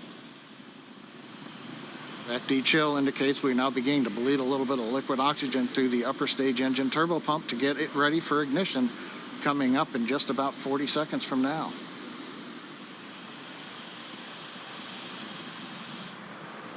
Nice view from the ground camera looking up the long plume coming out of the 9 Merlin 1D engines.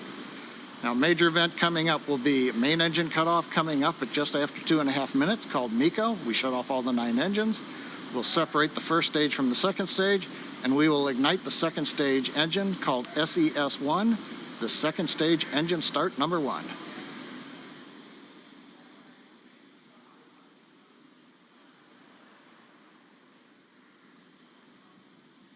Beginning to throttle down.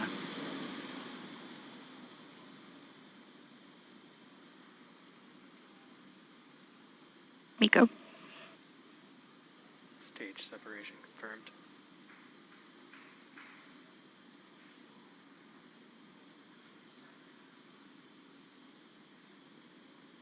And we've got successful MVAC full power ignition. The view on the right shows the MVAC engine, the second stage now taking over, carrying the Starlink and Black Sky satellites to orbit. On the left screen, the first stage is continuing without power to coast to apogee. And you can see the large titanium grid fins beginning to open with the lights of the United States in the background as we slowly head up the eastern coast of America. Now, next coming up will be fairing separation. There's a view of the fairing. And we confirm fairing separation. So the Falcon 9 second stage continues at full power, carrying the Starlink and Black Sky satellites to the first of 2 orbits. The first stage is continuing to coast to apogee, and then it will begin to fall back to Earth, and eventually 2 burns to land on the drone ship in the Atlantic Ocean. The trajectory right now continues to look right down the middle. Everything's looking good on Falcon 9. So as we come up on 4 minutes, we will remind you that we are attempting to catch and recover both fairing halves now that they've separated on our recovery vessels Ms. Tree and Ms. Chief. If we make a successful catch, we'll try to bring you these views live. Otherwise, check our social media accounts for updates. Right now, 4 minutes, 20 seconds of the mission. All is going well. While stage 2 is doing its job there on the right, stage 1 is headed back home to Earth. Can't quite see it on the video on the left, but it is doing that, and it will do this by executing a series of 2 burns.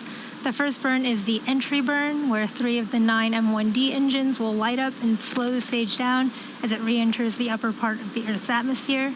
The second burn is the landing burn, and this is a single engine burn that brings the vehicle speed down rapidly in order to land on the drone ship. You can see on your screen that the second stage MVAC is still glowing and in the middle of its burn there, carrying our satellites to orbit.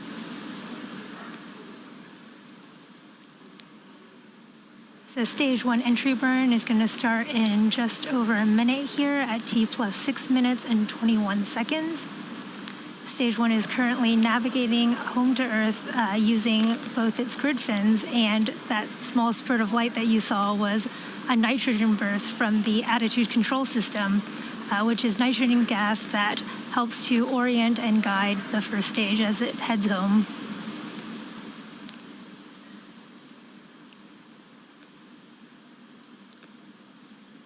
There are 4 grid fins and 4 attitude control thrusters on the inner stage of the rocket.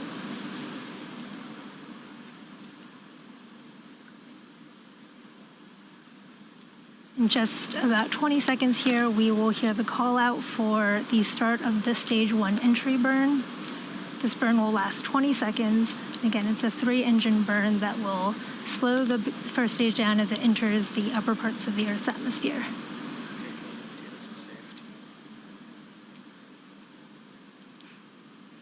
Stage 1 entry burn startup. Heard confirmation of the stage 1 entry burn startup. You can see those backlit grid fins with those 3 engines burning there. Again, this burn lasts 20 seconds.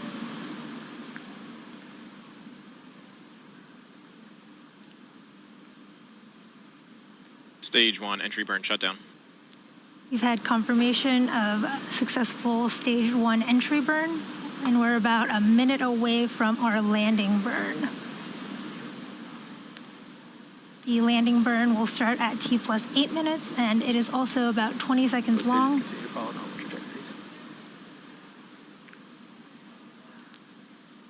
The landing burn should bring us to our drone ship. Of course, I still love you in the Atlantic Ocean.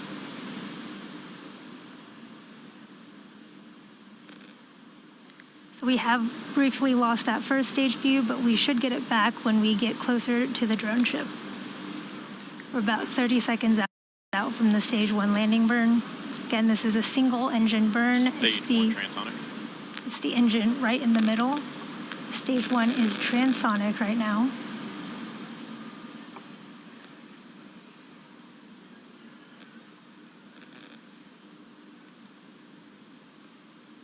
We're about 10 seconds from landing burn start.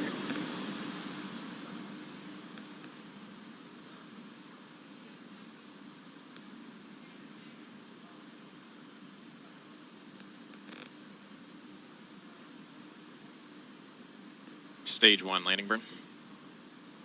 Heard the call out for the start of stage 1 landing burn. You can see the clouds sort of lighting up there. Start internal guidance. Stage 1 landing leg deploy.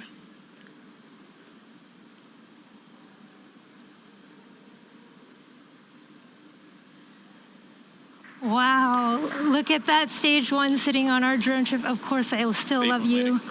That was a beautiful view of the stage 1 as it came down there, lighting the clouds up. And in just about 10 seconds here, we'll have second engine cut off there right on your screen.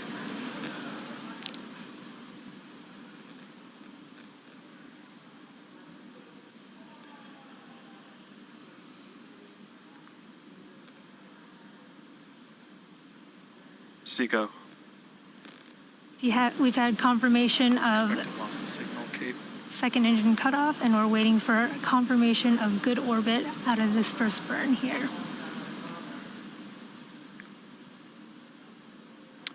Nominal parking orbit insertion.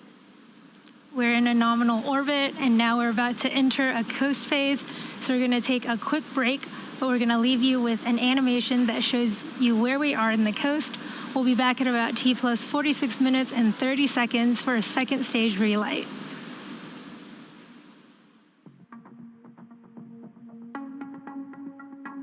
Acquisition of signal, Newfoundland.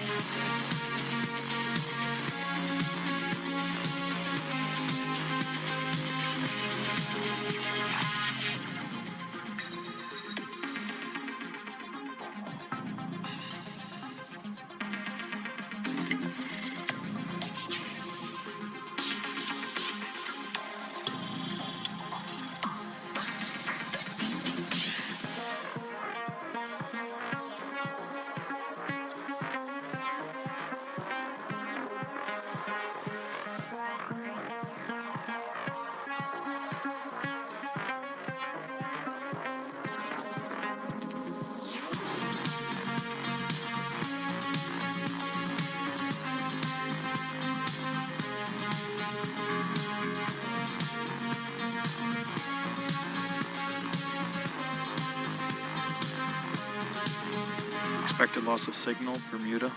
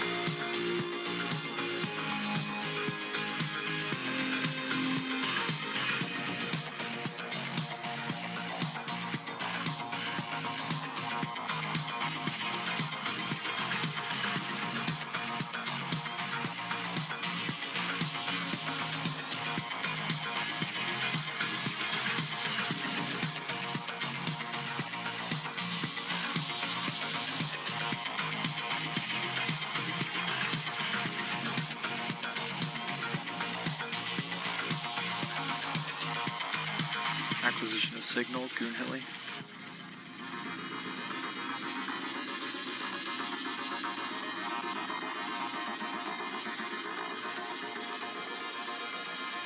Expected loss of signal, Newfoundland.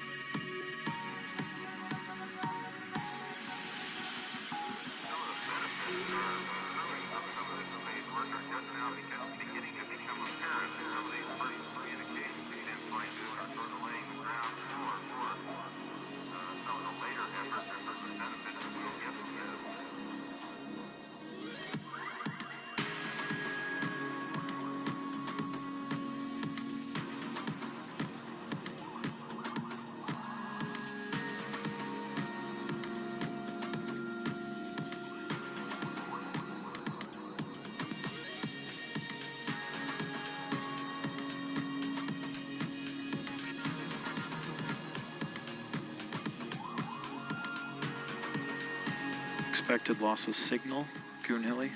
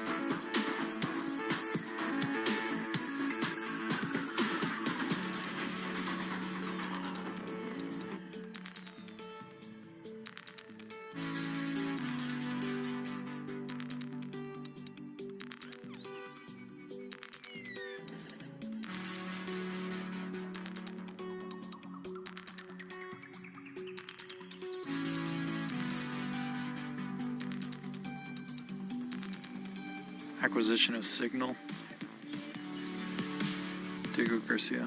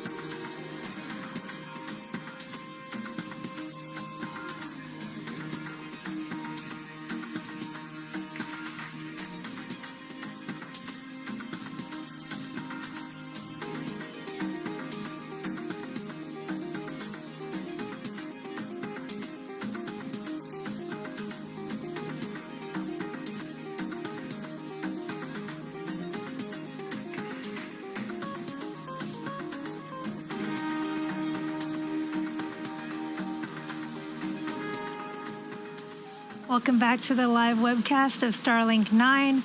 We had an on-time liftoff from pad 39A and a beautiful landing on our drone ship, Of Course I Still Love You. We are now awaiting the second relight of our second stage engine at T plus 47 minutes and 23 seconds. And this is the shortest burn that we will do, lasting only about 3 seconds. We also just got an update on our fairing halves. We did not manage to catch them this time, but we'll keep trying.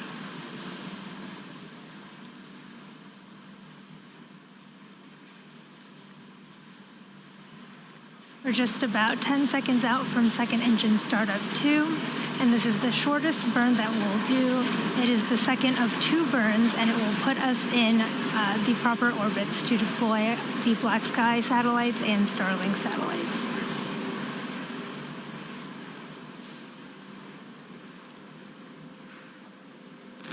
Stage 2 ignition. And shutdown. Wow, you can see a beautiful video of that second stage as it successfully started up and shut down, lasting only about 3 seconds there. There were some beautiful plumes coming off.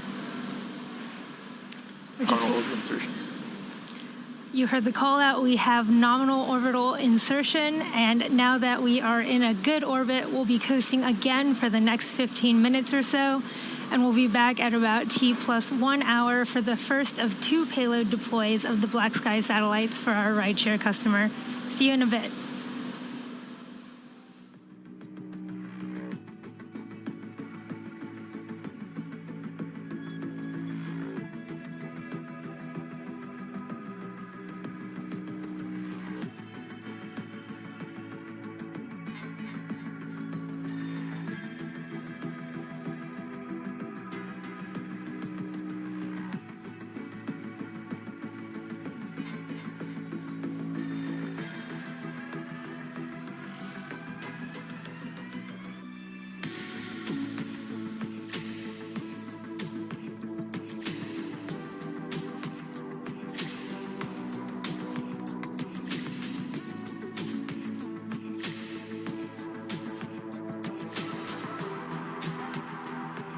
Expected loss of signal, Diego Garcia.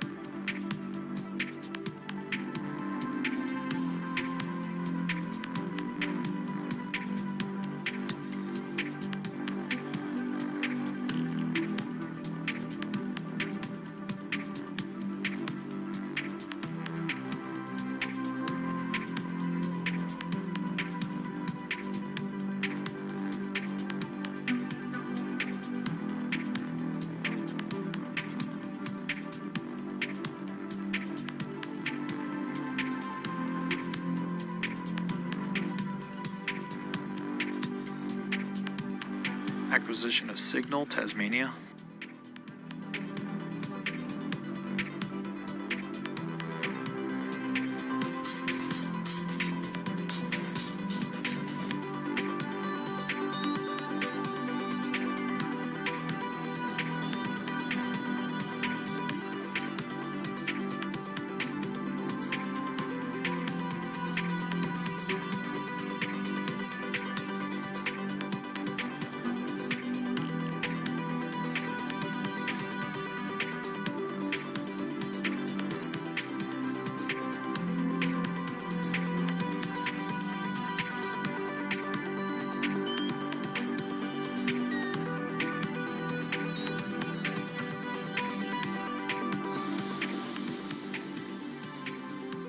Welcome back to the webcast for our 10th Starlink mission and second mission with a rideshare customer. Today's rideshare includes the 2 Earth observation Black Sky microsatellites. Now, we're about a minute away from the first of the 2 satellite deployments. We got here with a great launch of Stage 1. We also got to see the landing on the drone ship in the Atlantic Ocean. We're getting to see a view right now looking from the camera on second stage all the way up the Starlink stack. And at the very top are the 2 Black Sky satellites. Second stage did 2 burns, put us into the circular orbit. We're about 400 kilometers circular right now, and we're coming up on the first of the 2 deployments, as I mentioned. That ought to be happening in about 30 seconds. We'll then go through a 6-minute period, actually about 5 minutes and change, and then we will get the second and final Black Sky rideshare satellite deployment. We're then going to go through another coast phase where we'll drop away briefly and then come back to see the 57 Starlink satellites deploy at T plus 1 hour and 33 minutes.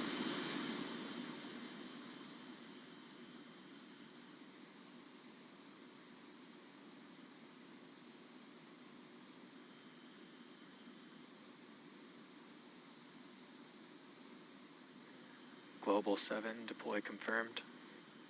We've heard confirmation from the avionics engineer that Global 7, the first of the 2 Black Sky satellites, has successfully deployed.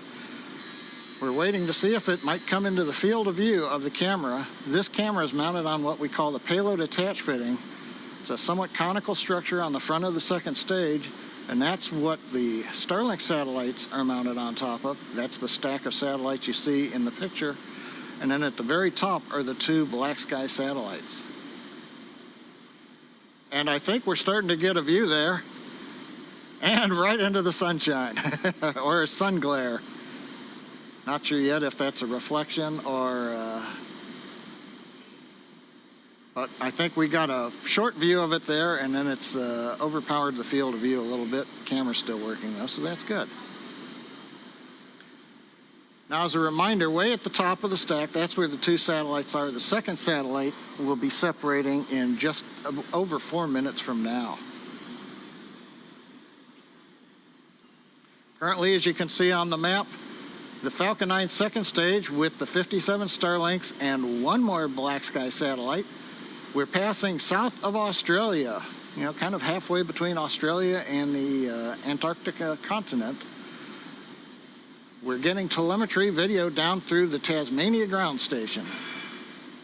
Now we're beginning to switch camera views back, looking at the MVAC nozzle. We've got 2 cameras on the back end of the second stage, 1 on each side of the MVAC-D engine so that we can get a view almost all the way around to the engine when it's operating.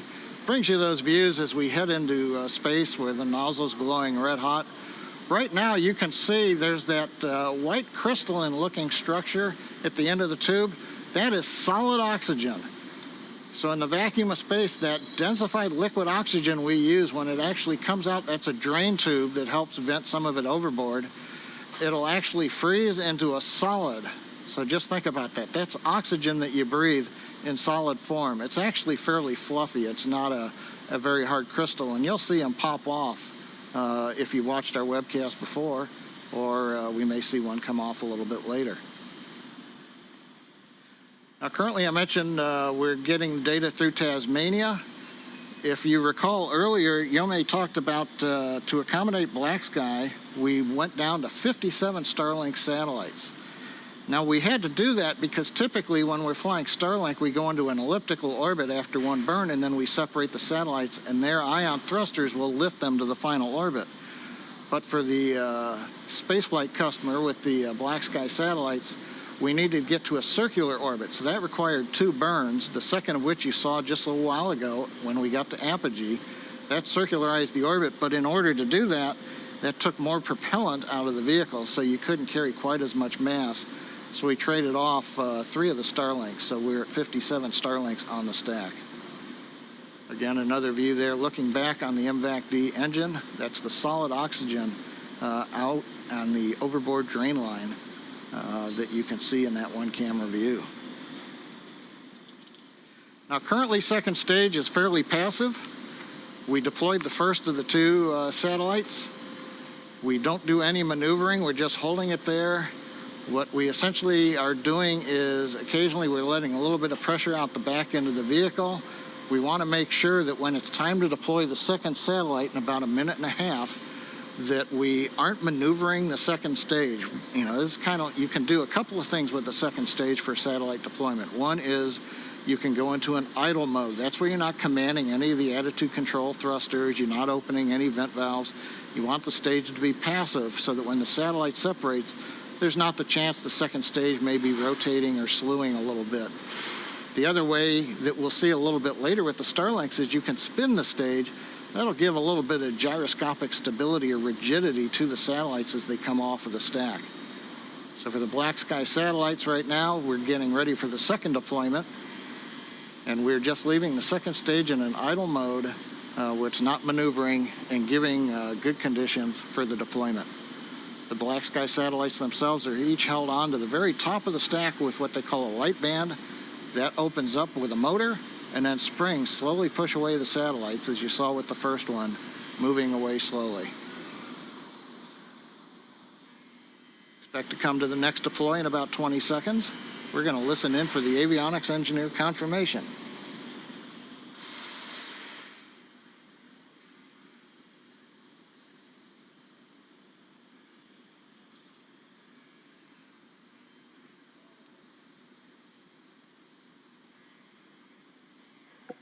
Global 8 deploy confirmed. And there it is, Global 8 deploy confirmed. The second of the 2 Black Sky satellites that are on top of the large stack that you see there. So we've got the first 2 out. There are 57 more to go. So right now, we've got, as I said, 2 Black Sky satellites on behalf of our customer spaceflight. Now that makes a total of 6 Black Sky satellites in the constellation. And we want to wish a bon voyage to the Black Sky satellites. It was our pleasure to give you a lift today into Earth orbit. Now, as I mentioned earlier, stage 2 is going to continue to coast in this orbit for another 24 minutes. Now, during this time, we will slowly spin the second stage along its central axis. As we come back to camera view, you may be able to tell it's fairly hard to see that we're spinning. It's very slow. But that will provide the stability that the Starlink satellites need as they space themselves out over time after they separate from the second stage. So with that, we're going to take another break right now. We'll leave you with the animation, shows where we are in the coast phase, and we'll be back around T plus 1 hour and 32 minutes, a little under 24 minutes from now, for the deployment of our 57 Starlink satellites.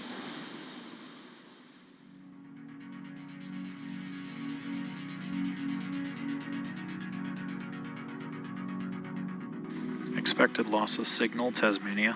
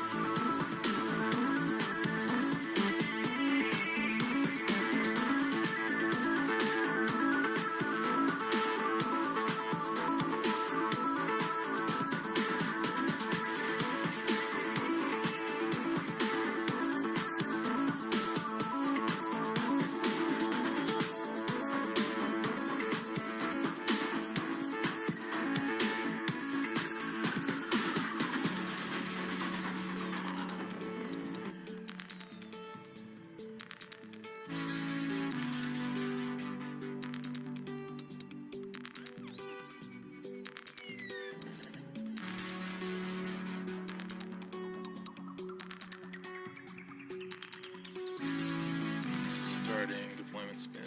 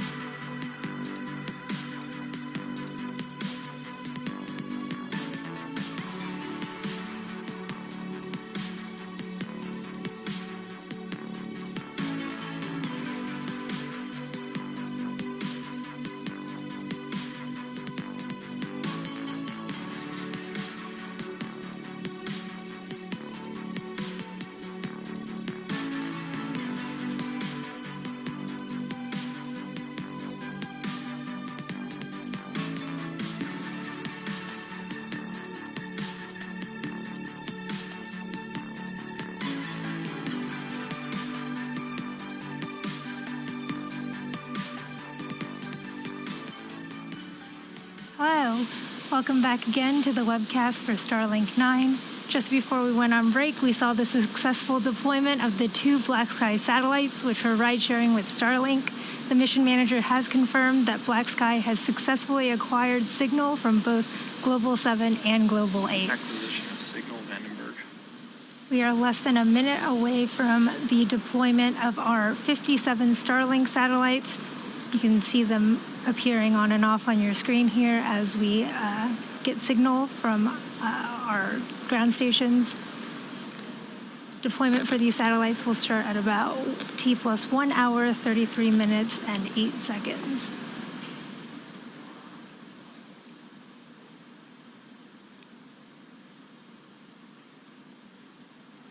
Again, the second stage will slowly spin and deploy the stack of 57 Starlink satellites. Coming up in just under 10 seconds here.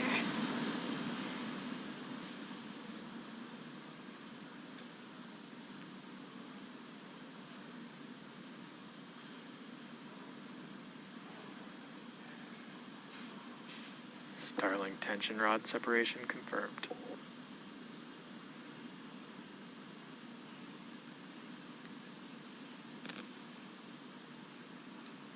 Heard the call out that we've had a successful deployment of our Starlink satellites. Oh, you can see the video just came back here of them floating away into space. To date now, we've sent 595 Starlink satellites into orbit. You can see on your screen there, the satellites are slowly separating from each other, and shortly they will deploy their solar arrays. Now, over the course of the next few days and weeks, these satellites will use their onboard ion thrusters to distance themselves from each other and enter their operational orbits. Well, that brings our webcast to a close, and what a week it's been here at SpaceX. Just 4 days ago, we saw Crew Demo 2 successfully return home with NASA astronauts Doug Hurley and Bob Behnken. On Tuesday, Starship took flight in our